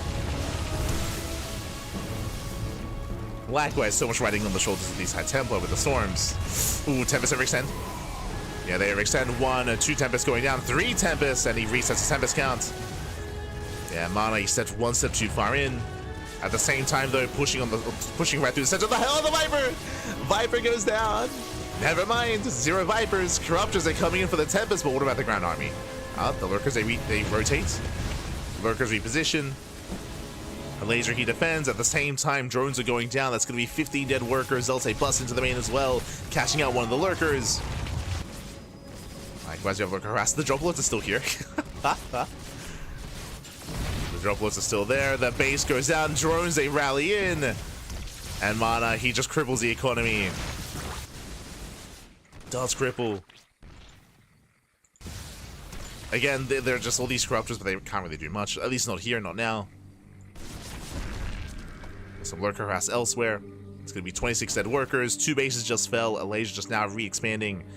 And he's on 48 workers. That's basically 2 base saturation. A 2 base economy for Elazer. And MaNa, he got his 5th. He got his 5th. He got his 4th. Here, Elazer's pretty all in. Like Elazer, there's so much pressure on Elazer, he has to do something. So he's just pushing into the bases. He's just setting it right down mid. MaNa, he's spreading out his army, going for a Zealot run by, and Tempest is slowly pushing forward. Now MaNa, he will lose the 5th base, but in this stage he can afford to lose it. He can afford to lose the 5th. Oh, he does leave the Tempest idle. Yeah, miscontrol out of MaNa. He was distracted. Zealots, they do get into the bases. The drone's going to be going down. Reinforcements as well, catching out Hydras. And GG gets called. He pulls Elazer apart, and MaNa takes a 2-0 lead. Whew, GG. Oh my god. GG, well played, MaNa. He will extend his lead in the series here, and once again, it was a similar story to Game 1. Winding it back. Remember what happened in Game 1? Game 1 was a roach-based all-in. Was a roach-based all-in out of Elazer, off of 2.5 bases, where he committed across the map, and MaNa, he held, he defended. Game 2, and they snowballed out of control. Game 2 was a little bit different. Game 2, we had a 3-base all-in off of 70 workers. We had 70 drones from Elazer, so he went for a bit of a later form of aggression, went for a bit of a later timing, with Mass, Ling, Hydra, and a Drop Lord as well, a massive Dune Drop, and he didn't do any damage. If you remember, we were pointing that out, how he failed to get any economic damage, he failed to break the defenses. I thought he was just gonna, once he realized that there was Storm and that that MaNa had a defense ready, I thought that he would just back off and expand and drone. But no, he went for it anyway, and he bled out a lot of units. He was brutalized there, trying to break his opponents. The game did continue from that point forward, where he was able to contain MaNa on 3 bases and tech into lurkers, but eventually he couldn't stop MaNa. MaNa, he expanded, took a 4th base, and MaNa was able to take some better fights. Straight up, he was just able to take better fights, better trades against Elazer. Brutal storms, Archon positioning, Zealot run by, Zealot attacks as well. Like MaNa, who was just winning on both runs on the left and right hand side, and MaNa did overwhelm Elazer. And Elazer, he never really quite stabilized. Like, he was able to max out, true, but like he never really had much creep spread or much bases, or he never really had an ideal economy either. Like, again, it was still very much so very committed play there by Elazer. Still very committed, but here we go. We're getting into our next game, and spawning in the top right hand corner here of Tokamak, we have the blue Polish Protoss player representing Team Liquid, leading the series 2-0. It is MaNa. And spawning in the bottom left-hand corner, we have his opponent. We have the red Zerg player. We have the Polish Zerg representing Team Liquid. Down in the series, we'll see him bounce back. It is Elazer. Let's go. Let us go. Whew. As we are settling into game number 3. Yeah, settling in. But yeah, really impressive play here by MaNa. Like, I'm very impressed. I mean, I know that I was hyping up MaNa in the lead up to this series. I'm talking about how he's been improving so much over the past year. I'm talking about his accolades against players like Magtax, against players like Clem, like MaNa. He has beaten the best players in Europe in the lead up here to his form, to this month of StarCraft. Like, he's doing really well for himself. He's been impressing so much. If you maybe haven't been watching the CranKy Ducklings, or if you haven't been watching online tournaments, you might not be familiar. But again, like MaNa, he has been the best players in Europe. At least once this year. Like, he's had some crazy results, and I spoke mainly about like his peaks. Like, his peaks have been really strong this year, but it's been about consistency, and that's where he's been lacking a little bit more, at least in my eyes. Where one week he can beat Max Packs, next week he goes down like in around 16, or one week he beats Clem, then the next week he goes down like in around 32. Where like peaks and valleys here for MaNa. But you know, he has been again devoting more time to StarCraft. People in the chat were talking about how, like, oh, you know, nowadays he's like more of a content creator, more of a YouTuber, more of a streamer. But I would say that again, in recent times, he has been intentionally focusing a lot more on improving at the game. Like, sure, like streaming, making videos, making content, but still, of course, like at least in recent times, it feels like he has been focusing a lot more on practicing, on improving, on getting better at the game. We did mention earlier that Clem playing Protoss has helped him as well.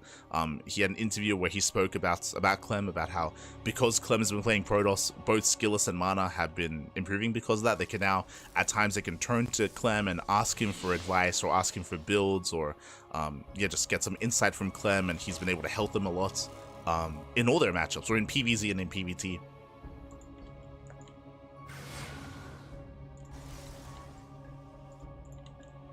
Team Liquid coming together. Meanwhile, before I get ahead of myself, Stargate opener and not into Oracle for the first time this series, Void Ray out of MaNa. Let's go. Does open Void Ray. Now, the power of a Void Ray opener is to hunt down Overlords. Remember, it's to hunt down Overlords, it's to deny vision, deny scouting, and to keep Elazer in the dark. And we'll see if he's hiding anything. This could be a Void Ray into a second Stargate, into a Fleet Beacon, into a Tempest Rush. It could be Void Ray into Glaive Adepts, or it could be Void Ray into Oracle, into Blink, into a standard game, into a third base, right? Like, this could still be a standard opener, or it could be something more cheeky. The benefit here is that Elazer doesn't know. But it's going to be harder for Elazer to figure it out. Meanwhile, Adepts take shade into the base. They get 3 drones already. 2 Adepts taking one-shot workers. And they get 3 drones and 2 Zerglings. Not a bad trade, getting another Zergling towards the end. Meanwhile, the Void Ray is hunting down Overlords. There's one Overlord here outside of the bases, but he wants to try to catch an Overlord out in the open. And he runs into the Zerglings. This will give the Overlords time to react.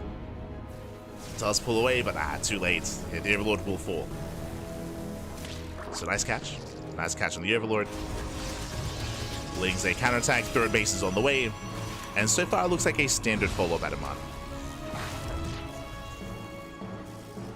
Standard follow-up. Oh my god, meanwhile, that is an insanely fast lair out of Elazer. A 420, 415-ish lair timing. Ay. So Elazer's rushing lair first, and this could be a couple different things. In my mind, this could be a rush into Hydra, and this could be for a Hydra all-in even faster than last game. Remember, last game, he went for a Ling Hydra all-in off of 70 workers. Here, this could hit earlier than that, assuming he goes for the Hydra Den. The other option this could be, which would be more cheeky, is to go for something like Muta play. I'm not too fond of Ling Bane into Muta in this matchup, but it's an option. They shade into the bases. They do deny mining as drones are forced out. Again, there's barely any Zerglings to defend. They're just now coming in. As the Oracle dives on the Queen. Nice positioning with the spores. Lings are being punished. The Oracle is forced back. And again, what is the lair going to be for? The lair is now done. And we have the answer, as we assumed. Yep, Hydras. So, really fast Hydra tech here out of Elazer, and this looks like the beginning of a Ling Hydra all-in. And again, one that hits faster than the previous one, where we have no Eva chambers, no upgrades. Yep, taking all the gases. Elazer's cutting corners. Now, my assumption, as the Queen gets caught, my assumption is that Elazer's going to cut workers at 66. We'll see if he drones up any further than that. As the Oracles, they get eyes on the lair, they get eyes on the Hydra Den. He sees, he knows. Yeah, he does spot the Hydra Den. Behind this, we were curious what was going to occur when it came to the build of choice of MaNa. Void Ray into standard build. Void Ray into a third base, into +1 and Blink. Gateway Explosion. So he's going for Stalker aggression, but there should be plenty of Zerglings to defend. But he does hit the fourth. And Elazer, he is making Hydras as we speak. He's amassing Hydras, which means he cannot save the base. The base is going to be denied. Nice pick up here from MaNa. Denies the expansion. Remember, just like last game, no Eva chambers. No Eva chambers, no upgrades out of Elazer. Intentionally so. Like, it's because he's going for the all-in. He does rebuild the fourth base. Again, this should just be for Larva. He's cutting workers at 71. So similar to last game. Last game he cut workers at 70. And he's massing up his Ling Hydra. Now, one of the reasons why MaNa defended so well last game was Storm. He had earlier Storm than usual. Here, Storm is going to be a little bit later. So that is a concern. Stalkers, they poke in. They pull away. Nice stay. Very nice stay. Oh my god. Station trap is brutal. Lings get caught out. Hydra's going to be falling. Not the worst trade here with the Stalkers, and Elazer gets caught out. GG gets called. The all-in falls on its face. as the Hydra's in the backbone of the all-in, and MaNa, he will take game number 3. Just catching Elazer out, and again, that was a brutal stasis trap. The stasis trap was brutal there. The game was not meant to end, by the way. The game was not supposed to end there, but because there were no Zerglings, because they all got caught by the stasis, without those Hydras, that's the end of the game. Like that was the whole point of the all-in. The whole point of the build from Elazer was to hit with those Hydras. Without them, I mean, there's nothing. MaNa, let him play let him play. Oh my god. As currently MaNa's up 3-0, and Elazer, he is struggling here. He is struggling in these finals. He just wants to execute his all-ins back. Let him play.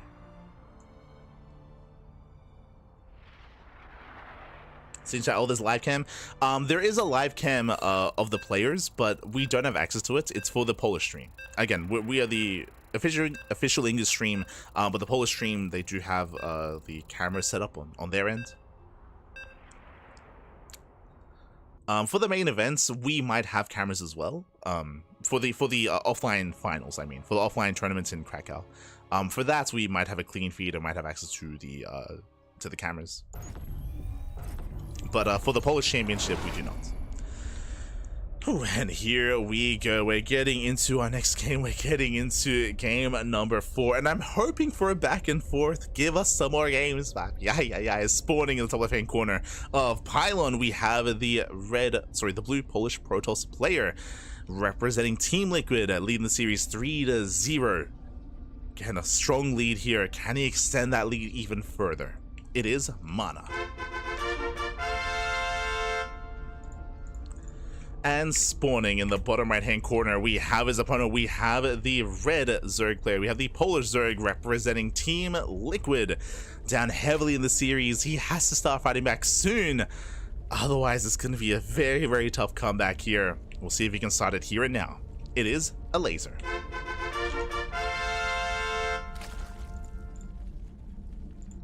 Here we go. And welcome to Pylon. Welcome to Pylon. Pylon is one of the smaller maps. One of the smaller maps in the map pool, known for aggression, known for all-ins. If you remember, we were actually able to experience a really fun game between Gerald and Spirit on this map, which did go for a longer and later game, but there was non-stop action because of how condensed this map is, because of how fast rotations can be on Pylon as well. But in general, this map does favor aggressive builds, and do you see what I see? I see Elazer taking the unnatural natural, forced to take it of course, but does expand towards his opponent. And this could be the beginning of a German taxi. German taxis, we do see them quite often on this map, so I'm not, it's going to be in the back of my mind at least, to spread creep, to push further, and to get across. We'll see if he goes for a roach ward. As Elazer, he's been avoiding roaches for the most part in this series. He went for a roach all in game 1, of course, but we'll see if he goes for roaches again here in game number 4.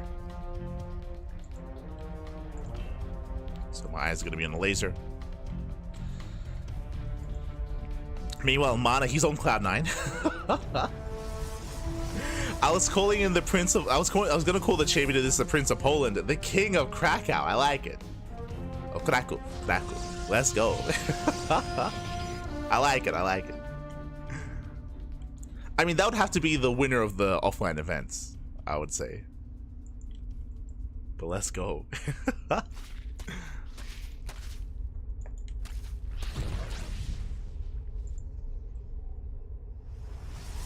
At least we have live cam. Oh, I está. Gracias. Much love.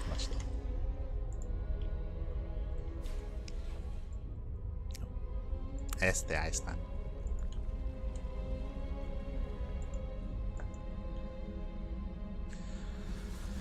As from here is going to be the initial Stargate. So Stargate opener out of MaNa, opening up Stargates into Void Ray once again. Okay. Going to be opening up Void Ray for the second time. Meanwhile, Elazer, that's quite a lot of lings. So we have 8 Zerglings in production. That's going to be 12 in total. The goal here should be to shut down the initial Adept and to try to delay the third.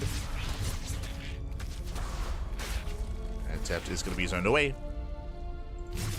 Second Adept has arrived, but again, Elazer, he has plans for said Adepts.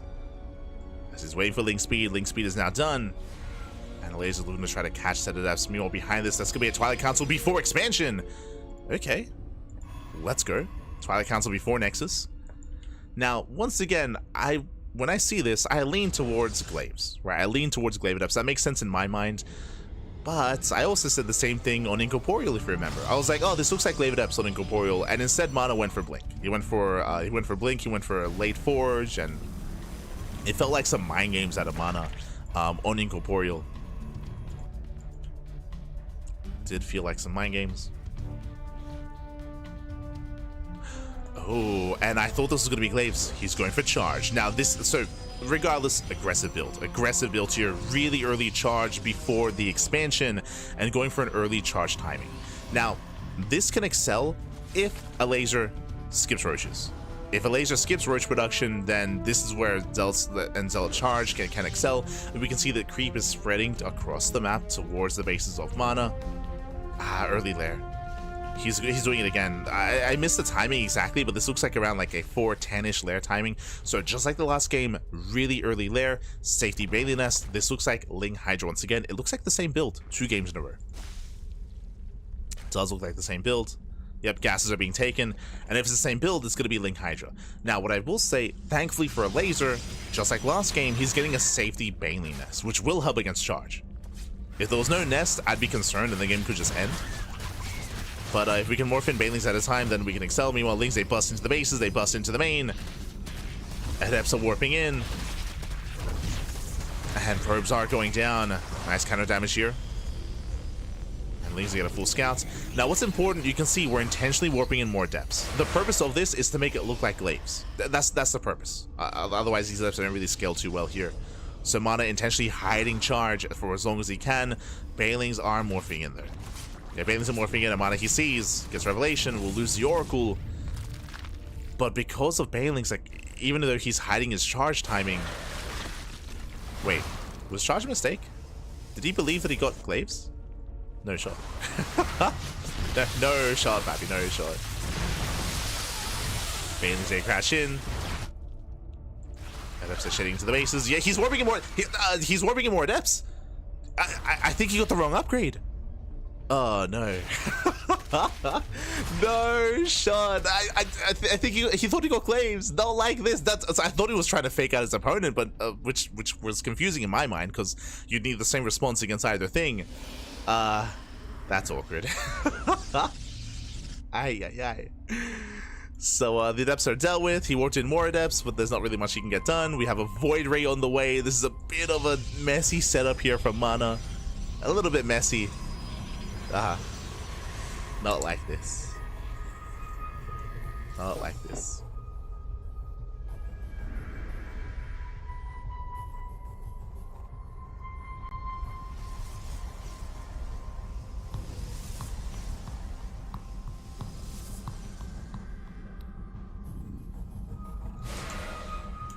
So yeah, it's I'm a little bit frazzled as to what's happening. Elazer, he can hit his timing now. Elazer is getting his 4th base. He's joining up to 3 base saturation. He's building up Ling Bane Hydra. I'll be honest, I'm concerned about MaNa's defense here. He's got vanilla adepts to defend. He's working towards Storm and towards Archons with that Temple Archives. But yeah, it's looking a little bit messy here. Oh no.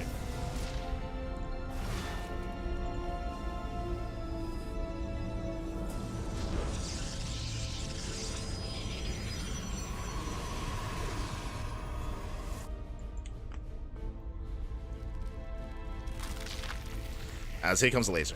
Remember, Elazer, he's going for his own timing, going for his own all-in, what we saw previously. What Elazer was attempting, and yeah, the Baileys, they crash in, they shut down the High Templar, and with that Elazer, he will break the base. GG gets called, there's nothing to stop Elazer, and Elazer, he does fight back, he does put a point on the board. GG. Whew. GG, well played. Again, a messy game there from MaNa. The build kind of fell on its face. It didn't really come to fruition. It looks like MaNa misclicked charge, and it looks like he wasn't really intending to go into charge, and then he realized what was happening, and his adepts got shut down. Even if he had gone into Glaives, I do think that Elazer had enough to shut him down as well, just because he was responding with Ling Bane. So regardless, even if he had gone into Glaives, I do think that Elazer would have been able to shut him down regardless. And yeah, with the build falling on its face, that's game. That's game then and there. There was nothing to defend. Remember, all the tech was delayed, the upgrades were delayed, a storm was delayed, and aggression is favored on Pylon. GG well played. MaNa, he pops up with his own 3 base all-in, punishing MaNa, of course, and this was the build that Elazer was trying to work towards on Tokamak.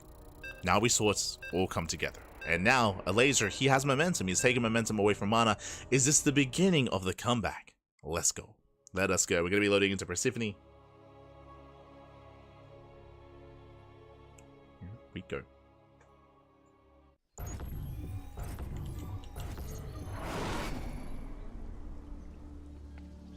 So we're getting into our next game. And spawning in the bottom left-hand corner of Persephone, we have the... We have the Polish Protoss player. We have the blue Protoss representing Team Liquid. Still leading the series, but now has a bit of a blemish on his record. Has dropped a map. Can he bring it back? Can he take away that momentum from his opponents? Can we hone in? Can we lock in? For Team Liquid, it is MaNa. And spawning in the top left-hand corner, we have his opponent. We have the red Zerg player, the Polish Zerg representing Team Liquid, fighting back, putting a point on the board. It is Elazer.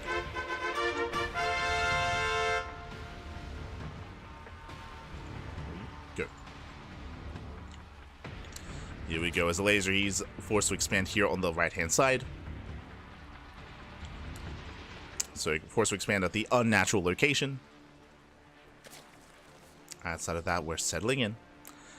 And we'll see what kind of build MaNa goes for this time. Again, I don't expect him to go for another cheeky early Twilight Council, whether it's to go into a proper charge build or go into Glaives. At this point, I feel like we're done with that.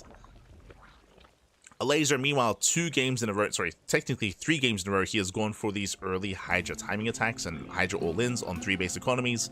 Did it on Incorporeal, Tokamak, and on Pylon as well.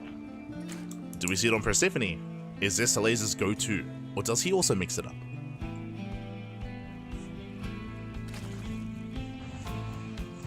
You know, we could see a more robust Lingbane Roach Ravager mid-game into Muta play, for example. Mutas, I'm not opposed to them, especially on Persephone. Short rush distance by air. Likewise, we could see Lingbane Hydra, more mid-game scenario here, focusing on droning, then taking up into Lurker Tech, into Hive, in towards a longer game state. Again, there are different ways to follow up, to transition, to get into the mid-game. And we'll see how Elazer will approach this.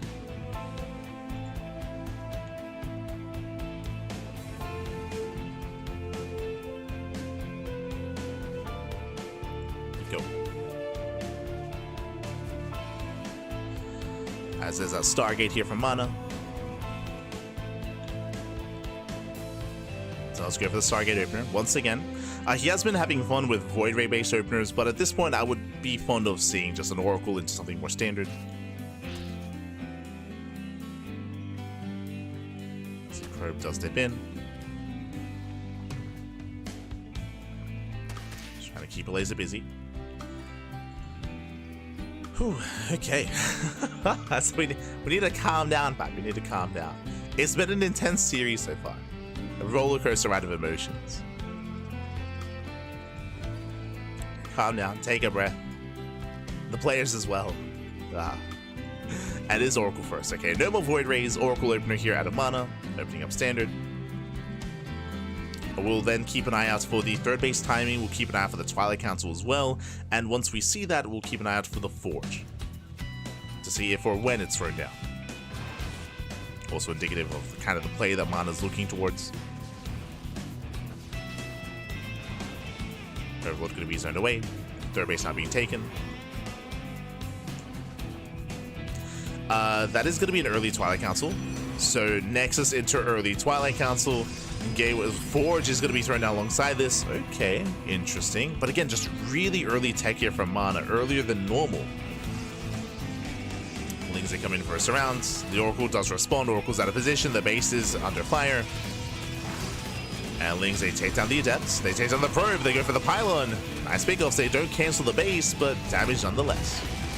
As this even does force the Oracle to stay back home. Now, when it comes to this setup here, I'm curious if we go into Charge or Blink.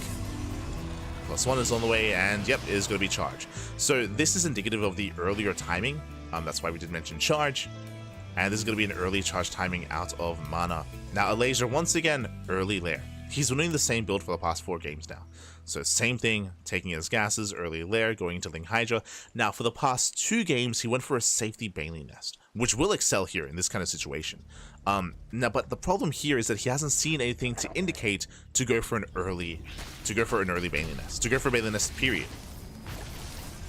Remember, the reason why he went for a Baneling Nest in the previous game and on Incorporeal as well is because of the early Twilight Council and because of the late expansion. Here, Elazer, he hasn't seen the timing of the tech, and he's seen the standard timing on the base, so no Baneling Nest. Like, there's no sign, there's no indication that something aggressive is happening. Meanwhile, MaNa, he's banking up those Zealots. And I don't see Banelings, and I don't see Roaches. Without Banelings or Roaches to defend, this could kill Elazer, straight up. This can just kill him. Elazer's trying to get some kind of scouting information. There's that Hydra Den. Elazer, he's droning. Elazer, he is still unaware. And it is possible to defend against this with purely Ling Hydra, but you'd have to cut workers earlier. And here he comes. Yeah, he gets spotted. Now he sees. Now he sees what's going on. Elazer, he does have at least a heads up. He's getting ready back at him. He's fully walling off. He fully walls off the natural. He's going to try to buy some time. Spine Crawlers here at the 3rd. Really nice reaction. Again, so crucial that he saw this coming ahead of time. So he knows he's getting ready. Spine Crawlers are on the way. Charge also catch out some Zerglings. They poke in towards the natural. They see a full wall. And they have to head towards the 3rd instead. Back at home, MaNa defends. Spine Crawlers are almost done. Despite that, drones are still going to be going down though. Yeah, it's a lot of dead workers. A lot of dead drones. Spine Crawlers do finish, and Elazer defense. Elazer, he's able to defend here. He will bleed out some of these Hydras though. But again, if Elazer never saw the Zealots, the game would have ended. Or he would have at least lost the space. He would have lost the expansion. Or he would have even lost drones here at the natural as well. So really nice reaction, really nice setup. Elazer survives, he defends. Despite that, still lost 10 drones. Did lose 10 workers, and remember, Elazer, he wasn't really droning much to begin with. Back at home, MaNa, he starts Storm. MaNa has the greater economy. And we're expecting Elazer to... Does he commit to an all-in at this point? Because he lost so many drones, he's delayed. He even had to make all these Spine Crawlers as well. So Elazer has to make a choice. Does Elazer still go for the same all-in he's been going for and trying to go for the past 3 games? Or does he drone and tech into lurkers? As we're seeing, 0 drones. 0 drones. So he's cutting workers at 59. This is less than 3 base economy. Less than a 3 base economy here. Ooh, losing more drones. Drones he can't afford to lose. And Elazer's all in. He's completely all in here. Losing even more workers. Now MaNa, he sees no saturation. He should be aware. Oracle goes down. And it might be wise to just give up on this base. To give up on the 4th. I don't know if MaNa can hold here. Storms are nice. He has another storm. He has to hold on to it. He needs more time. There we go. He needs more time. Here come the warp. He's got plenty of stuff. He's fine. He's got plenty of charge lots. Now, if Elazer had Ling Bane Hydra, different story. But remember, it's only Ling Hydra. No Banelings. Ooh, storm pops up. Zalsek catch reinforcements. Another storm on the Hydras. And we have another storm as well. Oof. Hydras to take all the storms to the face. GG gets called. Elazer, the all-in fails. And MaNa, he will take a 4-1 lead. GG. GG, well played. MaNa, he will take a lead in the series. Again, really, I want to give praise to Elazer for scouting the charge all-in and, well, sorry, I should say, scouting the charge timing, was the timing attack. For scouting it, for responding, for defending, but again, he still lost 10 workers, and as I mentioned, he had to make a choice. Either, after losing all those workers, try to turn that into an all-in, or try to be hyper greedy and tech up, back off, and work towards lurkers. We saw his choice. We saw his decision. He went for the all-in, but alas, MaNa, he was able to buy enough time. He had Storm back at home as well. He completely shut down Elazer. GG. And now we're getting into our next game. And MaNa is now on match point. Here we go. Here we go. See, chat, this looks like a typical blink into slow zealot rush. If you missed the game, as we were mentioning, it was a charge opener, charge +1. There was no blink. There was never any blink in that game. We did point out the charge +1 timing.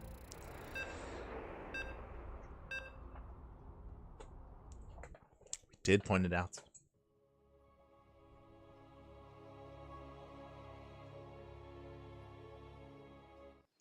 And now we're getting to our next game. Going to be loading into game number 6. Oh boy, and spawning in the top side of Last Fantasy. Remember, this is the best of 9, so no vetoes. We have a map order, but no vetoes, so we get to experience some of these more fringe maps that we rarely get to see in the top side of Last Fantasy. We have the Polish Protoss player, we have the blue Protoss representing Team Liquid. It is MaNa. MaNa, he is 1 game away from claiming this entire series and becoming the Prince of Poland, maybe even the King of Krakow. True. Spawning in the bottom right hand corner, we have his challenger. We have the best Zerg player in all of Poland, the red Zerg representing Team Liquid as they are teammates. It is Elazer. And Elazer, he's been going for the same build for the past 4, now 5 games at this point. He's been going for early lair, into laying Hydra, into 3-base saturation, 4th base just for lava, into these big 3-base all-ins, these big laying Hydra all-ins. Same style every single game. There are some games where he mixes in Banelings, there are others where he doesn't. As a reminder, the reason why there was no Baneling this last game is because there was no reason for it, because he did not scout a delayed Nexus. Remember, he didn't scout a delayed Nexus, that's why he didn't throw down the Baneling nest. For what he had seen, it looked like a standard game, but it wasn't. And we'll see what happens here on Last Fantasy.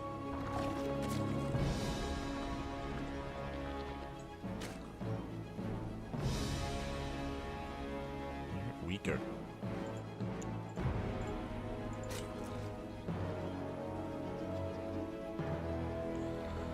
It's not getting to our next game.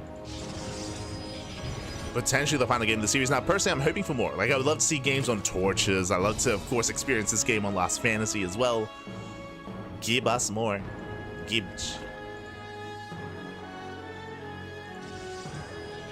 As so far, we have standard openers. MaNa, of course, he does find Elazer. Elazer, he finds MaNa. Bearing in mind that this is a 3-player spawn map, you can spawn in bottom left, bottom right, or top side. And through the process of elimination, Elazer, he's aware of MaNa's location. He's fanning his overlords over. He's heading on over, but again, Elazer, he has limited scouting information. Once again, Stargate opener out of MaNa. I wouldn't be opposed to a Void Ray opener here. It's hard to say. Void Rays, they can, of course, shut down the overlords and give Elazer even less vision, but at the same time, there are a bunch of air blockers. As you can see here, these are air blockers. The map is actually smaller than it seems because big portions of this map are just not accessible. You just cannot access these sections of the map.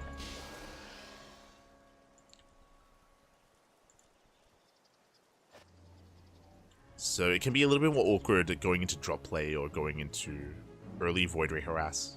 We'll see. We'll see what MaNa goes for.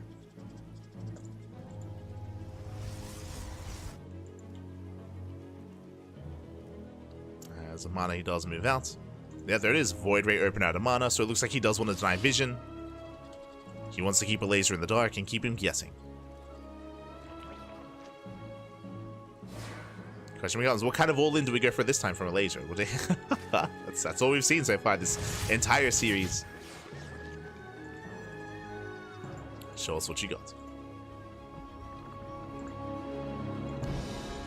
Now, as we reach the 420 mark, we're going to be keeping our eye open for the faster layer. We have gas income here for Elazer. Jordan is saturating. Oh, does find the adept. And attempts to knock down that wall. Alas, more adepts have arrived. The wall is solid. MaNa does hold. He does defend. Elazer, he's almost there when it comes to gas income. Overlord getting caught out. And for the first time since game 1, we have a fast Roach Warren. There's a 4-minute Roach Warren here out of Elazer. Insanely fast. Gases are being taken. I say insanely fast. Could have been faster, of course, but 4-minute Roach Warren nonetheless.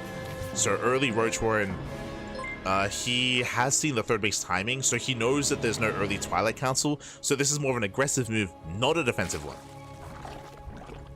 So more of an aggressive Roach Warren here from Elazer. I'm still looking for a lair to see if we go for a German taxi. Are we just walking? Okay, we're just going for the all-in here. Yeah, okay. So we're just going for a Ling Queen Roach all-in. No lair, no dropper lords, no roach speed, no nothing. It's a hatch-based all-in off of 42 workers. So we knew that it was going to be an all-in of some kind. Now we have confirmation. MaNa sees no drones. He sees no drones. Zero saturation. He needs shield batteries. We need shield batteries back at home to defend. The Lings are keeping MaNa busy. He sees the roaches. Sees again, no drones. He knows. Now he knows. Now he knows 100%. There it is. We have a wall of shield batteries on the way. He's abandoning his third. He's setting up here at the natural. He is setting up. Roaches are getting caught out. MaNa doing whatever he can to pick off whatever units he can. Another roach goes down. And here comes the Roach Ravager. Here come the Queens. We have more Void Rays on the way. It's going to be a tough hold here for MaNa. It's going to be a tough hold. Oh, Pylon goes down. Depowers on the shield batteries. Queens are waddling in. It's all or nothing for Elazer. Going for the Cyber Core. Cannon is done. There's one cannon in the back line. The Oracle is in position. Deals with the Zerglings, but the wall is going to fall. Takes down the Gateway and the Cyber Core as well. Yeah, we do see a backup Cyber Core on the way. First one is going to go down. Void Ray has right now. There's two Void Rays. The Miles. Oh my god. Whilst they graze the army, they almost take down the Oracle. The Oracle sustains a lot of damage. Void Rays are doing what they can. They do catch a queen. Two queens left. Two queens remaining. The Miles. Oh my god. They do graze the Stalkers. Really nice positioning with the Oracle though. Yeah, very nice. GG gets called. MaNa, he defends, he survives, he shuts down the all-in, and MaNa, he does it. He will take the series 5-1, and he will be our Fusion Esports League Polish Championship champion for the year of 2025. GG. GG, well played, MaNa. He is crowned the best player in all of Poland. We had the best players in Poland here. We had Spirits, we had Elazer, we had Cristiano, we had Gerald, we had the best of the best. But MaNa, he comes out on top. He still got it, Bappy. Let's go. GG, well played. Congratulations, as he will claim his throne here. He'll claim his throne once again after so many years. Again, MaNa, he's one of the veterans of the scene. He's been around since the beginning. He was competing back in Wings of Liberty, back in maybe even the beta of StarCraft as well. And since then, you know, many players have risen, many players have fallen. We have a new generation of Protoss players in Europe as well, like Cristiano and Gerald. Like, I would say that they're like the younger generation, where typically I would rate them higher than MaNa, but we were emphasizing that in recent months, in the past year of play, MaNa, he's been improving and excelling, and that leads into this moment here as he takes down all the big names here in Poland. GG, well played, very well done, a very well earned spot here for the Fusion Esports League main event, offline event happening in Cracov. Let's go, let's go. GG, well played. An impressive performance here by MaNa. Again, he was able to take down, well, actually we can just catch up on the bracket itself. Let's go. Let us go. Exclamation mark, be in the chat. Oh.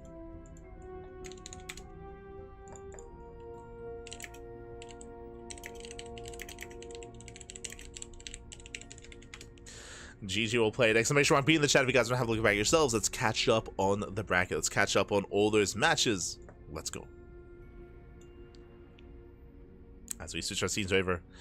And we have our initial group stage here. We had Group A and Group B. We had our initial two groups here. We had in Group A, we had Elazer, MaNa, Cristiano, and Thrifax, and this was where the first big upset occurred. If you've been watching Cristiano and MaNa as of late, they've been trading, and I would even say that Cristiano has been getting the better of MaNa as of late. And you saw here, MaNa took down Cristiano 2-1 in the best of 3, and MaNa took down Cristiano 3-2 in the best of 5. Like, these were really close matches. These are really close series, really close matches. If you missed out, I do recommend the VODs. I do recommend, as we did cast all the group stage here on the CranKy Ducklings. VODs are on YouTube, and again, these were some really clutch and really close matches. I know that Cristiano was very depressed after this. He was very down after these matches as he got knocked out early, and I think a lot of people were expecting Cristiano and MaNa or Cristiano and Elazer to make it through. but Elazer and MaNa, they do excel instead.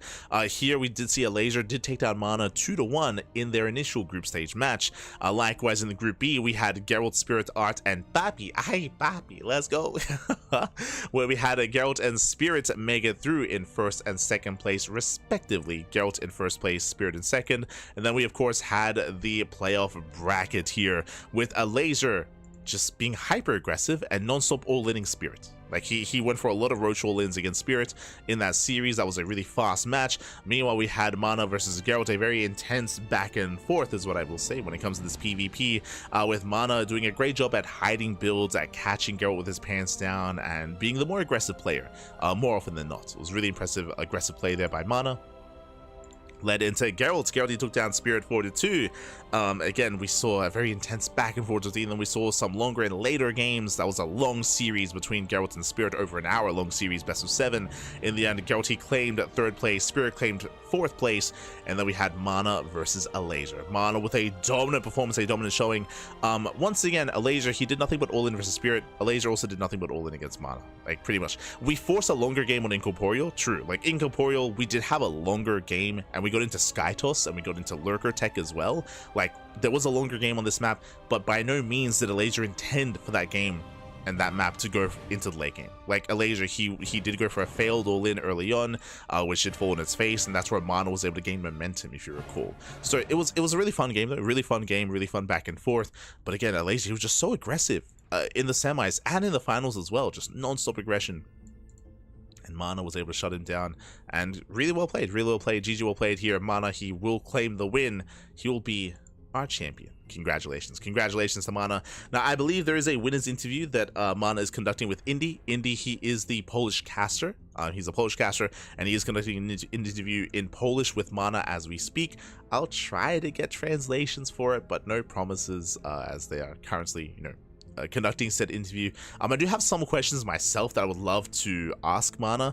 I theorize that the game, we can even see here, I theorize that the game on Pylon was MaNa accidentally getting charged and he intended to get glaives. That's what it seems to me, but I don't have confirmation. I'd love to ask him about that. Likewise, I'm curious about the game on Incorporeal. I'm curious if the reason why MaNa went Blink instead of Glaives on Incorporeal was to mind game and try to force a reaction out of Elazer.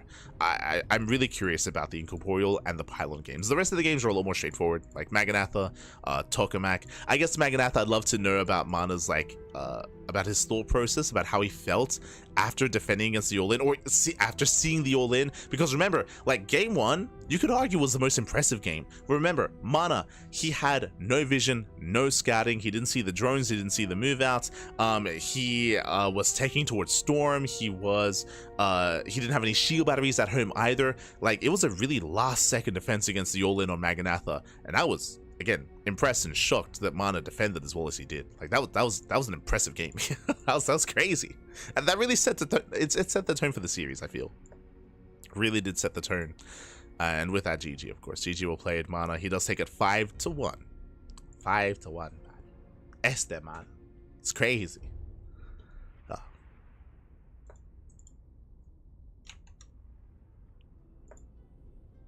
Let's see. Let's open up Indie stream. I think he's...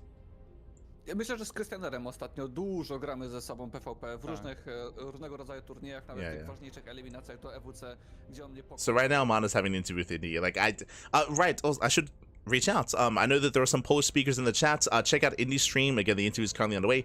I'd love to know if you could give some, like, rough, brief summary translations. It would be nice to hear some, some words from MaNa and what Indie's asking him as well. Like, I have my questions I would like to ask, but yeah, curious to know what's being said. Nie stresowałem się też jakoś specjalnie, bo już też się dostałem do Krakowa, także po prostu chciałem grać dalej to, co umiem, to, co ćwiczę. My Polish is not good enough for these translations. No, I know siema, I know dziękuję, I know dzień dobry. That's limited Polish.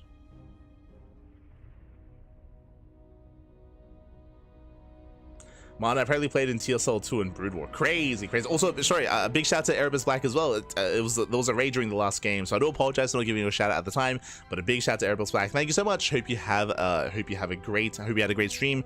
Hope you had a great broadcast. And thank you so much. Do appreciate it.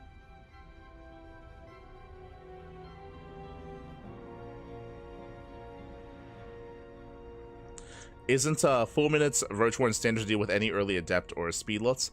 I would say specifically because he saw the standard timing with the, sorry, winding it back. So I'm just catching up with the chat. If you remember, he saw the standard timing with the hatchery, sorry, with the Nexus. He saw the standard Nexus timing. So because he saw the standard Nexus, that was an early Roach Warren. You would need a Roach Warren at 4 minutes to defend against Twilight Council opener. But if you're up against a standard opener, you can go for a 5-minute Roach Warren instead. From my understanding, which is why we pointed out that it was early.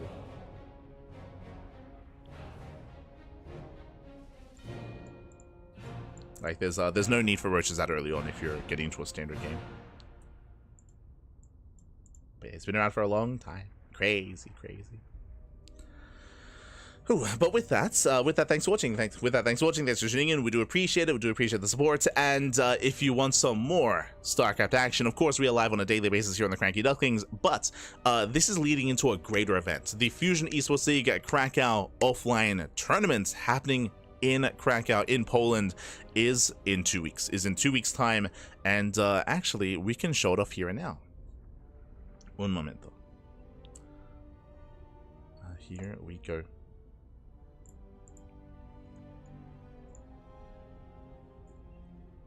We have the main event.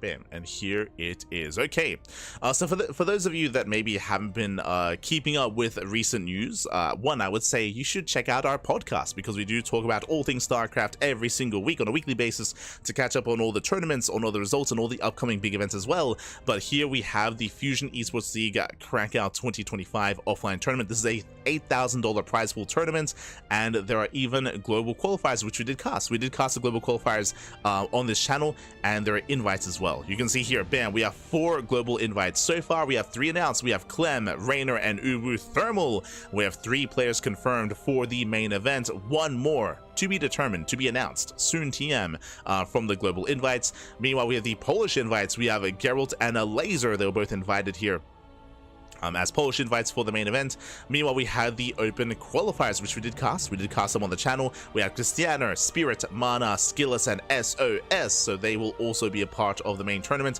And bam, we have from the Fusion Esports League Cracov 2025 Polish Championship, that's the event that we just casted, we have Art. Art, he does make it through. Now, you might be thinking, hold on, Art, he wasn't even in the playoffs. Why is Art a part of this? Well, because all the playoff players, they're already in. Like Gerald, Elazer, Spirit, and MaNa, they're all already in. Like they're all already invited or qualified for the main event. And likewise, Christiana, he was the other player. He was the 3rd placing player in his group. Art is the 3rd placing player in his respective group as well. So Christiana was 3rd placing group A, and Art was 3rd placing group B. So Christiana, he already made it through, he already qualified, so the seed from this tournament goes and falls on Art. It would have gone to the highest placing player who hasn't already made it into the event through a qualifier, through an invite, and that happens to be Art. So Art, he will make it through from the Fusion Esports League Cracov Polish Championship. So these are the players that are going to be a part of that main event. Again, that's going to be in 2 weeks' time, and we still have 1 player missing, 1 more invite to be announced. So stay tuned, keep an eye on social media for that announcement. And again, this is going to be on the 27th of July. This is the weekend after Esports World Cup. So EWC is right around the corner after the Esports World Cup. Bam! We have the FEL Cracov 2025 tournament. So yes, it's right around the corner. Of course, we're going to be casting this event as well. We'll be casting here on the CranKy Ducklings, as always. You know, we cast everything, man. We cast everything. Speaking of casting everything, bam, as you can see here, we do have our schedule. This is our weekly schedule here. We just wrapped up with the morning cast. You can see there, Fusion Esports League Polish Championship, Monday morning. It is 6 a.m. It's 6 a.m. in the morning here on Monday.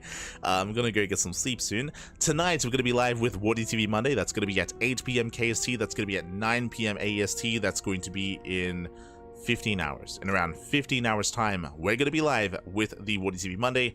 Tomorrow, we're going to be live with some StarCraft Evolution League, with the Open Galaxy Cup, with Pigasaur Cup on Wednesday. We have more StarCraft Evolution on Thursday and Friday. And we have the podcast. That's our weekly podcast, podcast where we go over all the events in StarCraft for the week. That's going to be Thursday evening. at 7 p.m. KST. We have Sea Duckling Open on Saturday, and we have Sparkling Tuna Cup on Sunday. So we are live every single day, and as you can see, often we are live multiple times a day as well. We're slowing things down. Usually we only have like 2 half days off a week, but here we want to slow things down. We want to get some rest and get ready for EWC, like Esports World Cup. We're also, for those who don't know, we're also going to be casting that as well. We're not going live, but we have permission to co-stream. We have gotten permission to co-stream Esports World Cup, so we're going to be covering it live here on the channel as well. So because of that, we want to make sure we are well rested and we're at 100% for the Esports World Cup. I also need to find time to catch up on some matches. There are some Stars Agora games that I didn't get to see, and I also didn't get to cast or didn't get to watch some of the RSL games either. And I feel like it's important to catch up on those matches to get a better feel for this current state of play for certain players, specifically for Cyril and Clem, and for Rainer as well, just because for Cyril and Rainer, like, we cast a little bit less of them. So I do feel like I need to watch their games in Stars Agora to, again, get a bit of read, get a bit of feel for what to expect and what to come, and yeah, expectations basically, for EWC. For builds, for playstyles, I think Rainer I have a good grasp, just because Rainer's been more active in online tournaments. For Cyril, less so. For Cyril, a lot of like my thoughts, a lot of my memory, the games that we've casted up from the beginning of the year, less so in recent times, especially because we didn't cast the Pigsty Festival. So I feel like I have to catch up on Stars Agora. But otherwise, thanks for watching. Thank you for the support. Just catching up with the chat. Thank you. Thank you for tuning in. And if you enjoyed the broadcast, then do check us out over on our social medias. !socials in the chat, and you'll get a link to our socials. We do have Twitter, Facebook, Instagram, YouTube, and Discord. We upload on YouTube on a daily basis. So if you see something that you want to watch here, if you're like, hey, I didn't know there was a StarCraft 2 podcast on a weekly basis, I want to tune in, well, check out our channel, because it's all there. All the VODs are on YouTube. Likewise, if you want to watch Pigasaur Cup, or if you want to watch the FEL qualifiers, if you missed them, if you want to watch some of those matches, if you want to watch Cristiano versus MaNa and that intense PvP, then it's all on YouTube. It's all on YouTube, so do check us out there. We do upload on YouTube on a daily basis. We have plenty of content on YouTube. Again, we cast more StarCraft than anyone else out there. We have the quantity, and we have a little bit of the quality as well.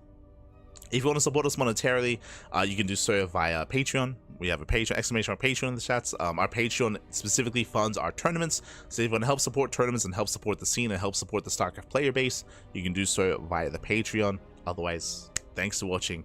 It's 6 a.m. I'm going to go get some food, and then I'm going to go get some rest and get ready for Wardy TV Monday, which again is in 15 hours. So we'll see you then, Pappy. We'll see you then. Or we'll see you tomorrow for StarCraft Evolution, or we'll see you when we see you. You know, we're live every day, so I'm sure you'll be able to tune in at some point throughout the week. So I hope you have a great rest of your day. Hope you have a great rest of your week. And I hope you prepare yourselves for Esports World Cup, because it's right around the corner. And mark your calendars for the Fusion Esports League Cracov tournament as well. With that, thanks for watching. Ciao. Ciao. Thanks for watching. See you next time. Hasta luego.